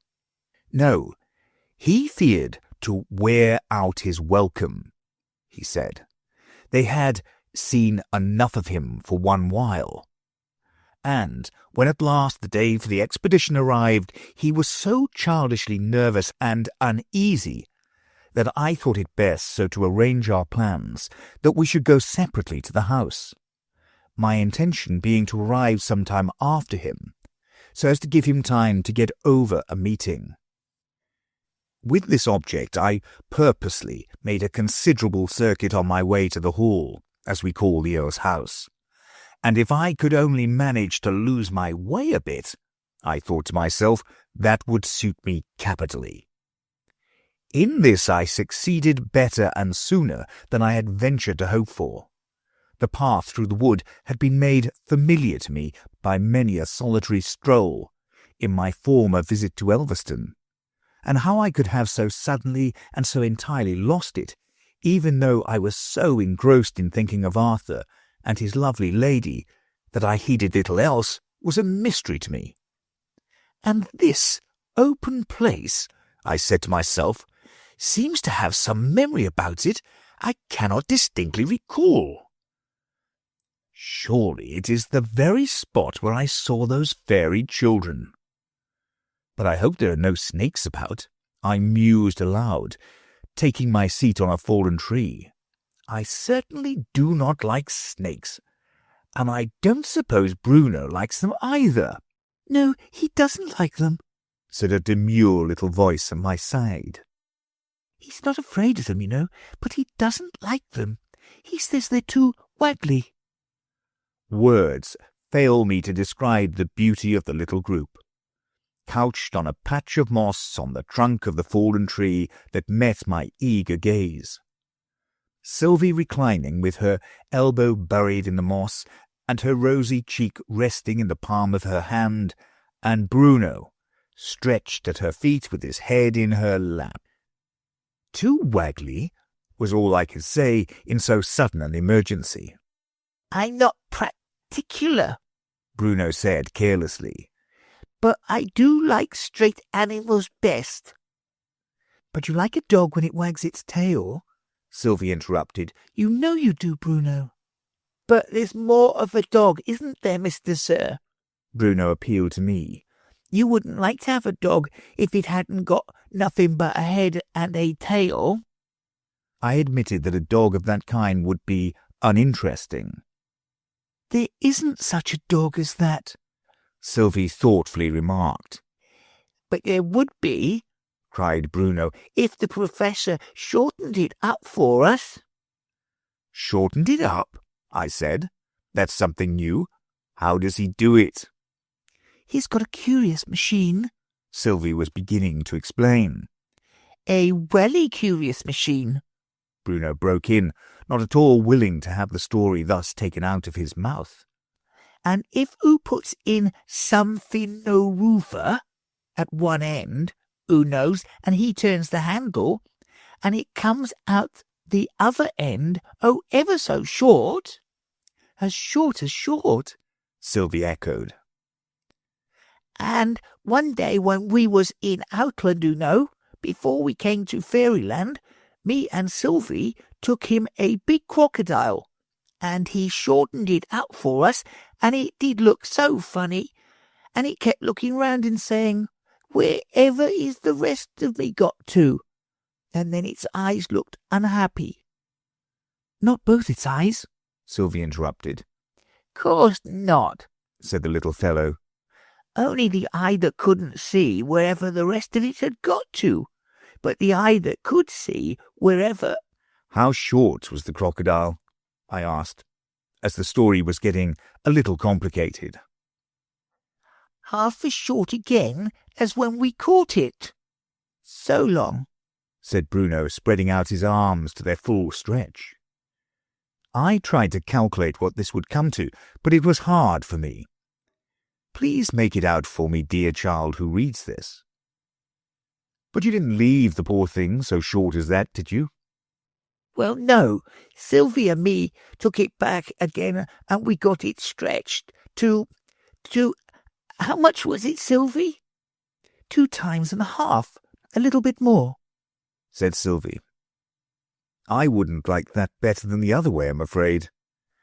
Oh, but he did, though, Bruno put in eagerly. It were proud of its new tail. Who never saw a crocodile so proud? Why, it could go round and walk on the top of its tail and along its back all the way to its head. Not quite all the way, said Sylvie. It couldn't, you know. Ah, but it did once, Bruno cried triumphantly. Oo weren't looking, but I watched it, and it walked on tippity-toe, so as it wouldn't wake itself, 'cause it thought it were asleep. And it got both its paws on its tail, and it walked all the way along its back, and it walked on its forehead, and it walked a tiny little way down its nose. There now. This was a good deal worse than the last puzzle. Please, dear child, help again. I don't believe no crocodile never walked along its own forehead, Sylvie cried, too much excited by the controversy to limit the number of her negatives. Oo don't know the reason why it did it, Bruno scornfully retorted. It had a welly good reason. I heard it say, why shouldn't I walk on my own forehead? So of course it did, know. If that's a good reason, Bruno, I said, why shouldn't you get up that tree? Shall in a minute, said Bruno. Soon as we've done talking, only two peoples can't talk comfortably together when one's getting up a tree and the other isn't.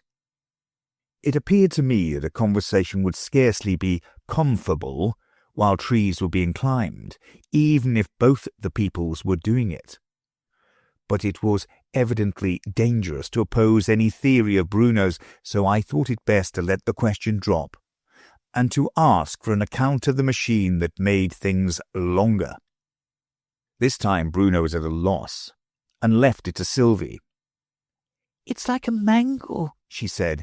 If things are put in, they get squoze.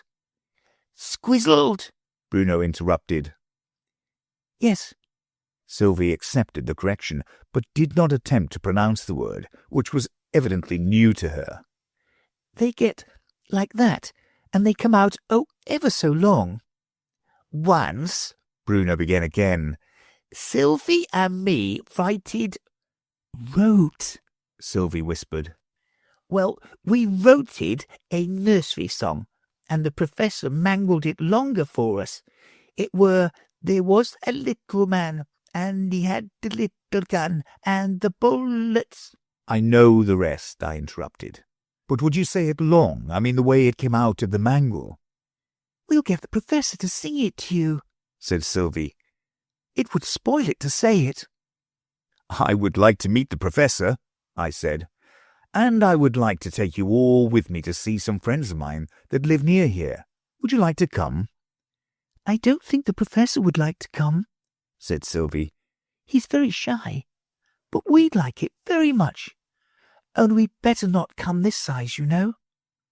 The difficulty had occurred to me already, and I had felt that perhaps there would be a slight awkwardness in introducing two such tiny friends into society. What size will you be? I inquired. We'd better come as common children, Sylvie thoughtfully replied. That's the easiest size to manage. Could you come today? I said, thinking then we could have you at the picnic. Sylvie considered a little. Not today, she replied. We haven't got the things ready. We'll come on Tuesday next, if you like. And now really, Bruno, you must come and do your lessons. I wish oo wouldn't say really, Bruno, the little fellow pleaded, with pouted lips that made him look prettier than ever. It always shows there's something horrid coming, and I won't kiss you if you're so unkind. But you have kissed me, Sylvie exclaimed in merry triumph. Well then, I'll unkiss you. And he threw his arms round her neck for this novel, but apparently not very painful operation. It's very like kissing, Sylvie remarked, as soon as her lips were again free for speech. Oo don't know nothing about it. It was just the conquery, Bruno replied, with much severity as he marched away. Sylvie turned her laughing face to me. Shall we come on Tuesday? She said. Very well, I said. Let it be Tuesday next. But where is the professor? Did he come with you to Fairyland? No, said Sylvie. But he promised he'd come and see us some day. He's getting his lecture ready, so he has to stay at home. At home? I said dreamily, not feeling quite sure what she had said. Yes, sir. His lordship and Lady Muriel are at home. Please to walk this way. Chapter 17. The Three Badgers. Still more dreamily I found myself following this imperious voice into a room where the Earl, his daughter, and Arthur were seated. So you've come at last, said Lady Muriel in a tone of playful reproach. I was delayed, I stammered, though what it was that had delayed me I should have been puzzled to explain. Luckily, no questions were asked. The carriage was ordered round. The hamper containing our contribution to the picnic was duly stowed away, and we set forth. There was no need for me to maintain the conversation. Lady Muriel and Arthur were evidently on those most delightful of terms, where one has no need to check thought after thought as it rises to the lips, with the fear this will not be appreciated, this will give offence, this will sound too serious, this will sound flippant. Like very old friends, in fullest sympathy, their talk rippled on. "Why shouldn't we desert the picnic and go in some other direction?" she suddenly suggested. "A party of 4 is surely self-sufficing, and as for food, our hamper—" "Why shouldn't we? What a genuine lady's argument," laughed Arthur. "A lady never knows on which side the onus probandi, the burden of proving, lies." "Do men always know?" she asked with a pretty assumption of meek docility. "With one exception, the only one I can think of, Dr. Watts, who has asked the senseless question, 'Why should I deprive my neighbour of his goods against his will?' Fancy that as an argument for honesty. His position seems to be, 'I'm only honest because I see no reason to steal.' And the thief's answer is of course complete and crushing. 'I deprive my neighbour of his goods because I want them myself, and I do it against his will because there's no chance of getting him to consent to it.'" "I can give you one other exception," I said, "an argument I heard only today, and not by my lady. Why shouldn't I walk on my own forehead?" "What a curious subject for speculation," said Lady Muriel, turning to me with eyes brimming over with laughter. "May we know who propounded the question, and did he walk on his own forehead?" "I can't remember who it was that said it," I faltered, "nor where I heard it." "Whoever it was, I hope we shall meet him at the picnic," said Lady Muriel. "It's a far more interesting question than, 'Isn't this a picturesque ruin? Aren't those autumn tints lovely?' I shall have to answer those 2 questions 10 times at least this afternoon." "That's one of the miseries of society," said Arthur. "Why can't people let one enjoy the beauties of nature without having to say so every minute? Why should life be one long catechism?" "It's just as bad at a picture gallery," the Earl remarked.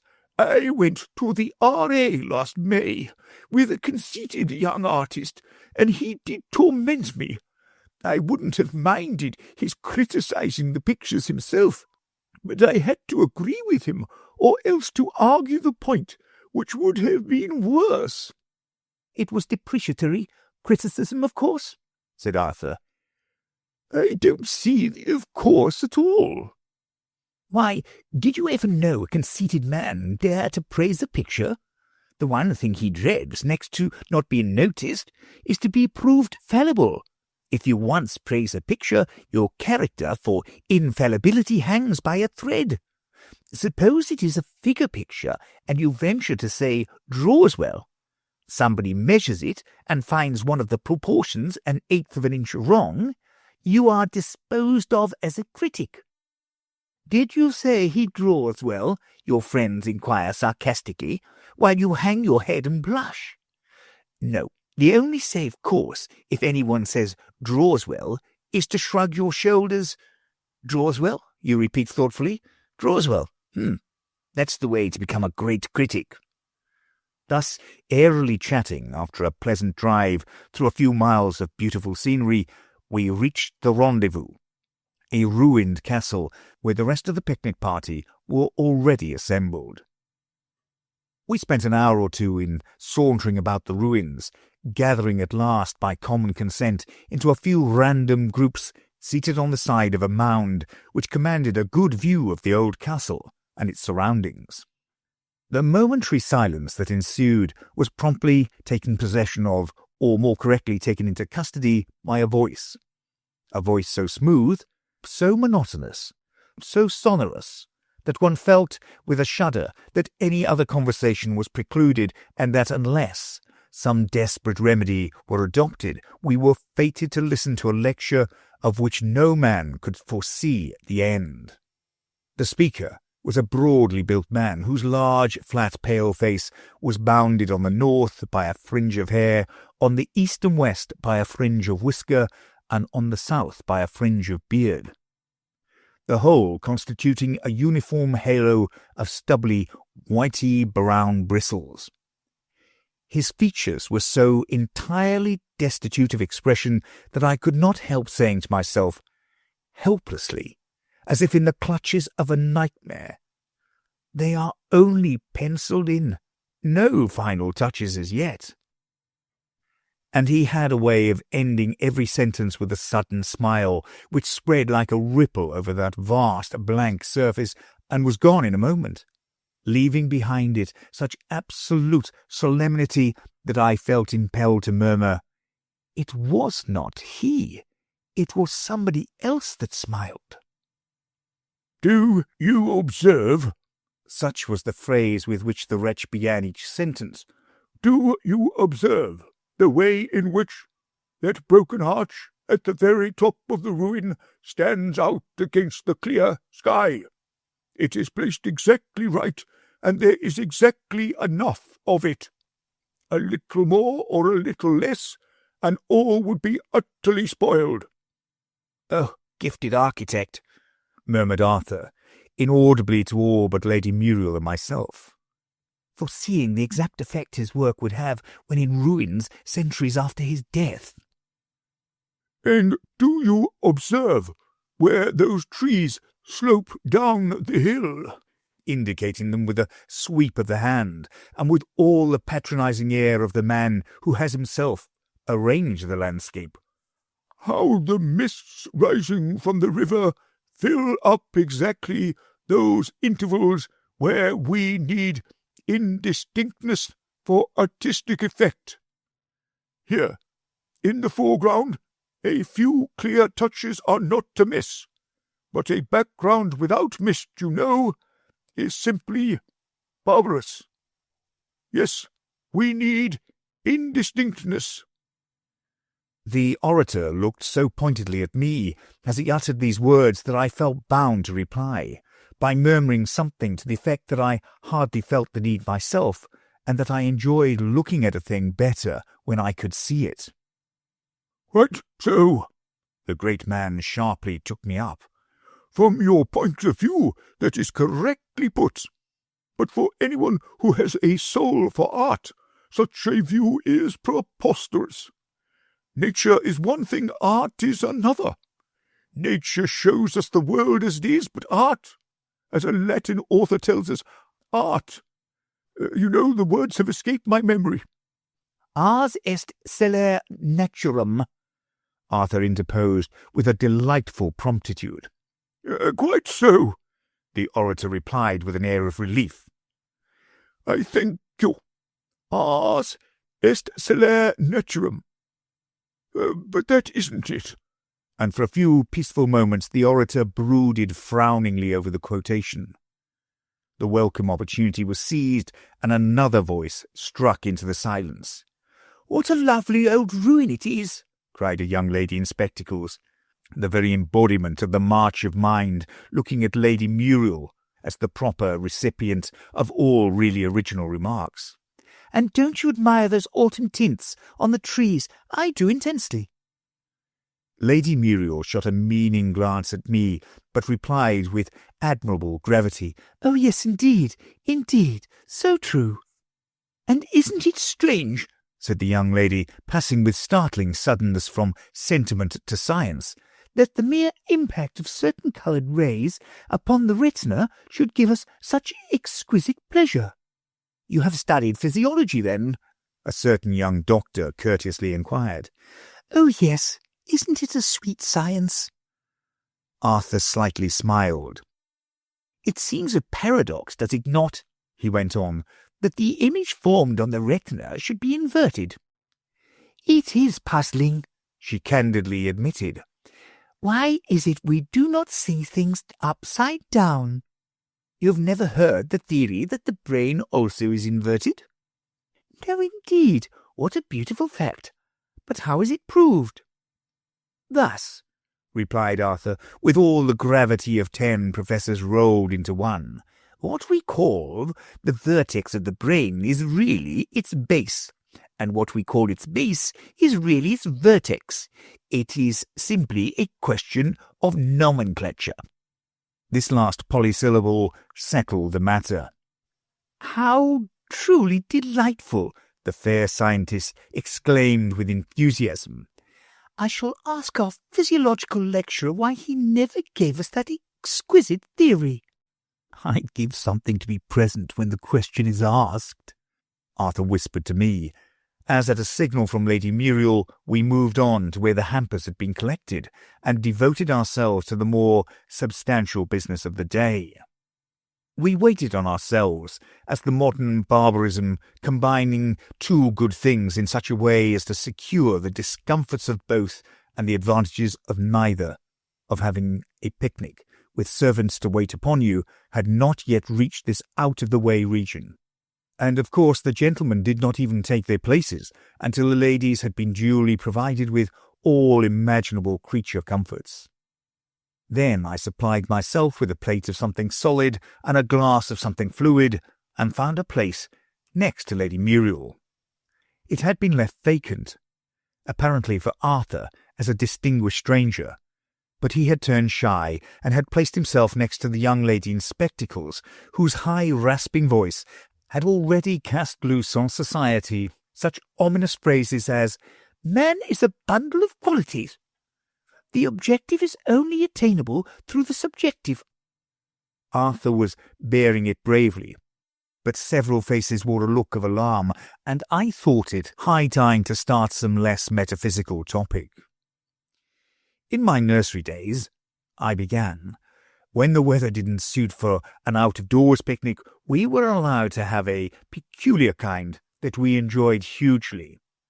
The tablecloth was laid under the table instead of upon it. We sat round it on the floor, and I believe we really enjoyed that extremely uncomfortable kind of dinner more than we ever did the orthodox arrangement.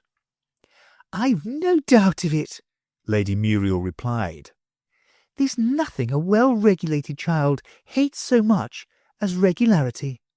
I believe a really healthy boy would thoroughly enjoy Greek grammar, if only he might stand on his head to learn it. And your carpet dinner certainly spared you one feature of a picnic, which is to me its chief drawback." The chance of a shower?" I suggested. "No, the chance, or rather the certainty of live things occurring in combination with one's food. Spiders are my bugbear. Now my father has no sympathy with that sentiment. Have you, dear?" For the Earl had caught the word and turned to listen.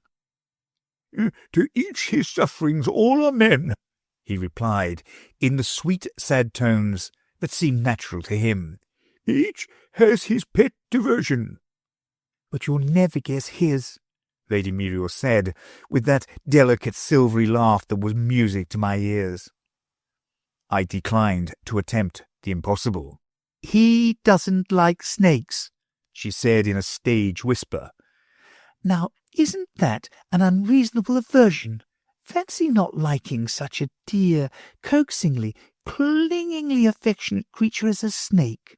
"Not like snakes?" I exclaimed. "Is such a thing possible?" "No, he doesn't like them," she repeated with a pretty mock gravity. "He's not afraid of them, you know, but he doesn't like them. He says they're too waggly." I was more startled than I liked to show. There was something so uncanny in this echo of the very words I had so lately heard from that little forest sprite, that it was only by a great effort I succeeded in saying carelessly, "Let us banish so unpleasant a topic. Won't you sing us something, Lady Muriel? I know you do sing without music." "The only songs I know without music are desperately sentimental, I'm afraid. Are your tears all ready?" Quite ready, came from all sides, and Lady Muriel, not being one of those lady singers who think it de rigueur to decline to sing till they have been petitioned 3 or 4 times, and have pleaded failure of memory, loss of voice, and other conclusive reasons for silence, began at once. There be 3 badgers on a mossy stone, beside a dark and covered way. Each dreams himself a monarch on his throne, and so they stay and stay.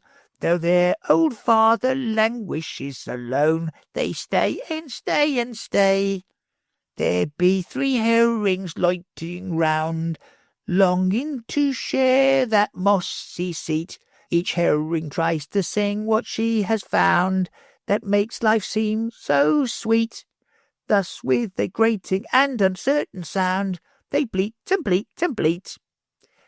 The mother herring on the salt sea wave sought vainly for her absent ones.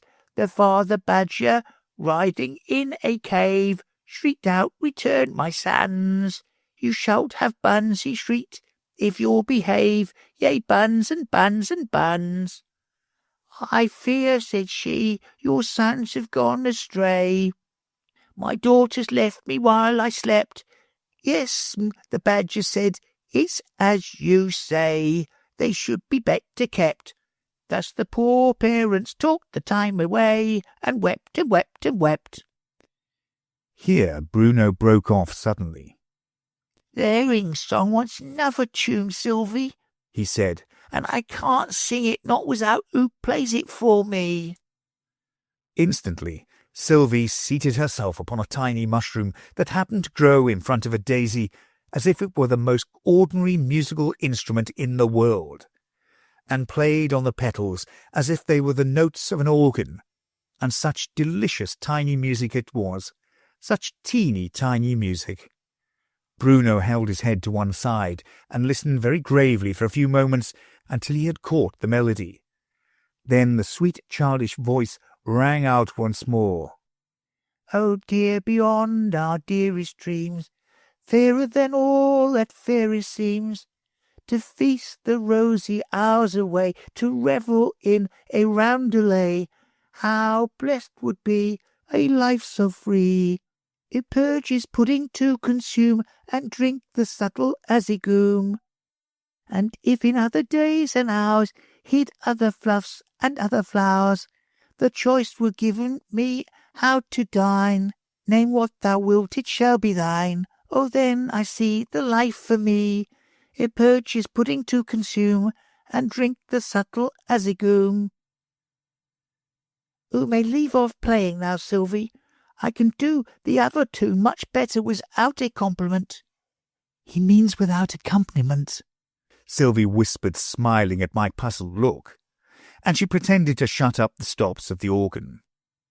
"The badgers did not care to talk to fish. They did not dote on herring songs. They never had experienced the dish to which the name belongs. And oh, to pinch their tails, this was their wish, with tongs, yea, tongs and tongs."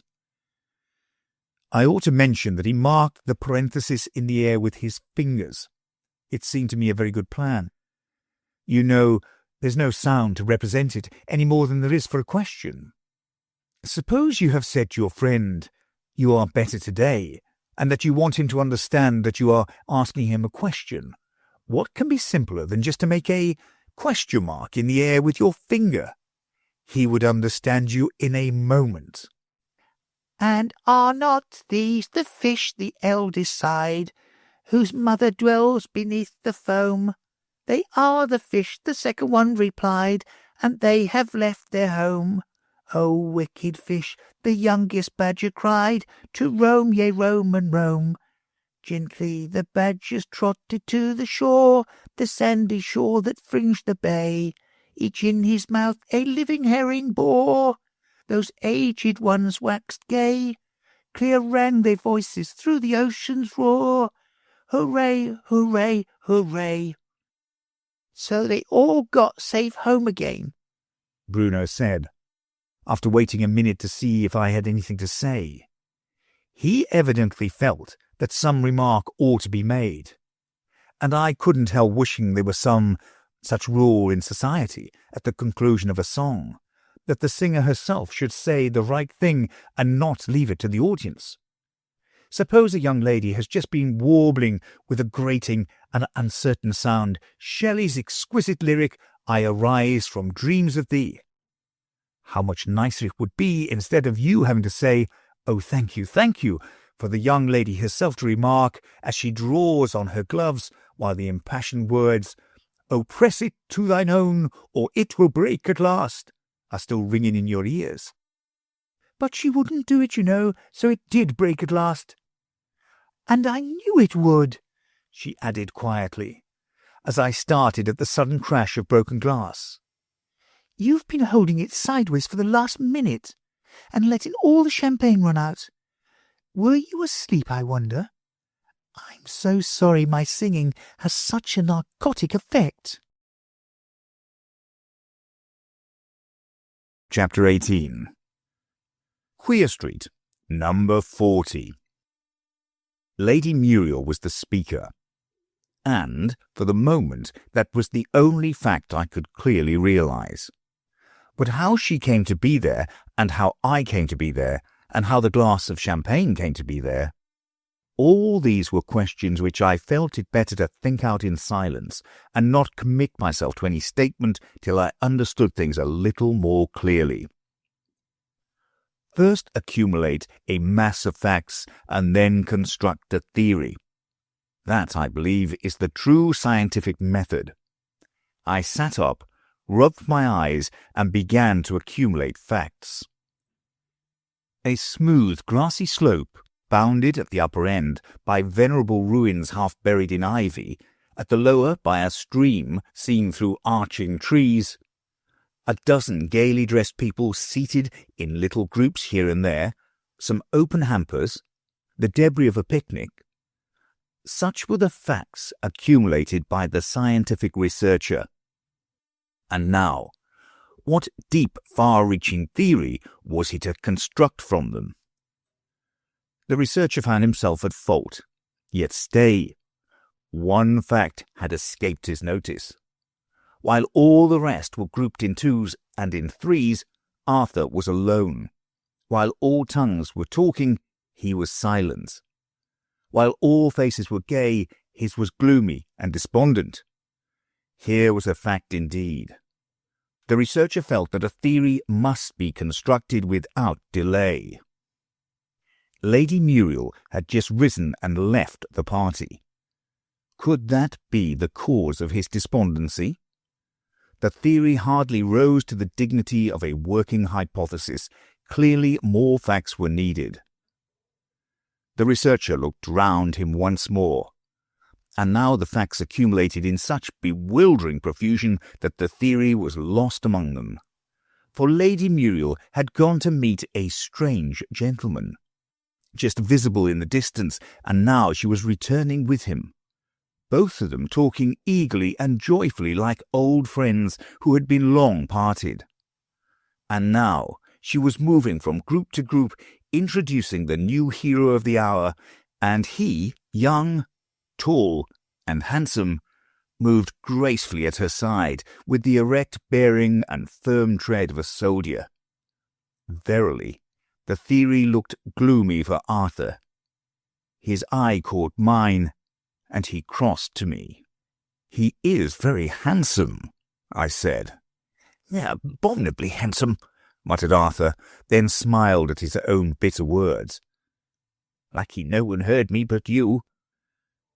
"Dr. Forrester," said Lady Muriel, who had just joined us. "Let me introduce to you my cousin, Eric Linden, Captain Linden, I should say." Arthur shook off his ill temper instantly and completely, as he rose and gave the young soldier his hand. "I've heard of you," he said. "I'm very glad to make the acquaintance of Lady Muriel's cousin." "Yes, that's all I'm distinguished for as yet," said Eric.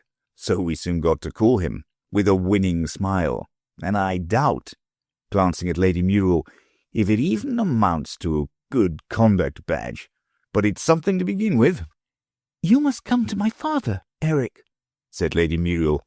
I think he's wandering among the ruins. And the pair moved on. The gloomy look returned to Arthur's face, and I could see it was only to distract his thoughts that he took his place at the side of the metaphysical young lady and resumed their interrupted discussion. "Talking of Herbert Spencer," he began, "do you really find no logical difficulty in regarding nature as a process of involution, passing from definite coherent homogeneity to indefinite incoherent heterogeneity?" Amused as I was at the ingenious jumble he had made of Spencer's words, I kept as grave a face as I could. "No physical difficulty," she confidently replied, "but I haven't studied logic much. Would you state the difficulty?" "Well," said Arthur, "do you accept it as self-evident?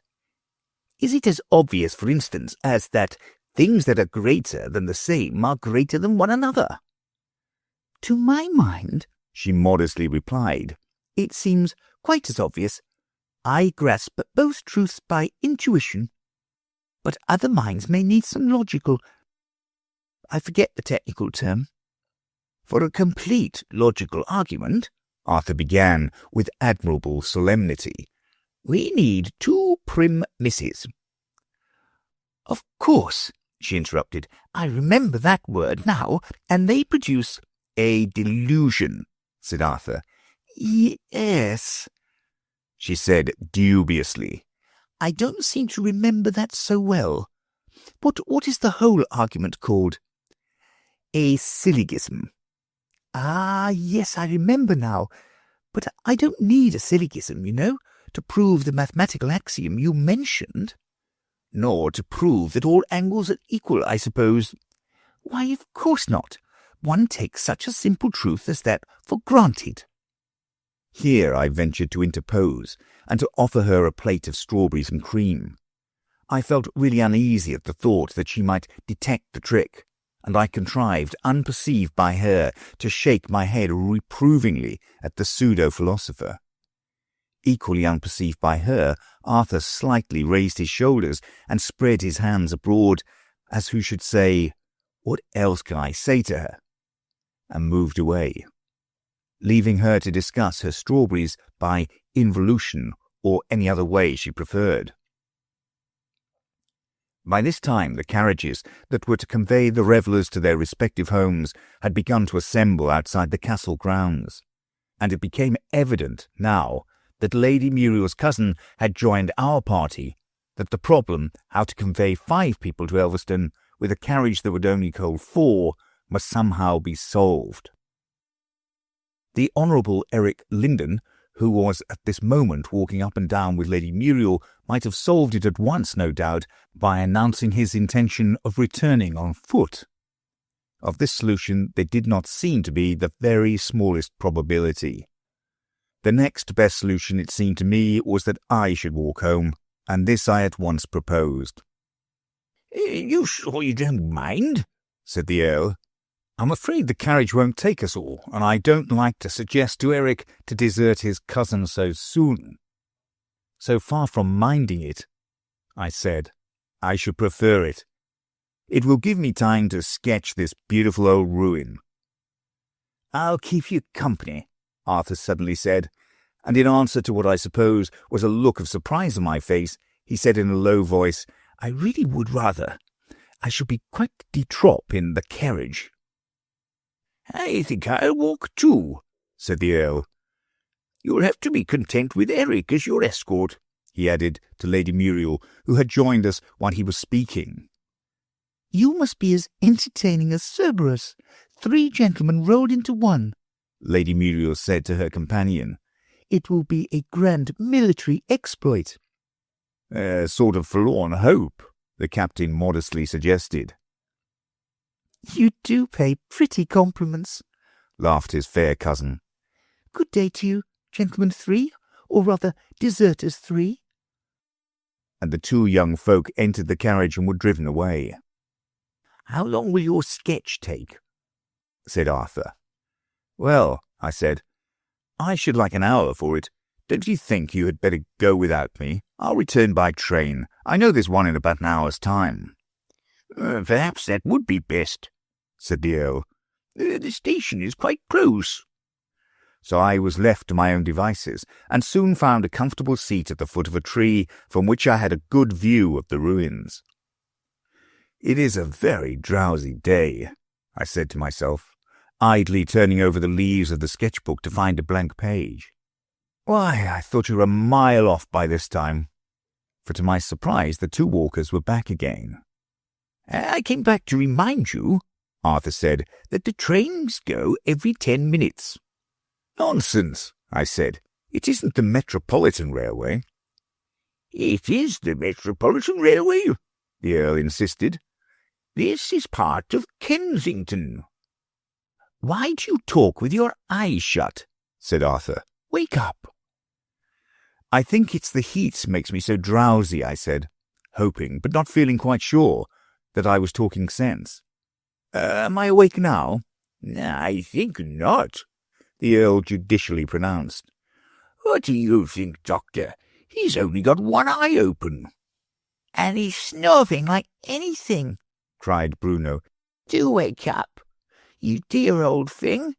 And he and Sylvie set to work rolling the heavy head from side to side, as if its connection with the shoulders was a matter of no sort of importance.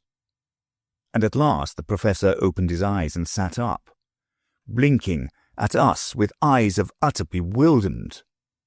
"Would you have the kindness to mention," he said, addressing me with his usual old-fashioned courtesy, "whereabouts we are just now, and who we are, beginning with me?" I thought it best to begin with the children. "This is Sylvie, sir, and this is Bruno." "Ah, yes, I know them well enough," the old man murmured. "It's myself I'm most anxious about, and perhaps you'll be good enough to mention at the same time how I got here."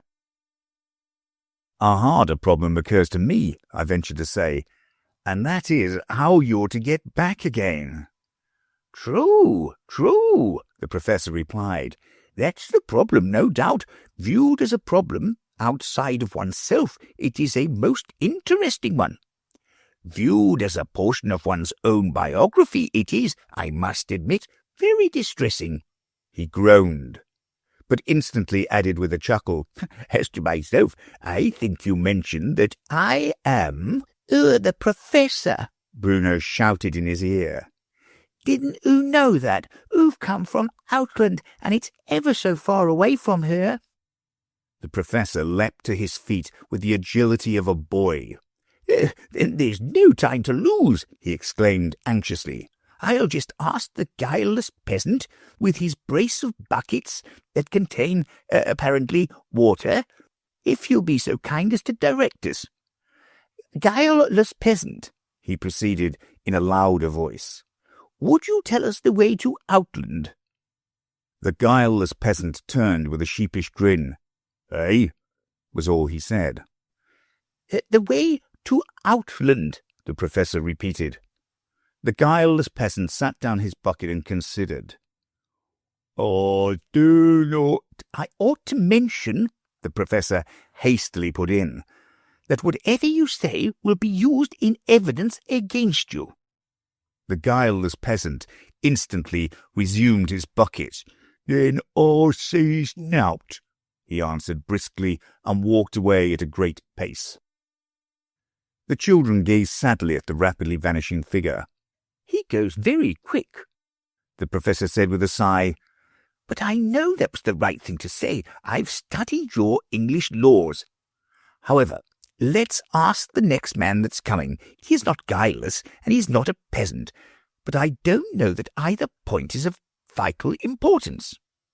It was, in fact, the Honourable Eric Linden, who had apparently fulfilled his task of escorting Lady Muriel home, and was now strolling leisurely up and down the road outside the house, enjoying a solitary cigar. "Might I trouble you, sir, to tell us the nearest way to Outland?" Oddity as he was in outward appearance, the Professor was in that essential nature in which no outward disguise could conceal, a thorough gentleman. And as such, Eric Linden accepted him instantly. He took the cigar from his mouth and delicately shook off the ash while he considered. "The name sounds strange to me," he said. "I doubt if I can help you." "It's not very far from Fairyland," the Professor suggested.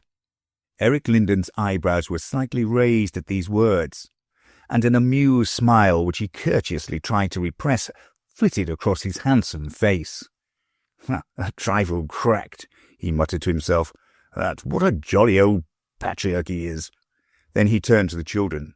"And can't you help him, little folk?" he said, with a gentleness of tone that seemed to win their hearts at once. "Surely ye know all about it. How many miles to Babylon? 70 miles and 10. Can I get there by candlelight? Yes, and back again." To my surprise, Bruno ran forwards to him, as if he was some old friend of theirs, seized the disengaged hand and hung on to it with both of his own. And there stood this tall, dignified officer in the middle of the road, gravely swinging a little boy to and fro, while Sylvie stood ready to push him, exactly as if a real swing had suddenly been provided for their pastime. "We don't want to go to Babylon, who knows?" Bruno explained as he swung. "And it isn't candlelight, it's daylight," Sylvie added, giving the swing a push of extra vigour, which nearly took the whole machine off its balance. By this time it was clear to me that Eric Lindon was quite unconscious of my presence. Even the Professor and the children seemed to have lost sight of me, and I stood in the midst of the group as unconcernedly as a ghost, seeing but unseen. "How perfectly isochronous!" the Professor exclaimed with enthusiasm. He had his watch in his hand and was carefully counting Bruno's oscillations. "He measures time quite as accurately as a pendulum." "Yet even pendulums," the good-natured young soldier observed as he carefully released his hand from Bruno's grasp, "are not a joy forever. Come, that's enough for one bout, little man. Next time we meet you shall have another. Meanwhile, you'd better take this old gentleman to Queer Street, number—" "We'll find it," cried Bruno eagerly, as they dragged the Professor away. "We are much indebted to you," the Professor said, looking over his shoulder. "Don't mention it," replied the officer, raising his hat as a parting salute.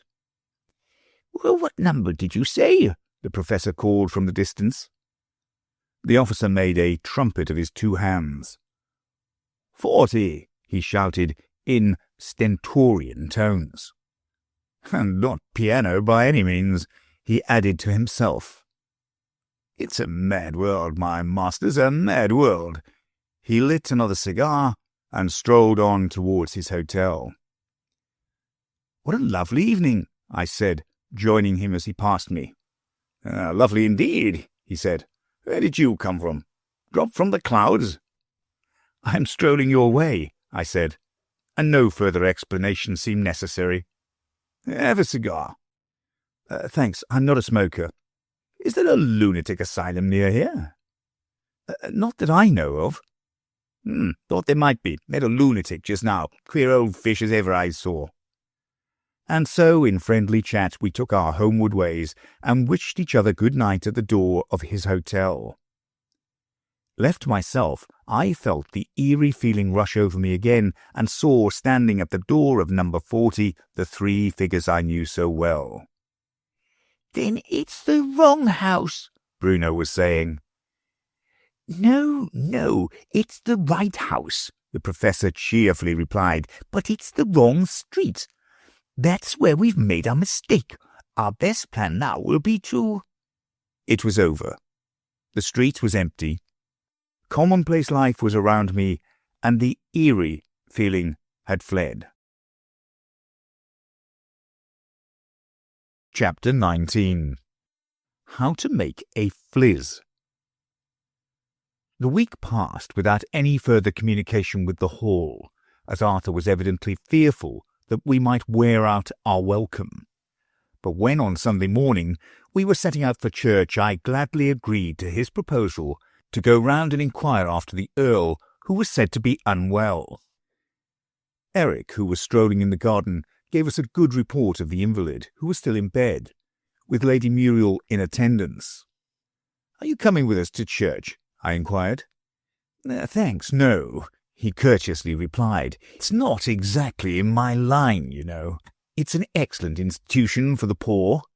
When I'm with my own folk, I go just to set them an example. But I'm not known here, so I think I'll excuse myself sitting out a sermon. Country preachers are always so dull." Arthur was silent till we were out of hearing. Then he said to himself almost inaudibly, "Where 2 or 3 are gathered together in my name, there am I in the midst of them." "Yes," I assented. "No doubt that is the principle on which church-going rests." "And where he goes," he continued. Our thoughts ran so much together that our conversation was often slightly elliptical. "I suppose he repeats the words, 'I believe in the communion of saints.'" But by this time we had reached the little church, into which a goodly stream of worshippers, consisting mainly of fishermen and their families, was flowing. The service would have been pronounced by any modern aesthetic religionist or religious aesthete. Which is it? To be crude and cold, to me, coming fresh from the ever-advancing developments of a London church under a so distant Catholic rector, it was unspeakably refreshing. There was no theatrical procession of demure little choristers, trying their best not to simper under the admiring gaze of the congregation. The people's share in the service was taken by the people themselves, unaided, except that a few good voices, judiciously posted here and there among them, kept the singing from going too far astray. There was no murdering of the noble music contained in the Bible and the liturgy by its recital in a dead monotone, with no more expression than a mechanical talking doll. No, the prayers were prayed, the lessons were read, and best of all, the sermon was taught. And I found myself repeating, as we left the church, the words of Jacob when he awaked out of his sleep. "Surely the Lord is in this place. This is none other but the house of God, and this is the gate of heaven." "Yes," said Arthur, apparently in answer to my thoughts. "Those high services are fast becoming pure formalism. More and more the people are beginning to regard them as performances, in which they only assist in the French sense, and it is specially bad for the little boys. They'd be much less self-conscious as pantomime fairies, with all that dressing up and stagey entrances and exits, and being always on evidence. No wonder if they're eaten up with vanity, the blatant little coxcombs." When we passed the hall on our return, we found the Earl and Lady Muriel sitting out in the garden. Eric had gone for a stroll. We joined them, and the conversation soon turned on the sermon we had just heard, the subject of which was selfishness. "What a change has come over our pulpits," Arthur remarked, "since the time when Paley gave the utterly selfish definition of virtue. The doing good to mankind in obedience to the will of God and for the sake of everlasting happiness." Lady Muriel looked at him inquiringly, but she seemed to have learnt by intuition what years of experience had taught me, that the way to elicit Arthur's deepest thoughts was neither to assent nor dissent, but simply to listen. "At that time," he went on, "a great tidal wave of selfishness was sweeping over human thought. Right and wrong had somehow been transformed into gain and loss, and religion had become a sort of commercial transaction. We may be thankful that our preachers are beginning to take a nobler view of life." "But is it not taught again and again in the Bible?" I ventured to ask. "Not in the Bible as a whole," said Arthur. "In the Old Testament, no doubt, rewards and punishments are constantly appealed to as motives for action. The teaching is best for children, and the Israelites seem to have been mentally utter children. We guide our children thus at first, but we appeal as soon as possible to their innate sense of right and wrong, and when that stage is safely passed, we appeal to the highest motive of all, the desire for likeness to, and union with, the supreme good. I think you will find that to be the teaching of the Bible as a whole, beginning with that thy days may be long in the land, and ending with be ye perfect, even as your Father which is in heaven is perfect. We were silent for a while, and then Arthur went off on another tack. Look at the literature of hymns now. How cankered it is, through and through with selfishness. There are few human compositions more utterly degrading than some modern hymns. I quoted the stanza. Whatever, Lord, we tend to thee, repaid 1,000-fold shall be, then gladly will we give to thee, giver of all. Yes, he said grimly, that is the typical stanza, and the very last charity sermon I heard was infected with it. After giving many good reasons for charity, the preacher wound up with, and for all you give you will be repaid 1,000-fold. Oh, the utter meanness of such a motive, to be put before men who do know what self-sacrifice is, who can appreciate generosity and heroism. Talk of original sin, he went on with increasing bitterness. Can you have a stronger proof of the original goodness there must be in this nation than the fact that religion has been preached to us as a commercial speculation for a century, and that we still believe in a God? It couldn't have gone on so long, Lady Muriel musingly remarked, if the opposition hadn't been practically silenced, put under what the French call la clôture. Surely in any lecture hall or in private society, such teaching would soon have been hooted down. I trust so, said Arthur. And though I don't want to see brawling in church legalized, I must say that our preachers enjoy an enormous privilege, which they ill deserve and which they misuse terribly. We put our man into a pulpit and we virtually tell him, now you may stand there and talk to us for half an hour. We won't interrupt you by so much as a word. You shall have it all your own way, and what does he give us in return? Shallow twaddle, that, if it were addressed to you over a dinner table, you would think, does this man take me for a fool? The return of Eric from his walk checked the tide of Arthur's eloquence, and after a few minutes' talk on more conventional topics, we took our leave. Lady Muriel walked with us to the gate. You have given me much to think about, she said earnestly as she gave Arthur her hand. I'm so glad you came in. And her words brought a real glow of pleasure into that pale, worn face of his. On the Tuesday, as Arthur did not seem equal to more walking, I took a long stroll by myself, having stipulated that he was not to give the whole day to his books, but was to meet me at the hall at about tea-time. On my way back, I passed the station, just as the afternoon train came in sight, and sauntered down the stairs to see it come in.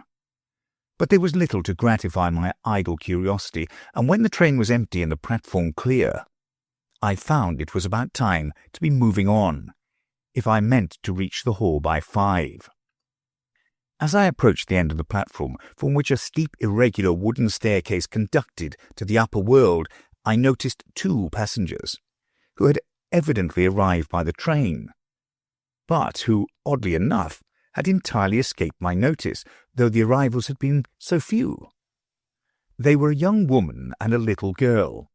The former, so far as one could judge by appearances, was a nursemaid, or possibly a nursery governess, in attendance on the child, whose refined face, even more than her dress, distinguished her as of a higher class than her companion.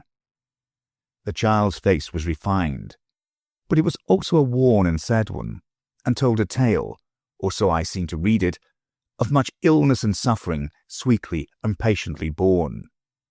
She had a little crutch to help herself along with, and she was now standing, looking wistfully up at the long staircase, and apparently waiting till she could muster courage to begin the toilsome ascent. There are some things one says in life, as well as things one does, which come automatically, by reflex action, as the physiologists say, meaning no doubt action without reflection, just as Lucas is said to be derived a non lucendo. Closing one's eyelids when something seems to be flying into the eye is one of those actions, and saying, "May I carry the little girl up the stairs?" was another.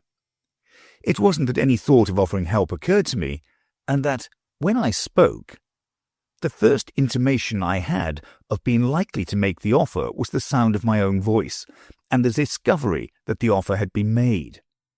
The servant paused, doubtfully glancing from her charge to me and then back again to the child. "Would you like it, dear?" she asked her. But no such doubt appeared to cross the child's mind. She lifted her arms eagerly to be taken up. "Please," was all she said, while a faint smile flickered on the weary little face. I took her up with scrupulous care, and her little arm was at once clasped trustfully round my neck. She was a very little weight. So light, in fact, that the ridiculous idea crossed my mind that it was rather easier going up with her in my arms than it would have been without her. And when we reached the road above, with its cart ruts and loose stones, all formidable obstacles for a lame child, I found that I had said, "I'd better carry her over this rough place," before I had formed any mental connection between its roughness and my gentle little burden. "Indeed, it's troubling you too much, sir," the maid exclaimed. "She can walk very well on the flat." But the arm that was twined about my neck clung just an atom more closely at the suggestion, and decided me to say, "She's no weight, really. I'll carry her a little further. I'm going your way." The nurse raised no further objection, and the next speaker was a ragged little boy with bare feet and a broom over his shoulder, who ran across the road and pretended to sweep the perfectly dry road in front of us. "Give us a halfpenny," the little urchin pleaded, with a broad grin on his dirty face. "Don't give him a halfpenny," said the little lady in my arms. The words sounded harsh, but the tone was gentleness itself. "He's an idle little boy." And she laughed a laugh of such silvery sweetness as I had never yet heard from any lips but Sylvie's. To my astonishment, the boy actually joined in the laugh, as if there was some subtle sympathy between them, as he ran away down the road and vanished through a gap in the hedge. But he was back in a few moments, having discarded his broom and provided himself from some mysterious source with an exquisite bouquet of flowers. Buy a posy, only a halfpenny," he chanted, with the melancholy drawl of a professional beggar. "Don't buy it," was Her Majesty's edict as she looked down with a lofty scorn that seemed curiously mixed with tender interest on the ragged creature at her feet.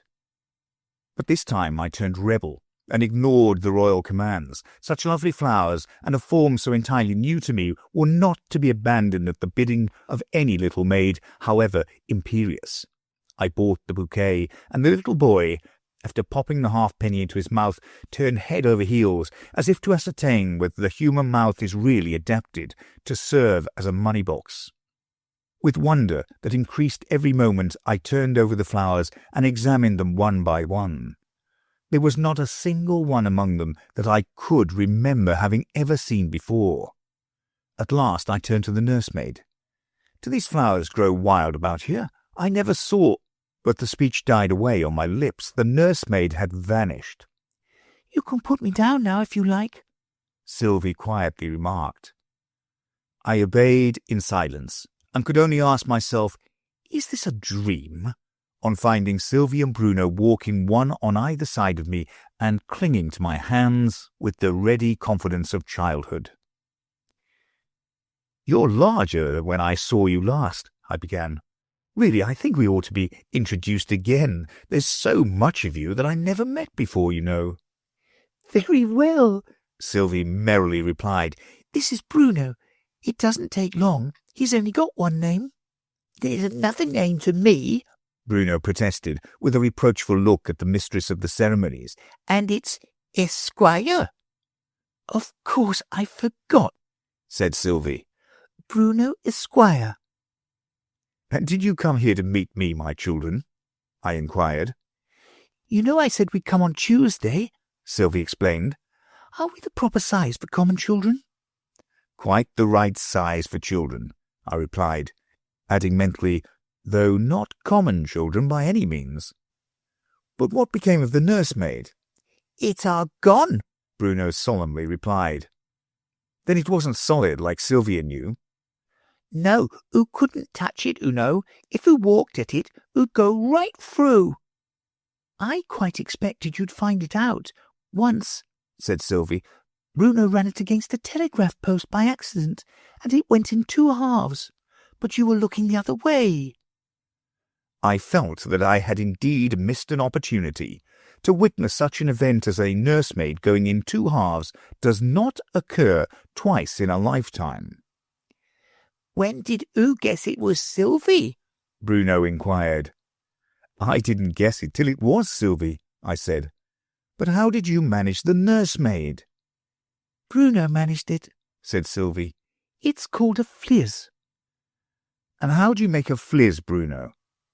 The professor teached me how, said Bruno. First, oo takes a lot of air. Oh, Bruno, Sylvie interposed. The professor said you weren't to tell. But who did her voice? I asked. Indeed, it's troubling you too much, sir. She can walk very well on the flat. Bruno laughed merrily as I turned hastily from side to side, looking in all directions for the speaker. That were me, he gleefully proclaimed in his own voice. She can indeed walk very well on the flat, I said, and I think I was the flat. By this time we were near the hall. This is where my friends live, I said. Will you come in and have some tea with them? Bruno gave a little jump of joy, and Sylvie said, Yes, please. You'd love some tea, Bruno, wouldn't you? He hasn't tasted tea, she explained to me, since we left Outland. And that weren't good tea, said Bruno. It was so welly weak. Chapter 20. Light come, light go. Lady Muriel's smile of welcome could not quite conceal the look of surprise with which she regarded my new companions. I presented them in due form. This is Sylvie, Lady Muriel, and this is Bruno. Any surname? She inquired, her eyes twinkling with fun. No, I said gravely, no surname. She laughed, evidently thinking I said it in fun, and stooped to kiss the children, a salute to which Bruno submitted with reluctance. Sylvie returned it with interest. While she and Arthur, who had arrived before me, supplied the children with tea and cake, I tried to engage the Earl in conversation. But he was restless and distrait, and we made little progress. At last, by a sudden question, he betrayed the cause of his disquiet. Would you let me look at those flowers you have in your hand? Willingly, I said, handing him the bouquet. Botany was, I knew, a favourite study of his, and these flowers were to me so entirely new and mysterious that I was really curious to see what a botanist would say of them. They did not diminish his disquiet. On the contrary, he became every moment more excited as he turned them over. These are all from Central India, he said, laying aside part of the bouquet. They are rare even there, and I have never seen them in any other part of the world. These two are Mexican. This one, he rose hastily and carried it to the window to examine it in a better light, the flush of excitement mounting to his very forehead. I'm nearly sure, but I have a book of Indian botany here. He took a volume from the bookshelves and turned the leaves with trembling fingers. Yes, compare it with this picture. It is the exact duplicate. This is the flower of the upas tree, which usually grows only in the depths of forests. And the flowers fade so quickly after being plucked that it is scarcely possible to keep its form or colour even so far as the outskirts of the forest. Yet this is in full bloom. Where did you get these flowers? He asked with breathless eagerness. I glanced at Sylvie, who gravely and silently laid her finger on her lips, then beckoned to Bruno to follow her and ran out into the garden. and I found myself in the position of a defendant whose two most important witnesses have been suddenly taken away. Let me give you the flowers," I stammered out at last, quite at my wits' end as to how to get out of the difficulty. "You know much more about them than I do." "I accept them most gratefully, but you have not yet told me," the Earl was beginning, when we were interrupted, to my great relief, by the arrival of Eric Linden. To Arthur, however, the newcomer was, I saw clearly, anything but welcome. His face clouded over. He drew a little back from the circle and took no further part in the conversation, which was wholly maintained for some minutes by Lady Muriel and her lively cousin, who were discussing some new music that had just arrived from London. "Do just try this one," he pleaded. "The music looks easy to sing at sight, and the song's quite appropriate to the occasion." "Then I suppose it's 5 o'clock tea's ever to thee, faithful I'll be, 5 o'clock tea," laughed Lady Muriel as she sat down to the piano and lightly struck a few random chords. "Not quite, and yet it's a kind of ever to thee, faithful I'll be. It's a pair of hapless lovers. He crosses the briny deep, and she is left lamenting." "That is indeed appropriate," she replied mockingly, as he placed the song before her. "And am I to do the lamenting, and who for, if you please?" She played the air once or twice through, first in quick and finally in slow time, and then gave us the whole song, with as much graceful ease as if she had been familiar with it all her life. "He stepped so lightly to the land, all in his manly pride. He kissed her cheek, he pressed her hand, yet still she glanced aside. Too gay he seems, she darkly dreams, too gallant and too gay, to think of me, poor simple me, when he is far away. I bring my love this goodly pearl, across the seas, he said, a gem to deck the dearest girl that ever sailor wed.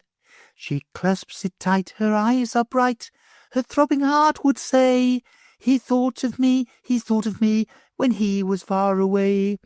The ship had sailed into the west, her ocean bird is flown, a dull dead pain is in her breast, and she is weak and lone. Yet there's a smile upon her face, a smile that seems to say, he'll think of me, when he is far away. Though waters wide between us glide, our lives are warm and near, no distant parts, two faithful hearts, two hearts that love so dear. And I will trust my sailor lad for ever and a day, to think of me, when he is far away." The look of displeasure which had begun to come over Arthur's face when the young captain spoke of love so lightly faded away as the song proceeded, and he listened with evident delight. But his face darkened again when Eric demurely remarked, "Don't you think my soldier lad would have fitted the tune just as well?" "Why, so it would," Lady Muriel gaily retorted. "Soldiers, sailors, tinkers, tailors, what a lot of words would fit in. I think my tinker lad sounds best, don't you?"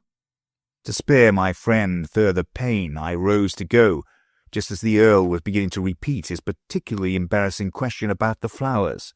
You have not yet—" "Yes, I have had some tea, thank you," I hastily interrupted him.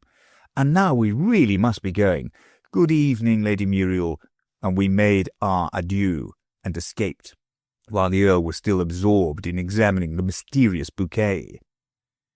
Lady Muriel accompanied us to the door. "You couldn't have given my father a more acceptable present," she said warmly. "He is so passionately fond of botany. I'm afraid I know nothing of the theory of it, but I keep his hortus siccus in order. I must get some sheets of blotting paper and dry these new treasures for him before they fade." "That won't be no good at all," said Bruno, who was waiting for us in the garden. "Why won't it?" said I. "You know I had to give the flowers to stop questions." "Yes, it can't be helped," said Sylvie, "but they will be sorry when they find them gone." "But how will they go?" Well, I don't know how, but they will go. The nosegay was only a fliz, you know. Bruno made it up. These last words were in a whisper, as she evidently did not wish Arthur to hear. But of this there seemed to be little risk. He hardly seemed to notice the children, but paced on, silent and abstracted. And when, at the entrance to the wood, they bid us a hasty farewell and ran off, he seemed to wake out of a daydream. The bouquet vanished, as Sylvie had predicted, and when, a day or two afterwards, Arthur and I once more visited the hall, we found the Earl and his daughter, with the old housekeeper out in the garden examining the fastenings of the drawing-room window. "We are holding an inquest," Lady Muriel said, advancing to meet us. "and we admit you, as accessories before the fact, to tell us all you know about those flowers." The accessories before the fact declined to answer any questions, I gravely replied, and they reserved their defence. "Well then, turn Queen's evidence, please. The flowers have disappeared in the night," she went on, turning to Arthur, "and we are quite sure no one in the house has meddled with them. Somebody must have entered by the window." But the fastenings have not been tampered with," said the Earl. "It must have been while you were dining, my lady," said the housekeeper. "That was it," said the Earl. "The thief must have seen you bring the flowers," turning to me, "and have noticed that you did not take them away, and he must have known their great value. They are simply priceless," he exclaimed in sudden excitement. "And you never told us how you got them," said Lady Muriel. Some day," I stammered, "I may be free to tell you. Just now, would you excuse me?" The Earl looked disappointed, but kindly said, "Very well, we will ask no questions."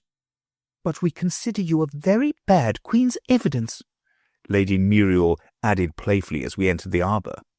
"We pronounce you to be an accomplice, and we sentence you to solitary confinement and to be fed on bread and butter. Do you take sugar? It is disquieting, certainly," she resumed, when all creature comforts had been duly supplied, "to find the house has been entered by a thief in this out-of-the-way place. If only the flowers had been eatables, one might have suspected a thief of quite another shape." "You mean that universal explanation for all mysterious disappearances? The cat did it?" said Arthur.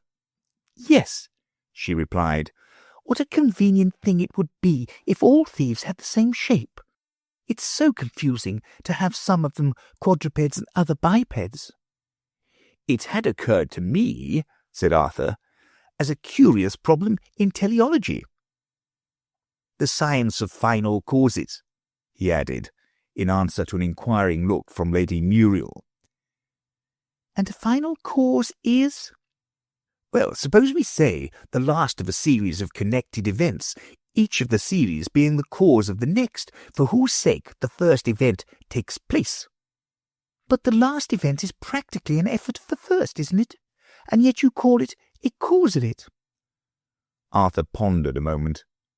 "The words are rather confusing, I grant you," he said. "With this do, the last event is an effect of the first, but the necessity for the event is a cause of the necessity for the first."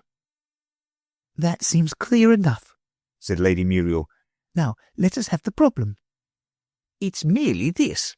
What object can we imagine in the arrangement by which each different size, roughly speaking, of living creatures has its own special shape? For instance, the human race has one kind of shape, bipeds. Another set, ranging from lion to the mouse, are quadrupeds. Go down a step or two further, and you come to insects with 6 legs, hexapods. A beautiful name, is it not? But beauty, in our sense of the word, seems to diminish as we go down. The creature becomes more, I won't say ugly, of any of God's creatures, more uncouth. And when we take the microscope and go a few steps lower still, we come upon animalculae, terribly uncouth, and with a terrible number of legs. The other alternative," said the Earl, would be a diminuendo series of repetitions of the same type. Never mind the monotony of it. Let's see how it would work in other ways. Begin with the race of men and the creatures they require. Let us say horses, cattle, sheep, and dogs. We don't exactly require frogs and spiders, do we, Muriel? Lady Muriel shuddered perceptibly. It was evidently a painful subject. We can dispense with them, she said gravely.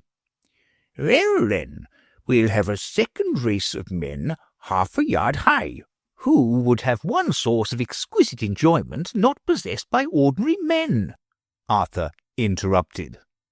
What source? Said the Earl. Why, the grandeur of scenery. Surely the grandeur of a mountain, to me, depends on its size relative to me. Double the height of the mountain, of course it's twice as grand. Half my height, and you produce the same effect. Happy, happy, happy small, Lady Muriel murmured rapturously. None but the short, none but the short, none but the short enjoy the tall. But let me go on, said the Earl. We'll have a third race of men 5 inches high, a fourth race an inch high. They couldn't eat common beef and mutton, I'm sure, Lady Muriel interrupted. True, my child, I was forgetting. Each set must have its own cattle and sheep. And its own vegetation, I added. What could a cow an inch high do with grass that waved far above its head? That is true. We must have a pasture within a pasture, so to speak. The common grass would serve our inch-high cows as a green forest of palms, while round the root of each tall stem would stretch a tiny carpet of microscopic grass. Yes, I think our scheme will work fairly well, and it would be very interesting, coming into contact with the races below us. What sweet little things the inch-high bulldogs would be. I doubt if even Muriel would run away from one of them. Don't you think we ought to have a crescendo series as well? Said Lady Muriel. Only fancy being 100 yards high. One could use an elephant as a paperweight and a crocodile as a pair of scissors. And would you have races of different sizes communicate with one another? I inquired. Would they make war on one another, for instance, or enter into treaties? War we must exclude, I think. When you could crush a whole nation with one blow of your fist, you couldn't conduct war on equal terms. But anything involving a collision of minds only would be possible in our ideal world. For of course we must allow mental powers to all, irrespective of size. Perhaps the rule would be that the smaller the race, the greater should be its intellectual development. Do you mean to say, said Lady Muriel, that these mannikins of an inch high are to argue with me? Surely, surely, said the Earl. An argument doesn't depend for its logical force on the size of the creature that utters it. She tossed her head indignantly. I would not argue with any man less than 6 inches high, she cried. I'd make him work. What at? Said Arthur, listening to all this nonsense with an amused smile. Embroidery, she readily replied. What lovely embroidery they would do. Yet, if they did it wrong, I said, you couldn't argue the question. I don't know why, but I agree that it couldn't be done. The reason is, said Lady Muriel, one couldn't sacrifice one's dignity so far. Of course one couldn't, echoed Arthur, any more than one could argue with a potato. It would be altogether, excuse the ancient pun, infradig. I doubt it, said I. Even a pun doesn't quite convince me. Well, if that is not the reason, said Lady Muriel, what reason would you give? I tried hard to understand the meaning of this question, but the persistent humming of the bees confused me, and there was a drowsiness in the air that made every thought stop and go to sleep before it had got well thought out. So all I could say was, that must depend on the weight of the potato. I felt the remark was not so sensible, as I should have liked it to be. But Lady Muriel seemed to take it quite as a matter of course. "In that case," she began, but suddenly started and turned away to listen. "Don't you hear him?" she said. "He's crying. We must go to him somehow." And I said to myself, "That's very strange. I quite thought it was Lady Muriel talking to me. Why, it's Sylvie all the while." And I made another great effort to say something that should have some meaning in it. "Is it about the potato?" Chapter 21. Through the Ivory Door. "I don't know," said Sylvie. "Hush, I must think. I could go to him by myself well enough, but I want you to come too." "Let me go with you," I pleaded. "I can walk as fast as you can, I'm sure." Sylvie laughed merrily. "What nonsense!" she cried. "Why, you can't walk a bit. You're lying quite flat on your back. You don't understand these things." "I can walk as well as you can," I repeated, and I tried my best to walk a few steps, but the ground slipped away backwards quite as fast as I could walk, so that I made no progress at all. Sylvie laughed again. "There, I told you so. You've no idea how funny you look, moving your feet about in the air, as if you were walking. Wait a bit, I'll ask the Professor what we'd better do." And she knocked at his study door. The door opened and the Professor looked out.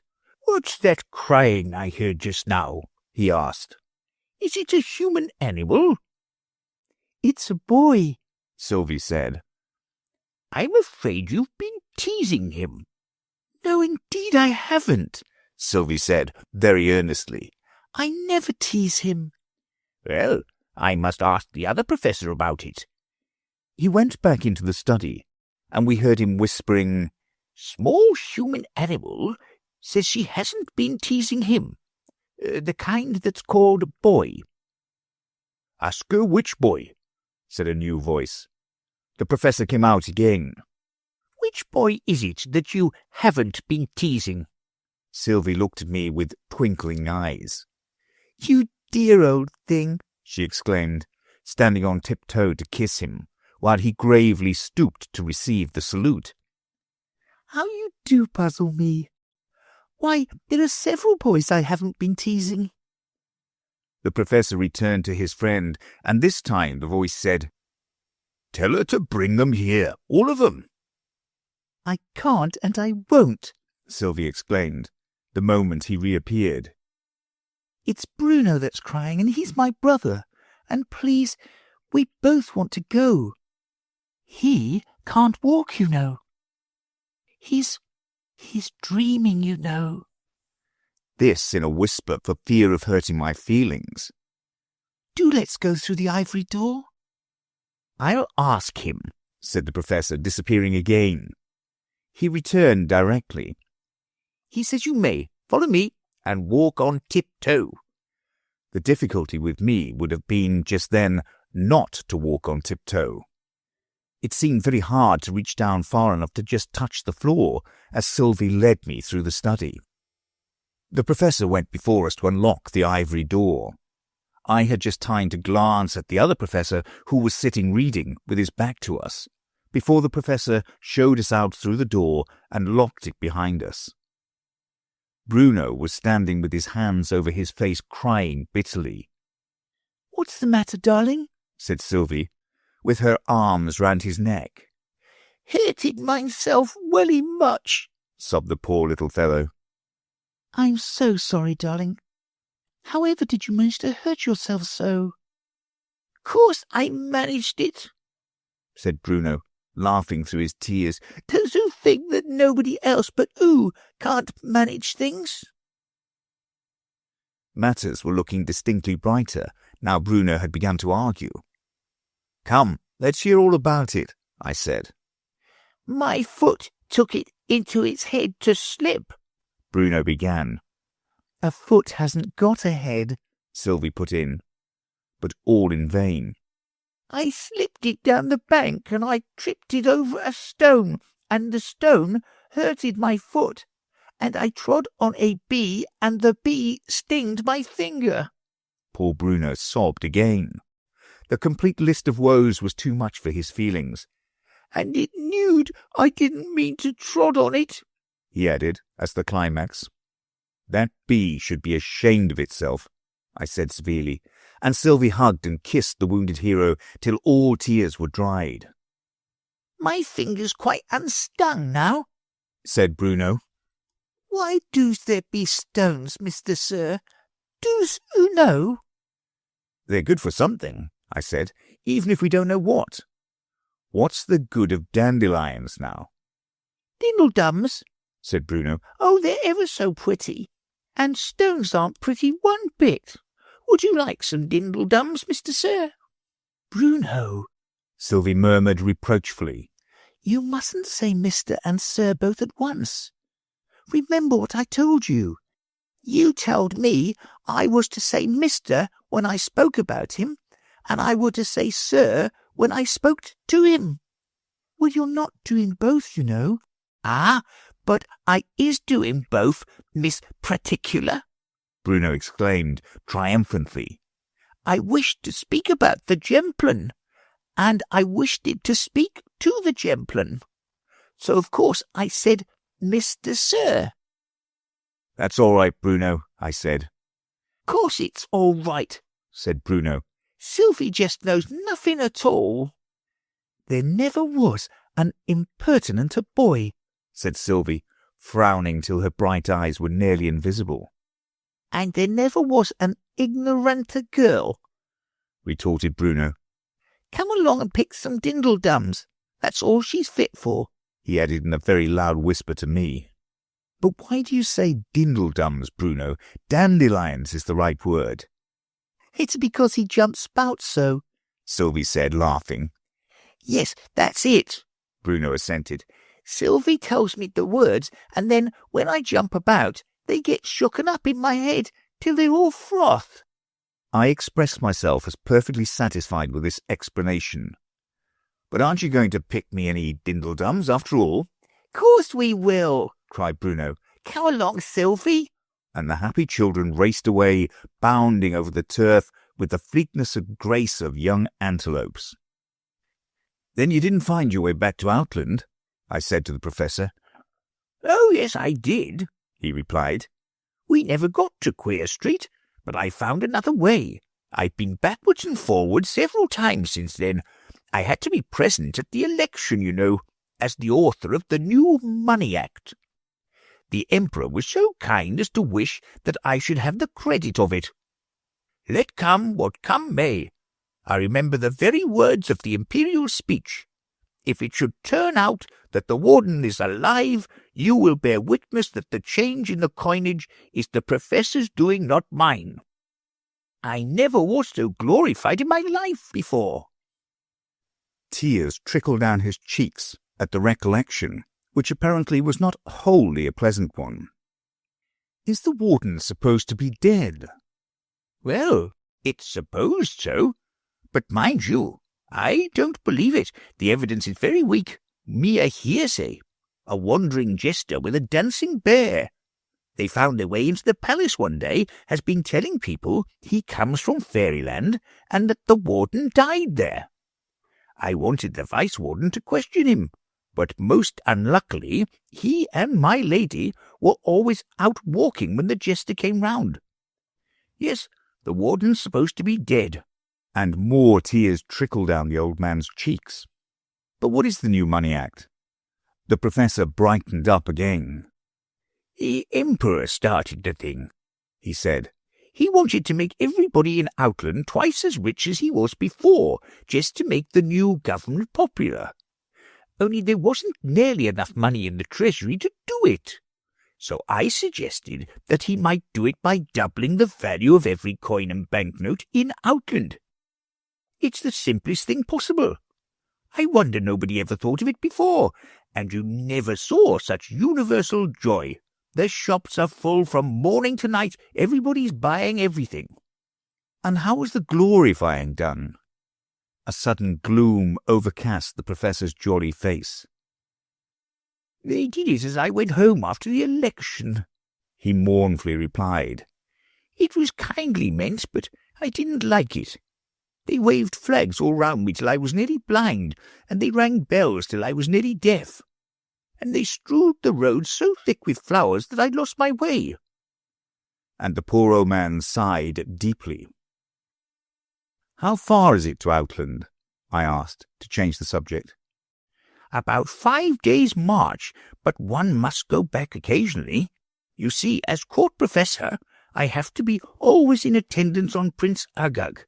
The Empress would be very angry if I left him, even for an hour."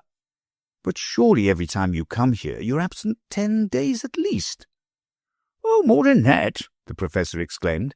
"A fortnight sometimes, but of course I keep a memorandum of the exact time when I started, so that I can put the court time back to the very moment." "Excuse me?" I said. "I don't understand." Silently, the Professor drew from his pocket a square gold watch, with 6 or 8 hands, and held it out for my inspection. "This," he began, "is an Outlandish watch." "So I should have thought." "Which has the peculiar property that instead of its going with time, the time goes with it. I trust you understand me now?" Hardly," I said. "Permit me to explain. So long as it's let alone, it takes its own course. Time has no effect upon it." "I have known such watches," I remarked. "It goes, of course, at the usual rate. Only the time has to go with it. Hence, if I move the hands, I change the time. To move them forwards in advance of the true time is impossible, but I can move them as much as a month backwards. That is the limit, and then you have the events all over again, with any alterations experience may suggest." What a blessing such a watch would be, I thought, in real life, to be able to unsay some heedless words, to undo some reckless deed. Might I see the thing done? "With pleasure," said the good-natured Professor. "When I move this hand back to here," pointing out the place, "history goes back 15 minutes. Trembling with excitement, I watched him push the hand round as he described. "Hurted myself very much." Shrilly and suddenly the words rang in my ears, and, more startled than I cared to show, I turned to look for the speaker. Yes, there was Bruno standing, with the tears running down his cheeks, just as I had seen him a quarter of an hour ago, and there was Sylvie with her arms round his neck. I had not the heart to make the dear little fellow go through his troubles a second time, so hastily begged the Professor to push the hands round into their former position. In a moment, Sylvie and Bruno were gone, and I could just see them in the far distance picking dindledums. "Wonderful indeed," I exclaimed. "It has another property, yet more wonderful," said the Professor. "You see this little peg? That is called the reversal peg. If you push it in, the events of the next hour happen in the reverse order. Do not try it now. I will lend you the watch for a few days, and you can amuse yourself with experiments." "Thank you very much," I said, as he gave me the watch. "I'll take the greatest care of it. Why, here are the children again." "We could only but find 6 dindledums," said Bruno, putting them into my hands. "'cause Sylvie said it were time to go back, and here's a big blackberry for yourself. We couldn't only find but 2. "Thank you, it's very nice," I said. "And I suppose you ate the other, Bruno?" "No, I didn't," Bruno said carelessly. "Aren't they pretty dindledums, Mr. Sir?" "Yes, very. But what makes you limp so, my child?" "Mine foot's come hurted again," Bruno mournfully replied, and he sat down on the ground and began nursing it.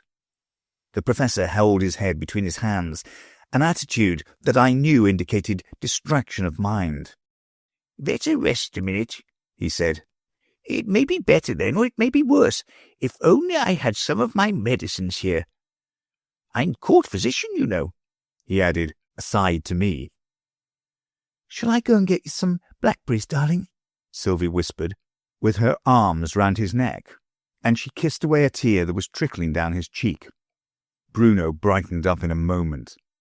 "That are a good plan," he exclaimed. "I thinks my foot would come quite unhurted if I eated a blackberry. 2 or 3 blackberries, 6 or 7 blackberries." Sylvie got up hastily. I'd better go," she said aside to me, "before he gets into the double figures."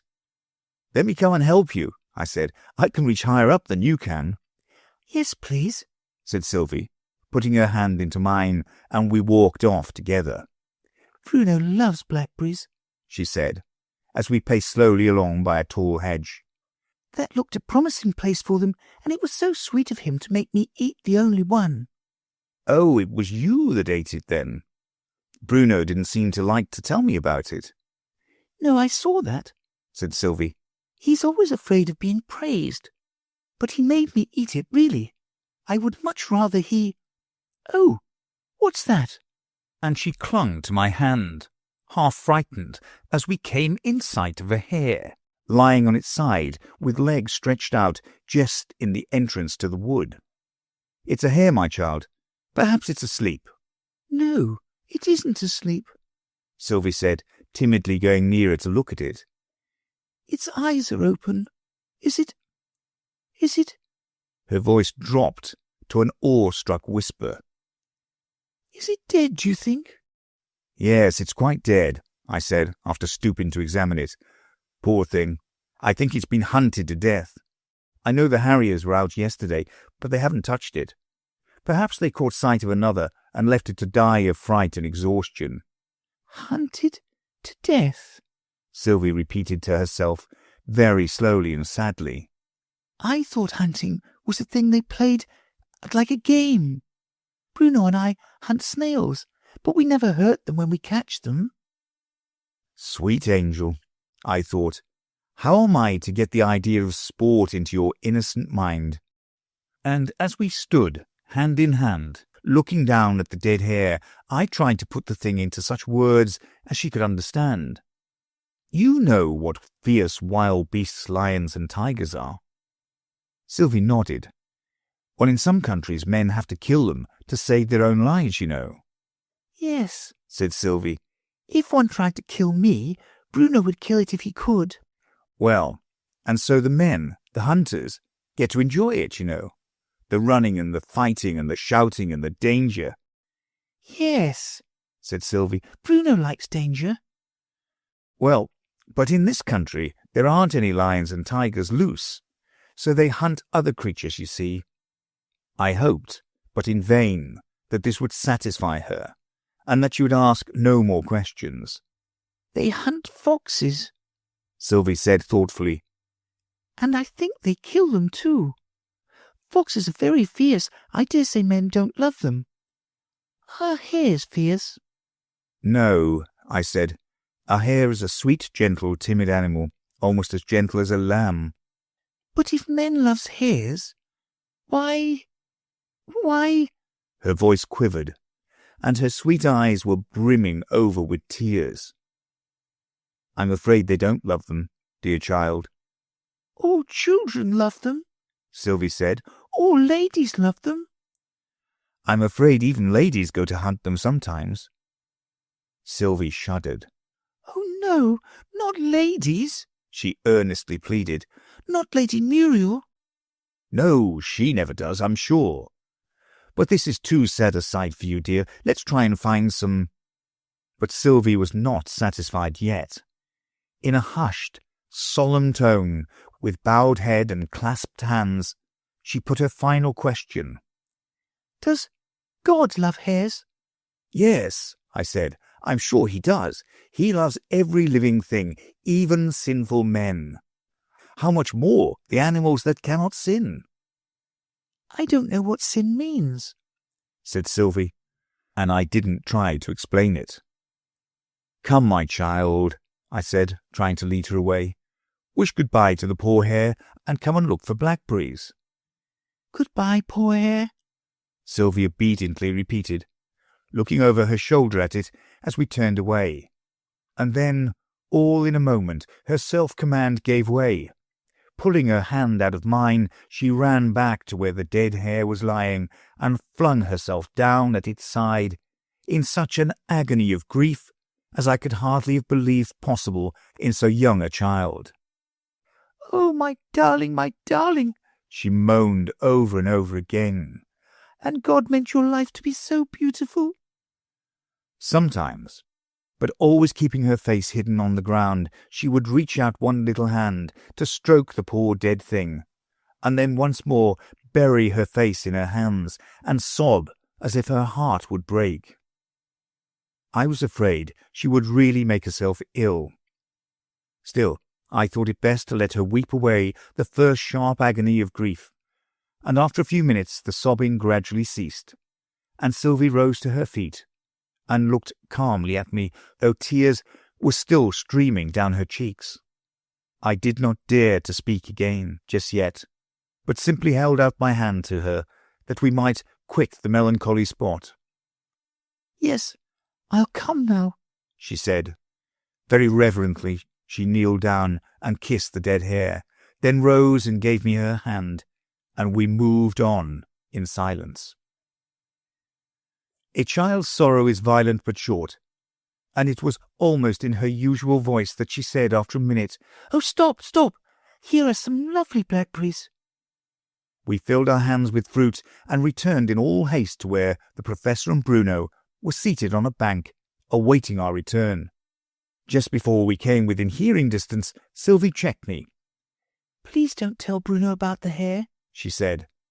"Very well, my child. But why not?" Tears again glittered in those sweet eyes, and she turned her head away so that I could scarcely hear her reply. He's very fond of gentle creatures, you know, and he'd be so sorry. I don't want him to be made sorry." "And your agony of sorrow is to count for nothing, then? Sweet, unselfish child," I thought to myself. But no more was said till we had reached our friends, and Bruno was far too much engrossed in the feast we had brought him to take any notice of Sylvie's unusually grave manner. "I'm afraid it's getting rather late, Professor," I said. "Yes, indeed," said the Professor. "I must take you all through the ivory door again. You've stayed your full time." "Mightn't we stay a little longer?" pleaded Sylvie. "'Tis 1 minute," added Bruno. But the Professor was unyielding. "It's a great privilege coming through at all," he said. "We must go now." And we followed him obediently to the ivory door, which he threw open and signed to me to go through first. "You're coming too, aren't you?" I said to Sylvie. "Yes," she said. "But you won't see us after you've gone through." "But suppose I wait for you outside?" I asked as I stepped through the doorway. "In that case," said Sylvie, "I think the potato would be quite justified in asking your weight. I can quite imagine a really superior kidney potato declining to argue with anyone under 15 stone. With a great effort, I recovered the thread of my thoughts. "We lapse very quickly into nonsense," I said. Chapter 22. Crossing the Line. "Let us lapse back again," said Lady Muriel. "Take another cup of tea. I hope that's sound common sense." And all that strange adventure, I thought, has occupied the space of a single comma in Lady Muriel's speech. A single comma, for which grammarians tell us to count 1. I felt no doubt that the Professor had kindly put back the time for me to the exact point at which I had gone to sleep.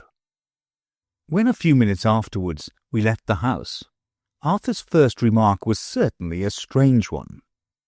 "We've been there just 20 minutes, he said, "and I've done nothing but listen to you and Lady Muriel talking, and yet somehow I feel exactly as if I'd been talking with her for an hour at least."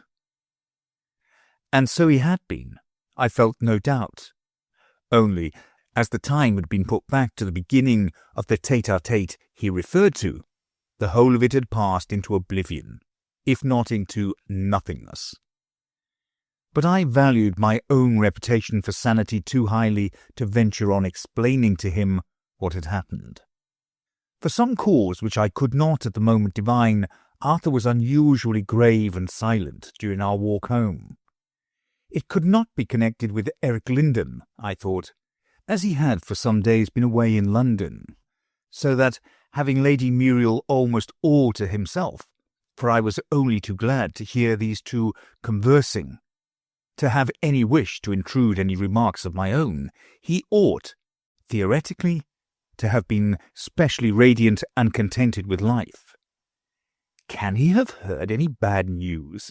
I said to myself, and almost as if he had read my thoughts, he spoke.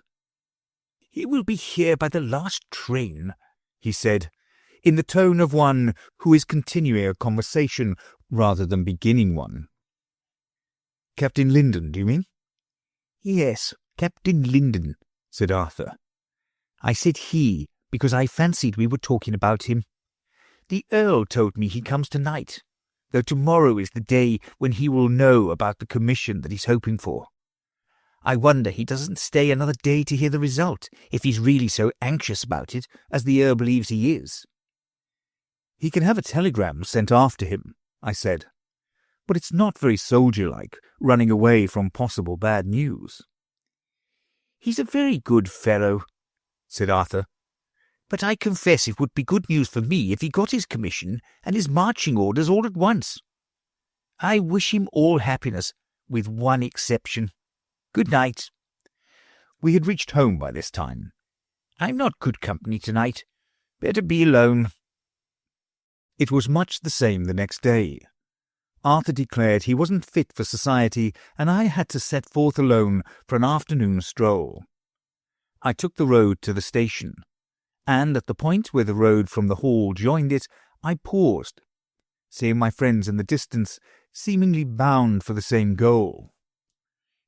"Will you join us?" the Earl said, after I had exchanged greetings with him and Lady Muriel and Captain Lindon. "This restless young man is expecting a telegram, and we are going to the station to meet it." "There is also a restless young woman in the case," Lady Muriel added. "That goes without saying, my child," said her father. "Women are always restless." "For generous appreciation of all one's best qualities," his daughter impressively remarked, "there's nothing to compare with a father, is there, Eric?"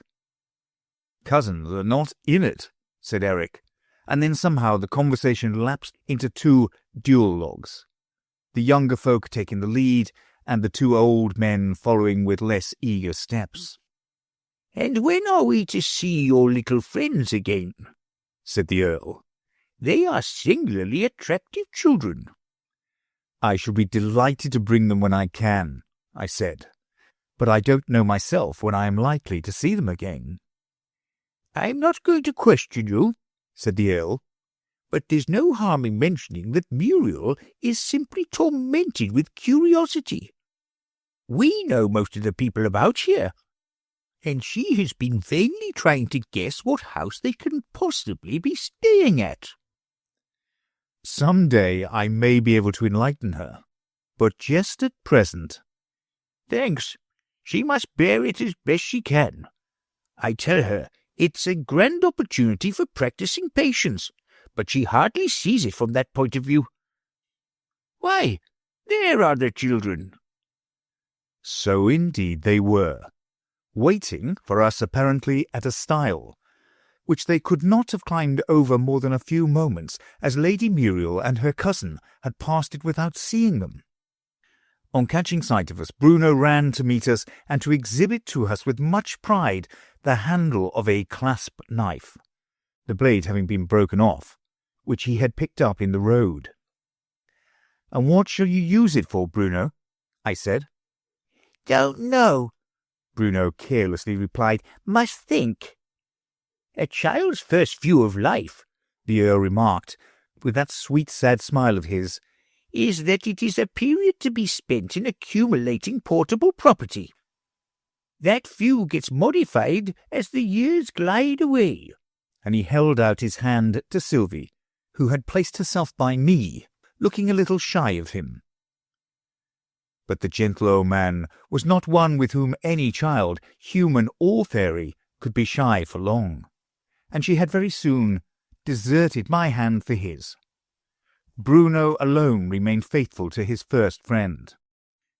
We overtook the other couple just as they reached the station, and both Lady Muriel and Eric greeted the children as old friends, the latter with the words, "So, you got to Babylon by candlelight after all?" "Yes, and back again," cried Bruno. Lady Muriel looked from one to the other in blank astonishment. "What, you know them, Eric?" she exclaimed. "This mystery grows deeper every day." "And we must be somewhere in the third act," said Eric. "You don't expect the mystery to be cleared up till the fifth act, do you?" "But it's such a long drama," was the plaintive reply. "We must have got to the fifth act by this time." "Third act, I assure you," said the young soldier mercilessly. "Scene: a railway platform, lights down, enter Prince, in disguise, of course, and faithful attendant. This is the Prince," taking Bruno's hand, "and here stands his humble servant. What is your Royal Highness's next command?" And he made a most courtier-like low bow to his puzzled little friend. "You are not a servant," Bruno scornfully exclaimed. "You're a gentleman." "Servant, I assure your Royal Highness," Eric respectfully insisted. "Allow me to mention to your Royal Highness my various situations, past, present, and future." "Where did you begin with?" Bruno asked, beginning to enter into the jest. "Was you a shoe black?" "Lower than that, your Royal Highness. Years ago I offered myself as a slave, as a confidential slave, I think it's called," he asked, turning to Lady Muriel. But Lady Muriel heard him not. Something had gone wrong with her glove, which entirely engrossed her attention. "Did you get the place?" said Bruno. "Sad to say, your Royal Highness, I did not. So I had to take a situation as waiter, which I have now held for some years, haven't I?" He again glanced at Lady Muriel. "Sylvie, dear, do help me to button this glove." Lady Muriel whispered, hastily stooping down and failing to hear the question. "And what will you be next?" said Bruno. "My next place will, I hope, be that of groom, and after that—" "Don't puzzle the child so," Lady Muriel interrupted. "What nonsense you talk." "After that," Eric persisted, "I hope to obtain the situation of housekeeper, which, fourth act," he proclaimed with a sudden change of tone, "lights turn up, red lights, green lights, distant rumble heard, enter a passenger train." And in another minute the train drew up alongside of the platform, and a stream of passengers began to flow out from the booking office and waiting rooms. "Did you ever make real life into a drama?" said the Earl. "Now just try. I've often amused myself that way. Consider this platform as our stage. Good entrances and exits on both sides, you see. Capital background scene, real engine moving up and down. All this bustle and people passing to and fro must have been most carefully rehearsed. How naturally they do it, with never a glance at the audience, and every grouping is quite fresh. You see, no repetition." It really was admirable, as soon as I began to enter into it from this point of view. Even a porter passing with a barrow piled with luggage seemed so realistic that one was tempted to applaud. He was followed by an angry mother with hot, red face, dragging along two screaming children and calling to someone behind. "John, come on!" Enter John, very meek, very silent, and loaded with parcels. And he was followed in his turn by a frightened little nursemaid carrying a fat baby, also screaming. All the children screamed. Capital byplay, said the old man aside. Did you notice the nursemaid's look of terror? It was simply perfect. You have struck quite a new vein, I said. To most of us, life and its pleasures seem like a mine that is nearly worked out. Worked out? Exclaimed the Earl. For anyone with true dramatic instincts, it is only the overture that is ended. The real treat is yet to begin. You go to a theatre and pay your 10 shillings for a stall, and what do you get for your money? Perhaps it's a dialogue between a couple of farmers, unnatural in their overdone caricature of farmer's dress, more unnatural in their constrained attitudes and gestures, most unnatural in their attempts at ease and geniality in their talk. Go instead and take a seat in a third-class railway carriage, and you'll get the same dialogue done to the life. Front seats, no orchestra to block the view, and nothing to pay. Which reminds me, said Eric, there's nothing to pay on receiving a telegram.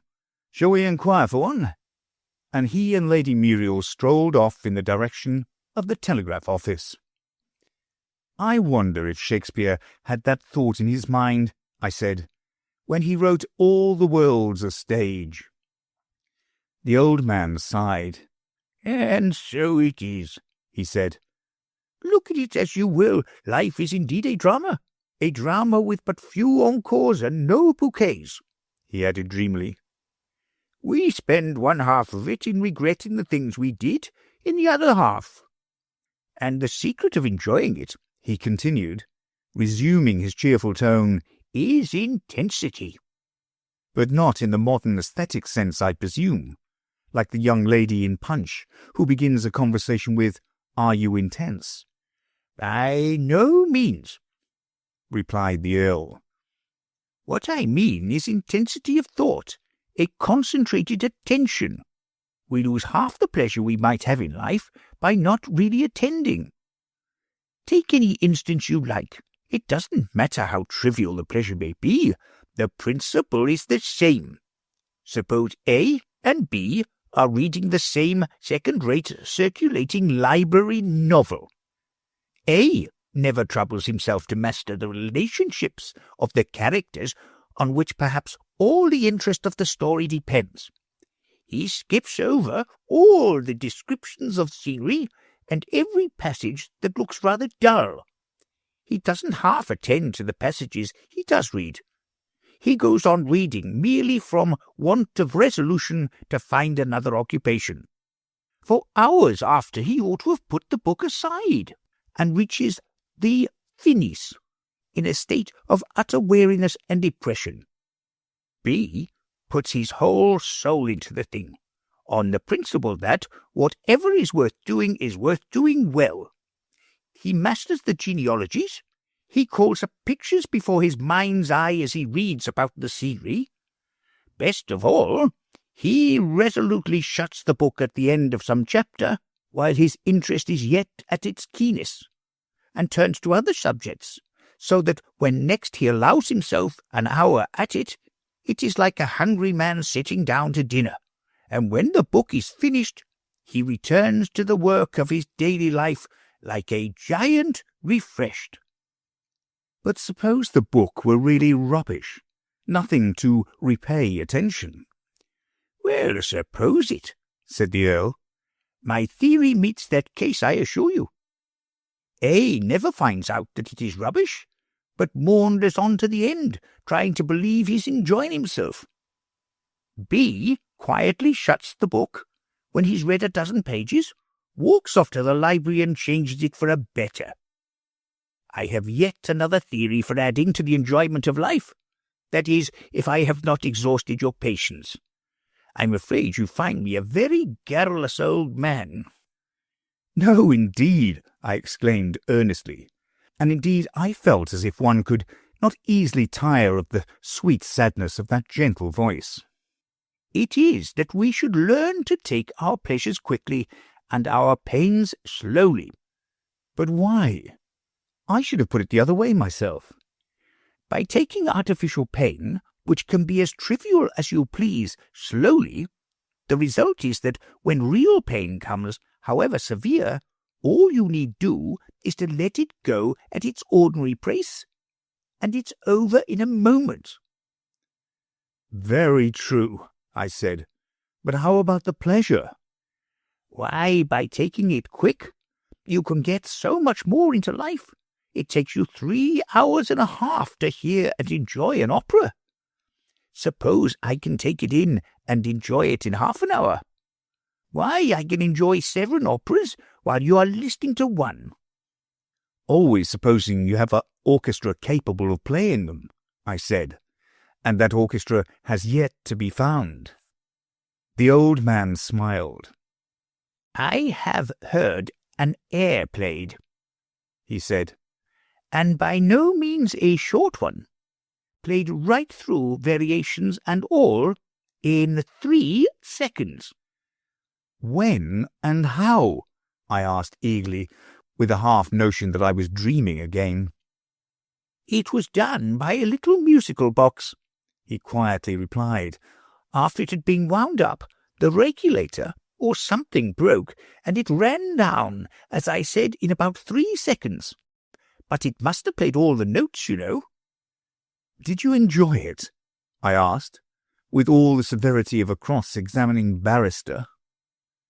No, I didn't, he candidly confessed. But then, you know, I hadn't been trained to that kind of music.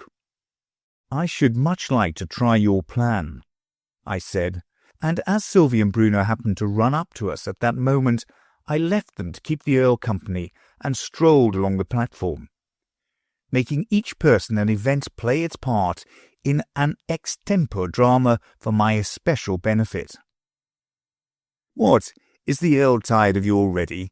I said as the children ran past me. "No," Sylvie replied with great emphasis. "He wants the evening paper, so Bruno's going to be a little newsboy." "Mind you charge a good price for it," I called after them. Returning up the platform, I came upon Sylvie alone. "Well, child," I said, "where's your little newsboy? Couldn't he get you an evening paper?" "He went to get one at the bookstall at the other side," said Sylvie, "and he's coming across the line with it. Oh, Bruno, you ought to cross by the bridge." For the distant thud, thud of the express was already audible. Suddenly, a look of horror came over her face. "Oh, he's fallen down on the rails," she cried, and darted past me at a speed that quite defied the hasty effort I made to stop her. But the wheezy old station-master happened to be close behind me. He wasn't good for much, poor old man, but he was good for this. And before I could turn around, he had the child clasped in his arms, saved from the certain death she was rushing to. So intent was I in watching the scene that I hardly saw a flying figure in a light grey suit, who shot across from the back of the platform and was on the line in another second. So far as one could take note of time in such a moment of horror, he had about 10 clear seconds before the express would be upon him, in which to cross the rails and to pick up Bruno. Whether he did so or not, it was quite impossible to guess. The next thing one knew was that the express had passed, and that, whether for life or death, all was over. When the cloud of dust had cleared away and the line was once more visible, we saw with thankful hearts that the child and his deliverer were safe. "All right," Eric called to us cheerfully as he recrossed the line. "He's more frightened than hurt." He lifted the little fellow up into Lady Muriel's arms and mounted the platform as gaily as if nothing had happened. But he was as pale as death, and leaned heavily on the arm I hastily offered him, fearing he was about to faint. "Oh, just sit down a moment," he said dreamily. "Where's Sylvie?" Sylvie ran to him and flung her arms round his neck, sobbing, as if her heart would break. "Don't do that, my darling," Eric murmured, with a strange look in his eyes. "Nothing to cry about now, you know. but you very nearly got yourself killed for nothing." "For Bruno," the little maiden sobbed, "and he would have done it for me, wouldn't you, Bruno?" "Course I would," Bruno said, looking round with a bewildered air. Lady Muriel kissed him in silence as she put him down out of her arms. Then she beckoned Sylvie to come and take his hand, and signed to the children to go back to where the Earl was seated. "Tell him," she whispered with quivering lips, "tell him all is well." Then she turned to the hero of the day. "I thought it was death," she said. "Thank God you are safe. Did you see how near it was?" "I saw there was just time," Eric said lightly. "A soldier must learn to carry his life in his hand, you know. I'm all right now. Shall we go to the telegraph office again? I dare say it's come by this time." I went to join the Earl and the children, and we waited, almost in silence, for no one seemed inclined to talk, and Bruno was half asleep on Sylvie's lap, till the others joined us. No telegram had come. "I'll take a stroll with the children," I said, feeling that we were a little de trop, "and I'll look in the course of the evening." "We must go back into the wood now," Sylvie said, as soon as we were out of hearing. "We can't stay this size any longer." "Then you will be quite tiny fairies again next time we meet?" "Yes," said Sylvie, "but we'll be children again some day, if you'll let us. Bruno's very anxious to see Lady Muriel again." "She are very nice," said Bruno. "I shall be very glad to take you to see her again," I said. "Hadn't I better give you back the Professor's watch? It'll be too large for you to carry when you're fairies, you know." Bruno laughed merrily. I was glad to see he had quite recovered from the terrible scene he had gone through. "Oh, no, it won't," he said. "When we go small, it'll go small." "And then it'll go straight to the Professor," Sylvie added. "And you won't be able to use it any more, so you'd better use it all you can now. We must go small when the sun sets. Goodbye." "Goodbye," cried Bruno. But their voices sounded very far away, and when I looked round, both children had disappeared. "And it wants only 2 hours to sunset," I said as I strolled on. "I must make the best of my time." Chapter 23. An Outlandish Watch. As I entered the little town, I came upon 2 of the fishermen's wives interchanging the last word, which never was the last, and it occurred to me, as an experiment with the magic watch, to wait till the little scene was over, and then to encore it. "Well, good nighty, and you winna forget to send us a word when your Martha writes." "Nay, I'll winna forget, and if she isn't seated, she can come back. Good night to ye." A casual observer might have thought, and there ends the dialogue. The casual observer would have been mistaken. "Ah, she'll like 'em, I warn ye. They'll not treat her bad, ye may depend. They're very canny folk. Good night." "Aye, they are that. Good night." "Good night. And you'll send us word as she writes." "Aye, I will, ye may depend. Good night to ye." And at last they parted. I waited till they were some 20 yards apart, and then put the watch a minute back. The instantaneous change was startling. The 2 figures seemed to flash back into their former places. "Isn't seated, she can come back. Good night to ye," one of them was saying, and so the whole dialogue was repeated, and, when they had parted for the second time, I let them go their separate ways and strolled on through the town. But the real usefulness of this magic power, I thought, would be to undo some harm, some painful event, some accident. I had not long to wait for an opportunity of testing this property also of the magic watch. For, even as the thought passed through my mind, the accident I was imagining occurred. A light cart was standing at the door of the great millinery depot of Elveston, laden with cardboard packing cases, which the driver was carrying into the shop, one by one. One of the cases had fallen into the street, but it scarcely seemed worth trying to step forward and pick it up, as the man would be back again in a moment. Yet in that moment, a young man riding a bicycle came sharp round the corner of the street and, in trying to avoid running over the box, upset his machine and was thrown headlong against the wheel of the spring cart. The driver ran out to his assistance, and he and I together raised the unfortunate cyclist and carried him into the shop. His head was cut and bleeding, and one knee seemed to be badly injured, and it was speedily settled that he had better be conveyed at once to the only surgery in the place. I helped them in emptying the cart and placing in it some pillows for the wounded man to rest on. And it was only when the driver had mounted to his place and was starting for the surgery that I bethought me of the strange power I possessed of undoing all this harm. "Now is my time," I said to myself as I moved back the hand of the watch and saw, almost without surprise this time, all things restored to the places they had occupied at the critical moment when I had first noticed the fallen packing case. Instantly, I stepped out into the street, picked up the box, and replaced it in the cart. In the next moment, the bicycle had spun round the corner, past the cart without let or hindrance, and soon vanished into the distance in a cloud of dust. "Delightful power of magic," I thought. "How much of human suffering I have not only relieved, but actually annihilated."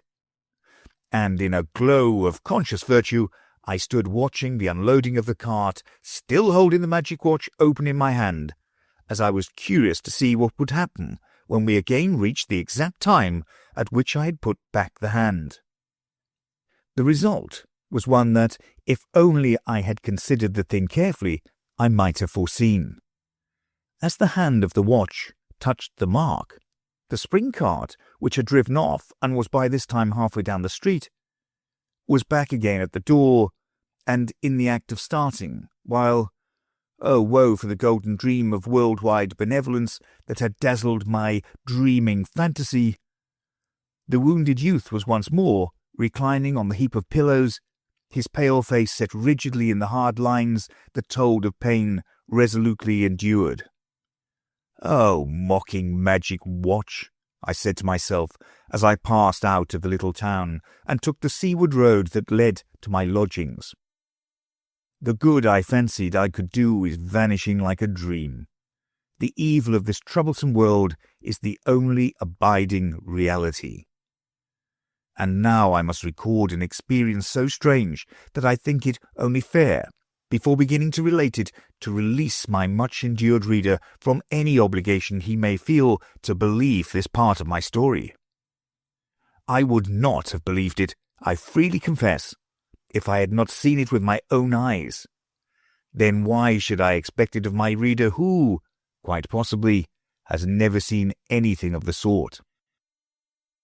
I was passing a pretty little villa, which stood rather back from the road in its own grounds, with bright flower beds in front, creepers wandering over the walls and hanging in festoons about the bow windows, an easy-chair forgotten on the lawn, with a newspaper lying near it, a small pug dog, couchant before it, resolved to guard the treasure even at the sacrifice of life, and a front door standing invitingly half open. Here is my chance, I thought, for testing the reverse action of the magic watch. I pressed the reversal peg and walked in. In another house, the entrance of a stranger might cause surprise, perhaps anger, even going so far as to expel the said stranger with violence, but here I knew nothing of the sort could happen. The ordinary course of events first, to think nothing about me, then, hearing my footsteps, to look up and see me, and then to wonder what business I had there, would be reversed by the action of my watch. They would first wonder who I was, then see me, then look down, and think no more about me. And as to being expelled with violence, that event would necessarily come first in this case. So, if I can once get in, I said to myself, all risk of expulsion will be over. The pug dog sat up as a precautionary measure as I passed. But, as I took no notice of the treasure he was guarding, he let me go by without even one remonstrant bark. He that takes my life, he seemed to be saying wheezily to himself, takes trash. But he that takes the Daily Telegraph. But this awful contingency I did not face. The party in the drawing room. I had walked straight in, you understand, without ringing the bell or giving any notice of my approach. Consisted of 4 laughing, rosy children, of ages from about 14 down to 10, who were apparently all coming towards the door. I found they were really walking backwards, while their mother, seated by the fire with some needlework on her lap, was saying, just as I entered the room, "Now, girls, you may get your things on for a walk." To my utter astonishment, for I was not yet accustomed to the action of the watch, all smiles ceased, as Browning says, on the 4 pretty faces, and they all got out pieces of needlework and sat down. No one noticed me in the least, as I quietly took a chair and sat down to watch them. When the needlework had been unfolded, and they were all ready to begin, their mother said, "Come, that's done at last. You may fold up your work, girls." But the children took no notice whatever of the remark.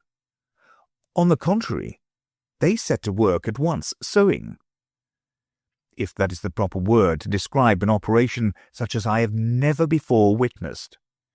Each of them threaded her needle with a short end of thread attached to the work, which was instantly pulled by an invisible force through the stuff, dragging the needle after it.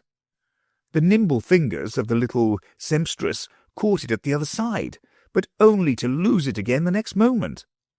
And so the work went on, steadily undoing itself, and the neatly stitched little dresses, or whatever they were, steadily falling to pieces.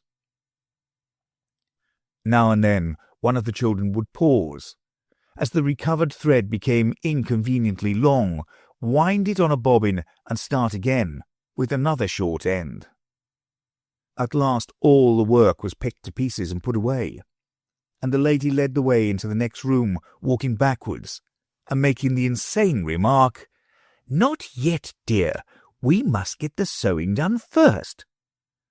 After which I was not surprised to see the children skipping backwards after her, exclaiming, "Oh, mother, it's such a lovely day for a walk." In the dining room, the table had only dirty plates and empty dishes on it. However, the party, with the addition of a gentleman as good-natured and as rosy as the children, seated themselves at it very contentedly. You have seen people eating cherry tart, and every now and then cautiously conveying a cherry stone from their lips to their plates. Well, something like that went on all through this ghastly, or shall we say ghostly, banquet.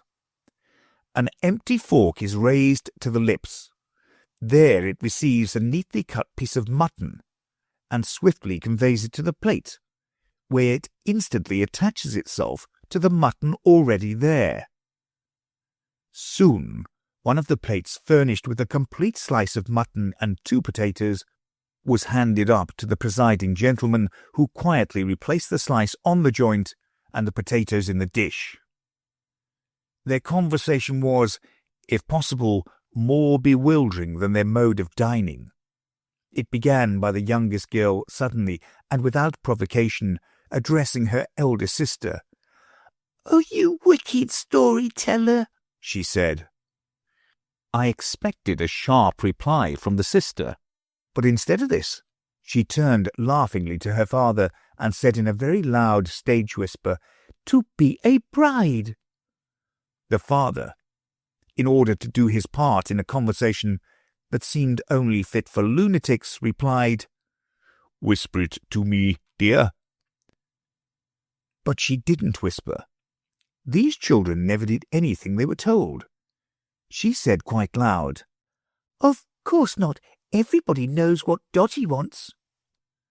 And little Dolly shrugged her shoulders and said with a pretty pettishness, "Now, father, you're not to tease. You know I don't want to be bridesmaid to anybody." "And Dolly's to be the fourth," was her father's idiotic reply. Here number 3 put in her oar. "Oh, it is settled, mother dear, really and truly. Mary told us all about it. It's to be next Tuesday 4 weeks, and 3 of her cousins are coming to be bridesmaids, and—" "She doesn't forget it, Minnie," the mother laughingly replied. "I do wish they'd get it settled. I don't like long engagements."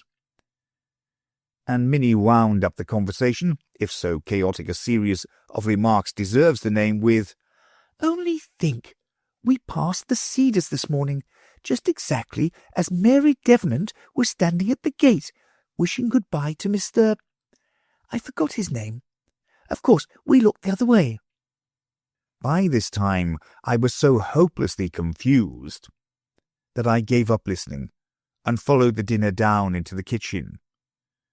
But to you, O hypercritical reader, resolute to believe no item of this weird adventure, what need to tell how the mutton was placed on the spit and slowly unroasted?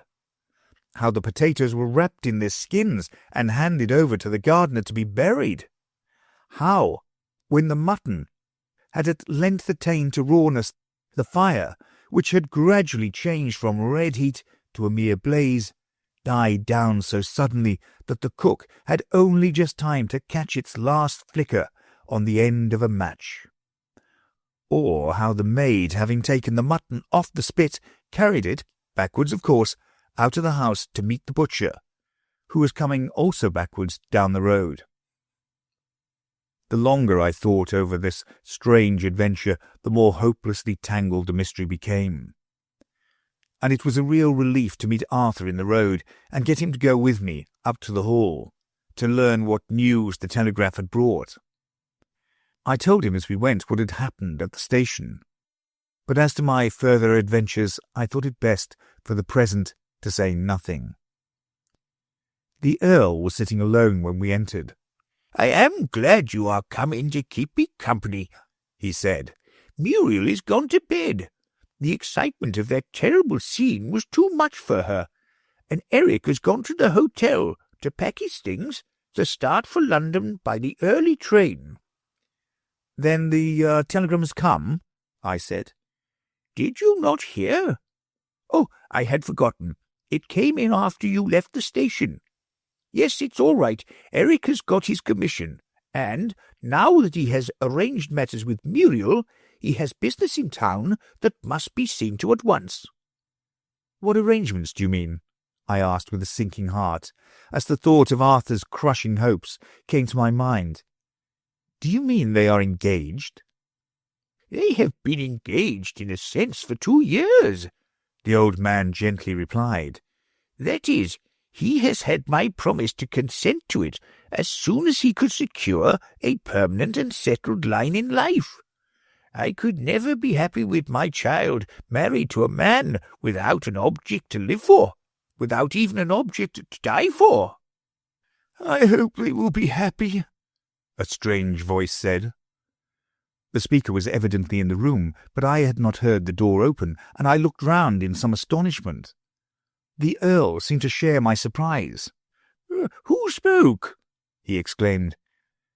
"It was I," said Arthur, looking at us with a worn, haggard face, and eyes from which the light of life seemed suddenly to have faded. "And let me wish you joy also, dear friend," he added, looking sadly at the Earl, and speaking in the same hollow tones that had startled us so much. "Thank you," the old man said, simply and heartily. A silence followed. Then I rose, feeling sure that Arthur would wish to be alone, and bade our gentle host good night. Arthur took his hand, but said nothing, Nor did he speak again as we went home till we were in the house and had lit our bedroom candles. Then he said more to himself than to me, "The heart knoweth its own bitterness. I never understood those words till now." The next few days passed wearily enough. I felt no inclination to call by myself at the Hall, still less to propose that Arthur should go with me. It seemed better to wait till time, that gentle healer of our bitterest sorrows, should have helped him to recover from the first shock of the disappointment that had blighted his life. Business, however, soon demanded my presence in town, and I had to announce to Arthur that I must leave him for a while. But I hope to run down again in a month, I added. I would stay now if I could. I don't think it's good for you to be alone. No, I can't face solitude here for long, said Arthur. But don't think about me. I have made up my mind to accept a post in India that has been offered me. Out there, I suppose I shall find something to live for. I can't see anything at present. This life of mine I guard as God's high gift from scathe and wrong. Not greatly care to lose. Yes, I said. Your namesake bore as heavy a blow, and lived through it. A far heavier one than mine, said Arthur. The woman he loved proved false. There is no such cloud as that on my memory of... He left the name unuttered, and went on hurriedly. But you will return, will you not? Yes, I shall come back for a short time. Do, said Arthur, and you shall write and tell me of our friends. I'll send you my address when I'm settled down. Chapter 24. The Frog's Birthday Treat. And so it came to pass that, just a week after the day when my fairy friends first appeared as children, I found myself taking a farewell stroll through the wood, in the hope of meeting them once more. I had but to stretch myself on the smooth turf, and the eerie feeling was on me in a moment. "Put your ear very low down," said Bruno, "and I'll tell you a secret. It's the frog's birthday treat, and we've lost the baby." "What baby?" I said, quite bewildered by this complicated piece of news. "The Queen's baby, of course," said Bruno. "Titania's baby, and we's really sorry. Sylvie, she's oh so sorry." "How sorry is she?" I asked mischievously. 3/4 of a yard, Bruno replied with perfect solemnity. "And I'm a little sorry too," he added, shutting his eyes so as not to see that he was smiling. "What are you doing about the baby?" "Well, the soldiers are looking for it up and down everywhere." "The soldiers?" I exclaimed. "Yes, of course," said Bruno. "When there's no fighting to be done, the soldiers does any little odd jobs, you know." I was amused at the idea of its being a little odd job to find the royal baby. "But how did you come to lose it?" I asked. "We put it in a flower," Sylvie, who had just joined us, explained, with her eyes full of tears. "Only we can't remember which." "She says us put it in a flower," Bruno interrupted. "'cause she doesn't want I to get punished, but it were really me what put it there. Sylvie were picking dindledums." "You shouldn't say us put it in a flower," Sylvie very gravely remarked. "Well, hus then," said Bruno. "I never can remember those horrid H's." "Let me help you to look for it," I said. So Sylvie and I made a voyage of discovery among all the flowers, but there was no baby to be seen. "What's become of Bruno?" I said, when we had completed our tour. "He's down in the ditch there," said Sylvie. "amusing a young frog." I went down on my hands and knees to look for him, for I felt very curious to know how young frogs ought to be amused. After a minute's search, I found him sitting at the edge of the ditch by the side of the little frog, and looking rather disconsolate. "How are you getting on, Bruno?" I said, nodding to him as he looked up. "Can't amuse it no more," Bruno answered very dolefully. "'cause it won't say what it would like to do next. I've showed it all the duckweeds and a live caddisworm, but it won't say nothing. What would oo like?" he shouted into the ear of the frog. But the little creature sat quite still and took no notice of him. "It's deaf, I think," Bruno said, turning away with a sigh. "And it's time to get the theatre ready." "Who are the audience to be?" "Only but frogs," said Bruno. "but they haven't come yet. They wants to be drove up like sheep." "Would it save time," I suggested, "if I were to walk around with Sylvie to drive up the frogs while you get the theatre ready?" "That are a good plan," cried Bruno. "But where are Sylvie?" "I'm here," said Sylvie, peeping over the edge of the bank. "I was just watching two frogs that were having a race." "Which won it?" Bruno eagerly inquired. Sylvie was puzzled. "He does ask such hard questions," she confided to me. "And what's to happen in the theatre?" I asked. "First, they have their birthday feast," Sylvie said. "Then Bruno does some bits of Shakespeare. Then he tells them a story." "I should think the frogs like the feast best, don't they?" "Well, there's generally very few of them that get any. They will keep their mouths shut so tight, and it's just as well they do," she added, "because Bruno likes to cook it himself, and he cooks very queerly. Now they're all in. Would you just help me to put them with their heads the right way?" We soon managed this part of the business, though the frogs kept up a most discontented croaking all the time. "What are they saying?" I asked Sylvie. "They're saying, 'Fork, fork.' It's very silly of them. You're not going to have forks," she announced, with some severity.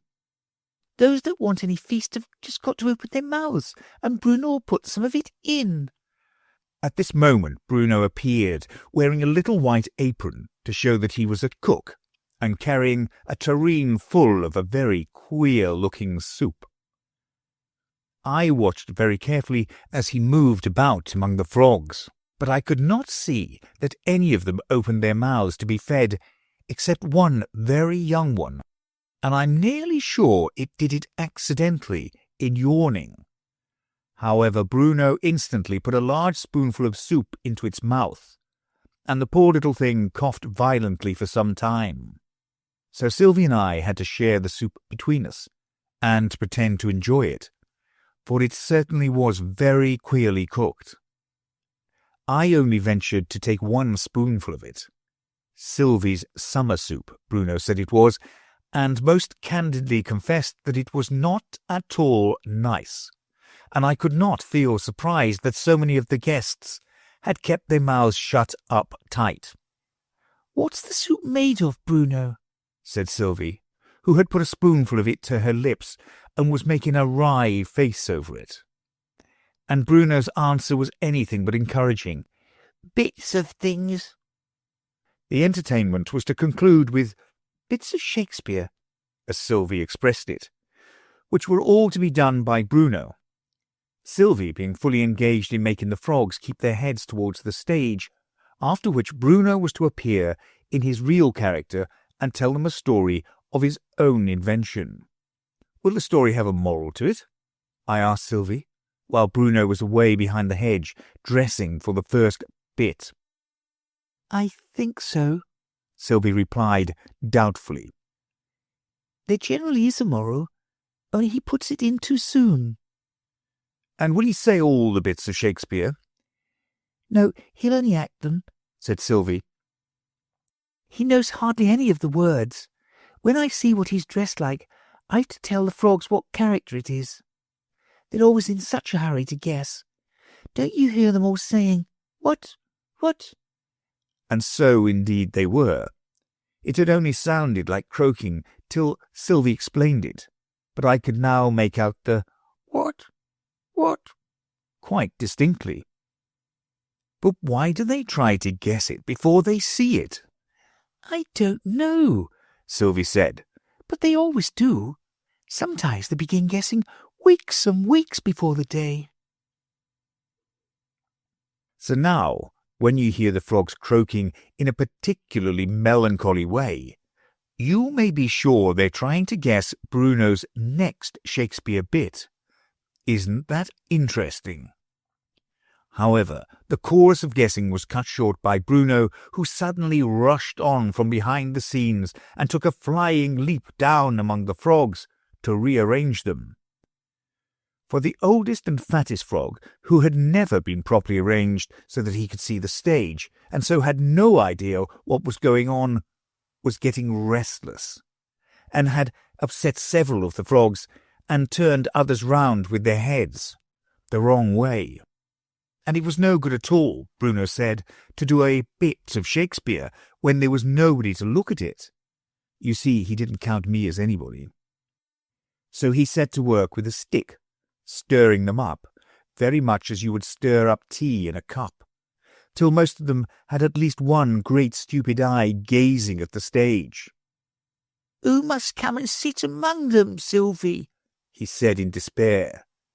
"I've put these two side by side with their noses the same way ever so many times, but they do squirrel so." So Sylvie took her place as mistress of the ceremonies, and Bruno vanished again behind the scenes to dress for the first bit. "Hamlet," was suddenly proclaimed in the clear, sweet tones I knew so well. The croaking all ceased in a moment, and I turned to the stage in some curiosity to see what Bruno's idea were as to the behaviour of Shakespeare's greatest character. According to this eminent interpreter of the drama, Hamlet wore a short black cloak, which he chiefly used for muffling up his face, as if he suffered a good deal from toothache, and turned out his toes very much as he walked. "To be or not to be?" Hamlet remarked in a cheerful tone, and then turned head over heels several times, his cloak dropping off in the performance. I felt a little disappointed. Bruno's conception of the part seemed so wanting in dignity. "Won't he say any more of this speech?" I whispered to Sylvie. "I think not," Sylvie whispered in reply. "He generally turns head over heels when he doesn't know any more words." Bruno had meanwhile settled the question by disappearing from the stage, and the frogs instantly began inquiring the name of the next character. "You'll know directly," cried Sylvie, as she adjusted 2 or 3 young frogs that had struggled round with their backs to the stage. "Macbeth," she added as Bruno reappeared. Macbeth had something twisted round him that went over one shoulder and under the other arm, and was meant, I believe, for a Scotch plaid. He had a thorn in his hand, which he held out at arm's length, as if he were a little afraid of it. "Is this a dagger?" Macbeth inquired, in a puzzled sort of tone, and instantly a chorus of "Don, Don" arose from the frogs. I had quite learned to understand their croaking by this time. "It's a dagger," Sylvie proclaimed in a peremptory tone. "Hold your tongues," and the croaking ceased at once. Shakespeare has not told us, so far as I know, that Macbeth had any such eccentric habit as turning head over heels in private life, but Bruno evidently considered it quite an essential part of the character, and left the stage in a series of somersaults. However, he was back again in a few moments, having tucked under his chin the end of a tuft of wool, probably left on the thorn by a wandering sheep, which made a magnificent beard that reached nearly down to his feet. "Shylock!" Sylvie proclaimed. "No, I beg your pardon." She hastily corrected herself. "King Lear, I hadn't noticed the crown." Bruno had very cleverly provided one which fitted him exactly by cutting out the centre of a dandelion to make room for his head. King Lear folded his arms to the imminent peril of his beard and said in a mild, explanatory tone, "I every inch a king," and then paused, as if to consider how this could best be proved, and here, with all possible deference to Bruno as a Shakespearean critic, I must express my opinion that the poet did not mean his three great tragic heroes to be so strangely alike in their personal habits, nor do I believe that he would have accepted the faculty of turning head over heels as any proof at all of royal descent. Yet it appeared that King Lear, after deep meditation, could think of no other argument by which to prove his kingship, and, as this was the last of the bits of Shakespeare— "We never do more than 3, Sylvie explained in a whisper. Bruno gave the audience quite a long series of somersaults before he finally retired, leaving the enraptured frogs all crying out, "Mop, mop," which I suppose was their way of encoring a performance. But Bruno wouldn't appear again till the proper time came for telling the story. When he appeared at last in his real character, I noticed a remarkable change in his behaviour. He tried no more somersaults. It was clear his opinion that, however suitable the habit of turning head over heels might be to such petty individuals as Hamlet and King Lear, it would never do for Bruno to sacrifice his dignity to such an extent.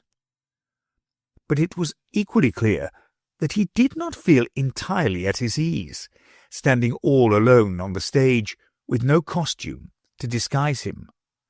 And though he began several times, "There was a mouse," he kept glancing up and down and on all sides, as if in search of more comfortable quarters from which to tell the story.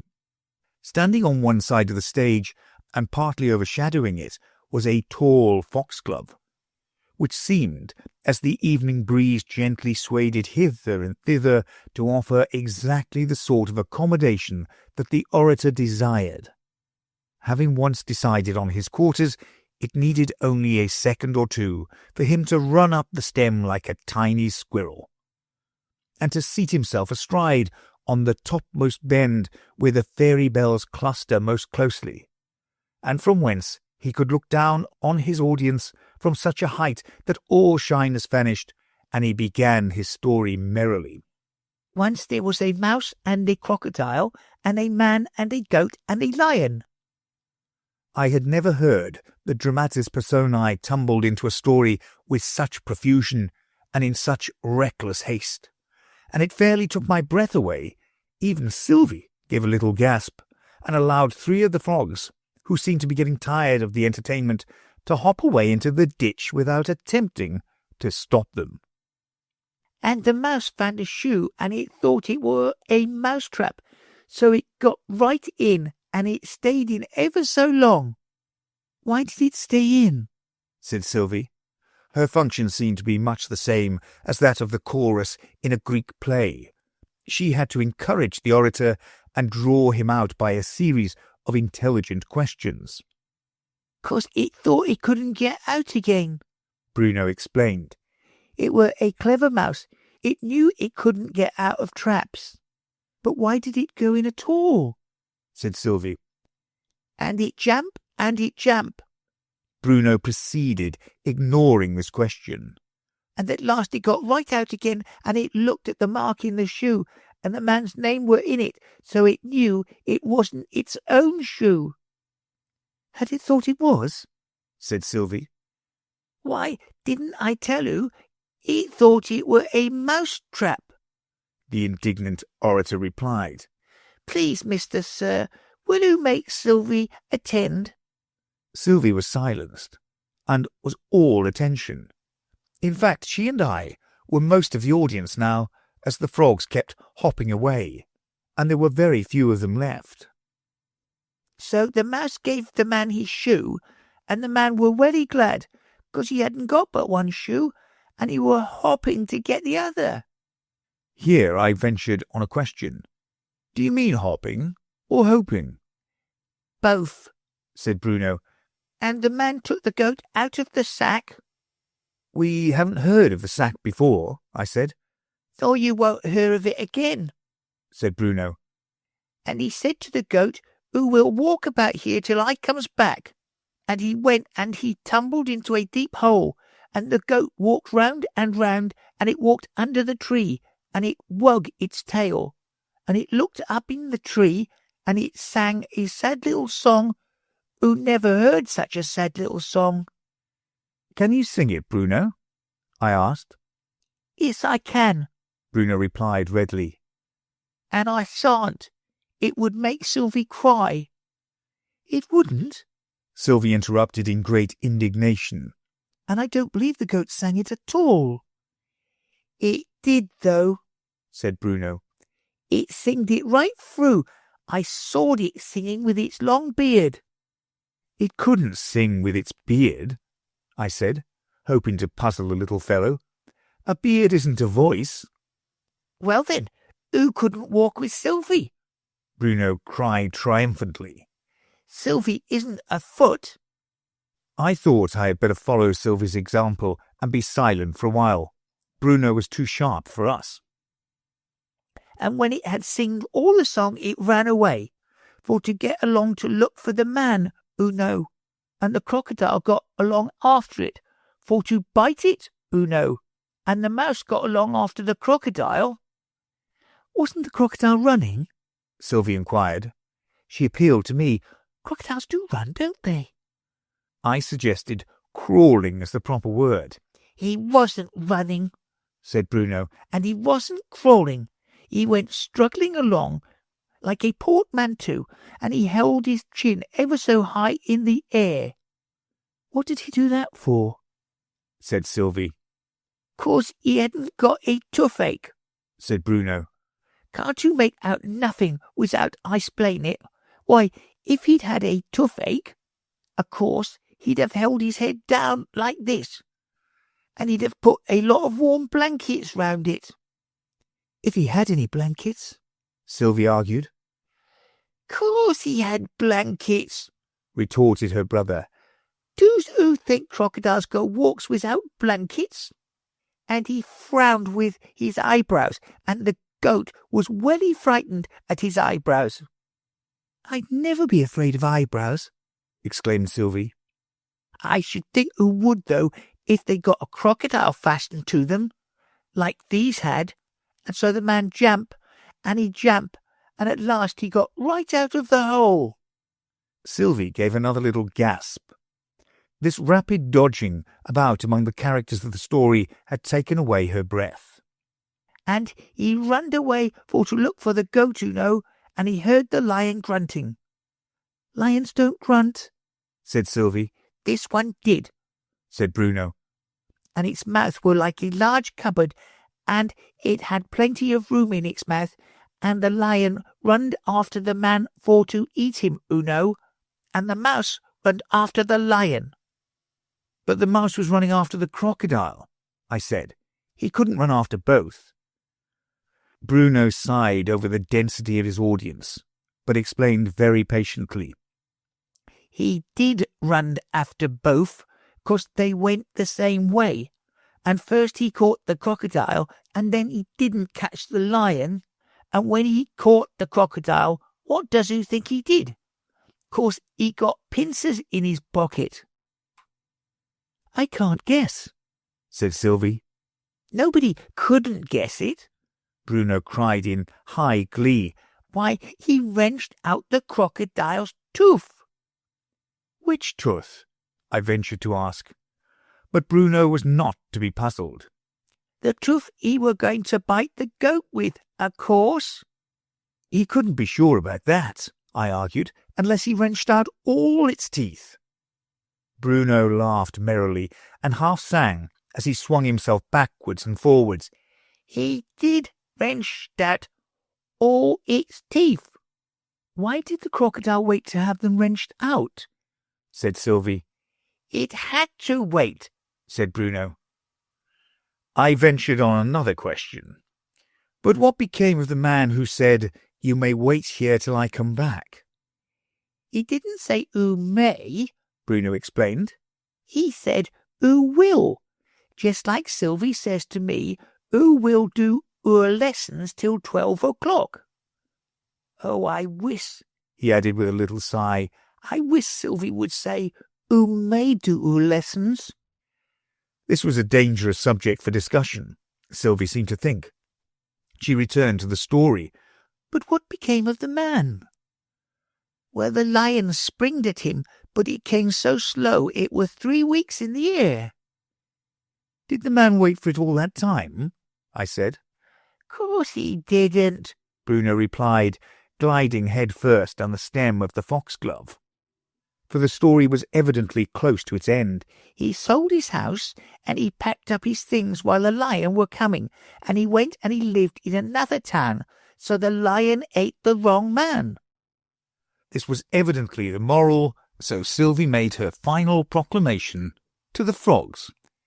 "The story's finished, and whatever is to be learnt from it," she added aside to me, "I'm sure I don't know." I did not feel quite clear about it myself, so made no suggestion.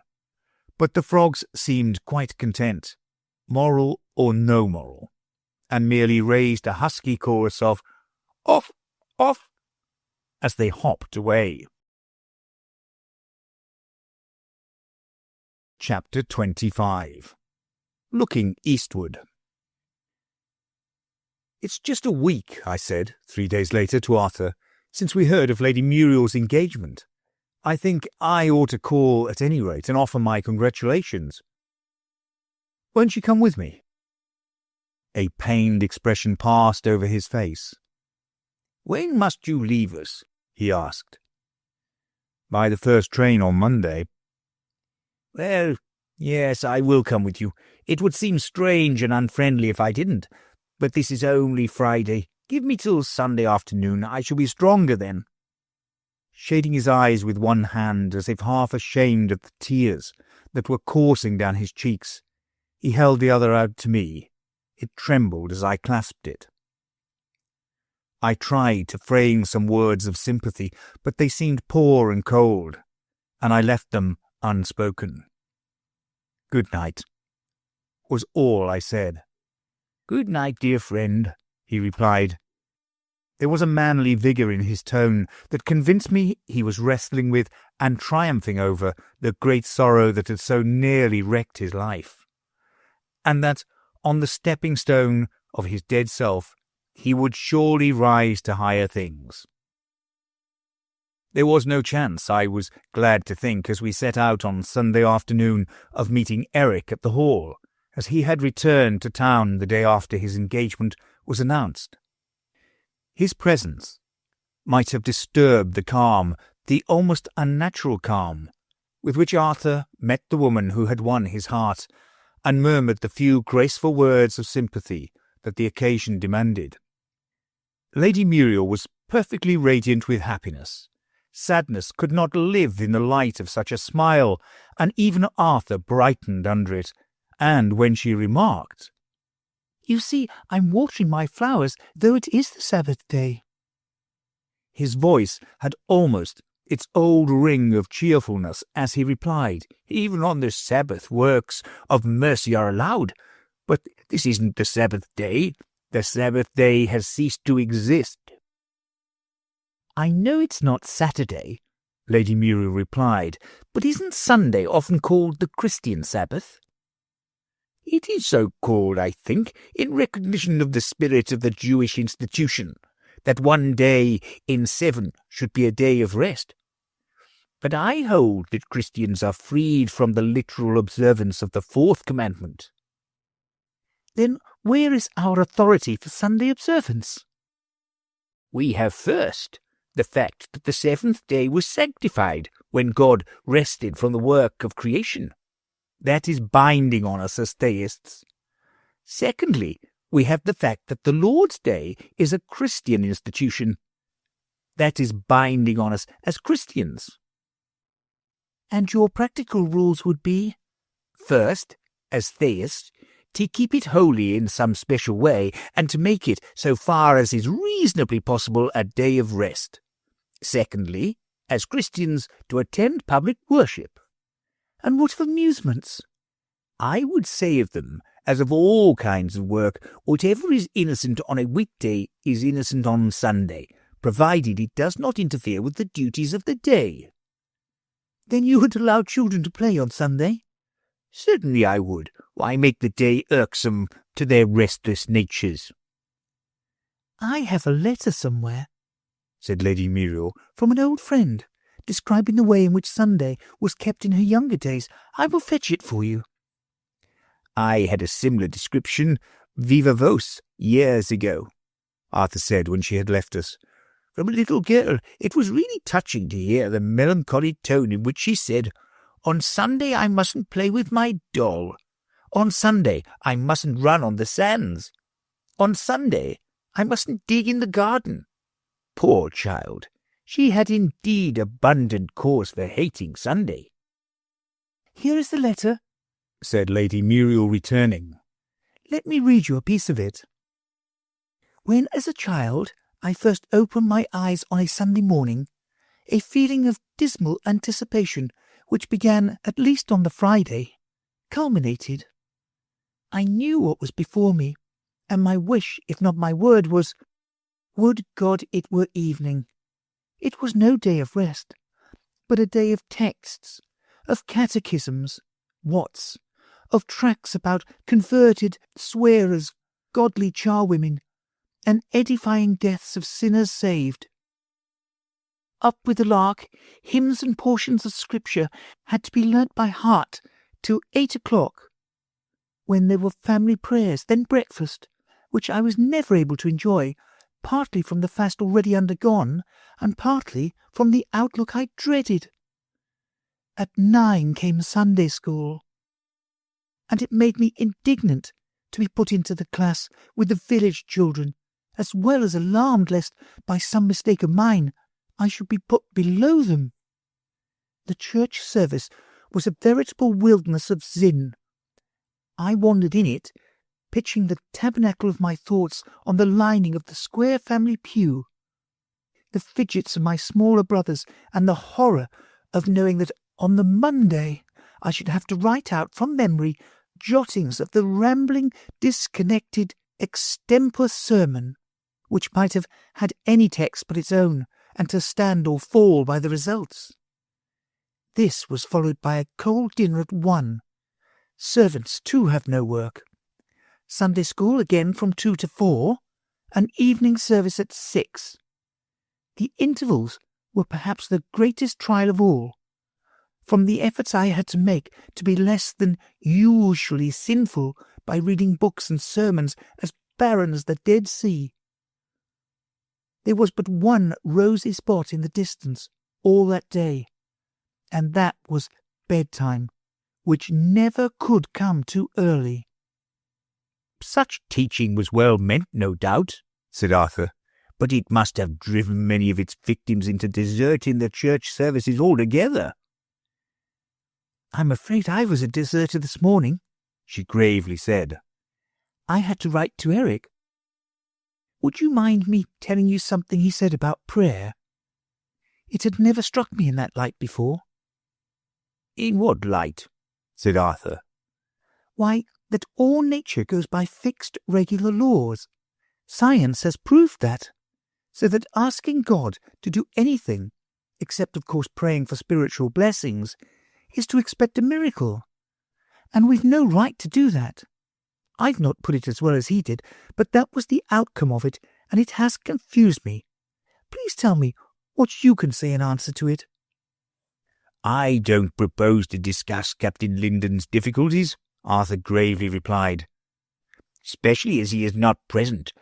But if it is your difficulty— His voice unconsciously took a tenderer tone Then I will speak. It is my difficulty, she said anxiously. Then I will begin by asking, why did you accept spiritual blessings? Is not your mind a part of nature?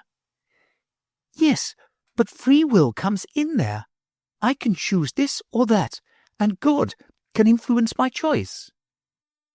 Then you are not a fatalist.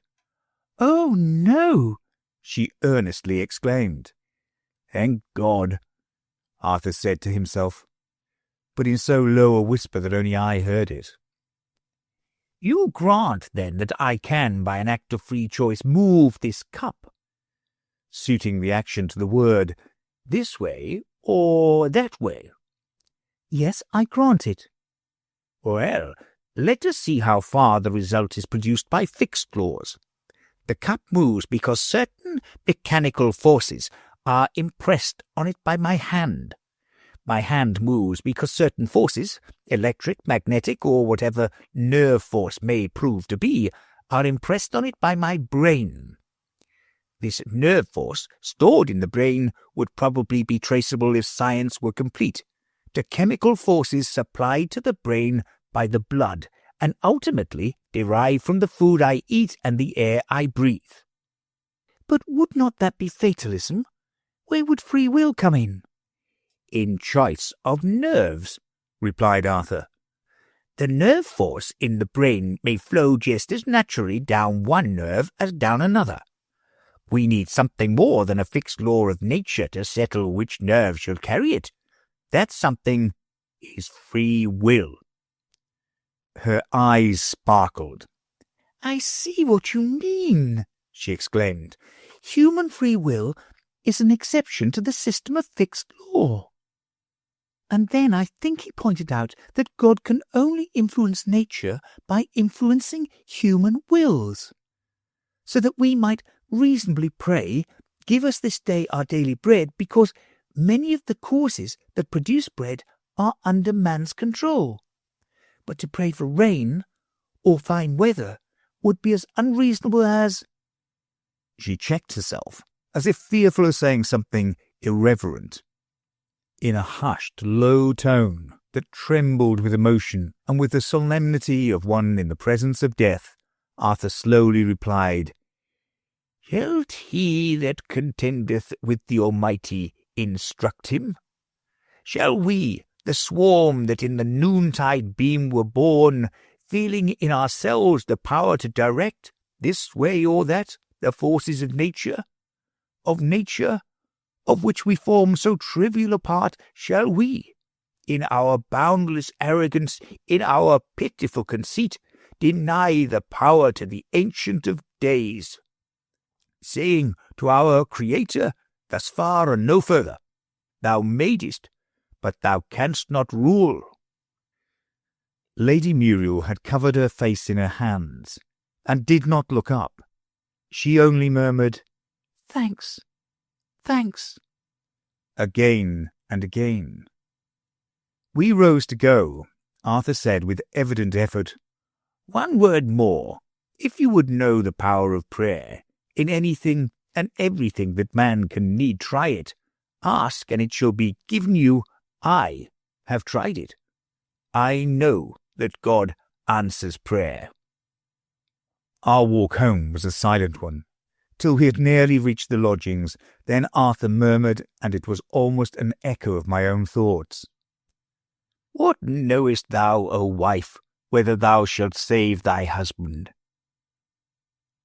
The subject was not touched on again. We sat on, talking, while hour after hour of this our last night together glided away unnoticed. He had much to tell me about India and the new life he was going to, and the work he hoped to do. And his great generous soul seemed so filled with noble ambition as to have no space left for any vain regret or selfish repining. Come, it's nearly morning, Arthur said at last, rising and leading the way upstairs. The sun will be rising in a few minutes, and though I have basely defrauded you of your last chance of a night's rest, I'm sure you'll forgive me. for I really couldn't bring myself to say good night sooner. And God knows whether you'll ever see me again or hear from me. Hear of you I'm certain I shall, I warmly responded, and quoted the concluding lines of that strange poem, Wearing. Oh, never star was lost here, but it rose afar. Look east where whole new thousands are, in Vishnu land, what avatar? Aye, look eastward, Arthur eagerly replied, pausing at the staircase window, which commanded a fine view of the sea and the eastward horizon. The west is the fitting tomb for all the sorrow and the sighting, all the errors and the follies of the past, for all its withered hopes and all its buried loves. From the east comes new strength, new ambition, new hope, new life, new love. Look eastward, aye, look eastward. His last words were still ringing in my ears as I entered my room and undrew the window curtains, just in time to see the sun burst in glory from his ocean prison and clothe the world in the light of a new day. So may it be for him and me and all of us, I mused. All that is evil and dead and hopeless fading with the night that is past. All that is good and living and hopeful rising with the dawn of day. Fading with the night, the chilly mists and the noxious vapours and the heavy shadows and the wailing gusts and the owl's melancholy hootings, rising with the day, the darting shafts of light and the wholesome morning breeze and the warmth of a dawning life, and the mad music of the lark. Look eastward. Fading with the night the clouds of ignorance, and the deadly blight of sin, and the silent tears of sorrow, and ever rising higher, higher with the day, the radiant dawn of knowledge, and the sweet breath of purity, and the throb of a world's ecstasy. Look eastward. Fading with the night, the memory of a dead love, and the withering leaves of a blighted hope, and the sickly repinings and moody regrets that numb the best energies of the soul, and rising, broadening, rolling upward like a living flood, the manly resolve and the dauntless will and the heavenward gaze of faith, the substance of things hoped for, the evidence of things not seen.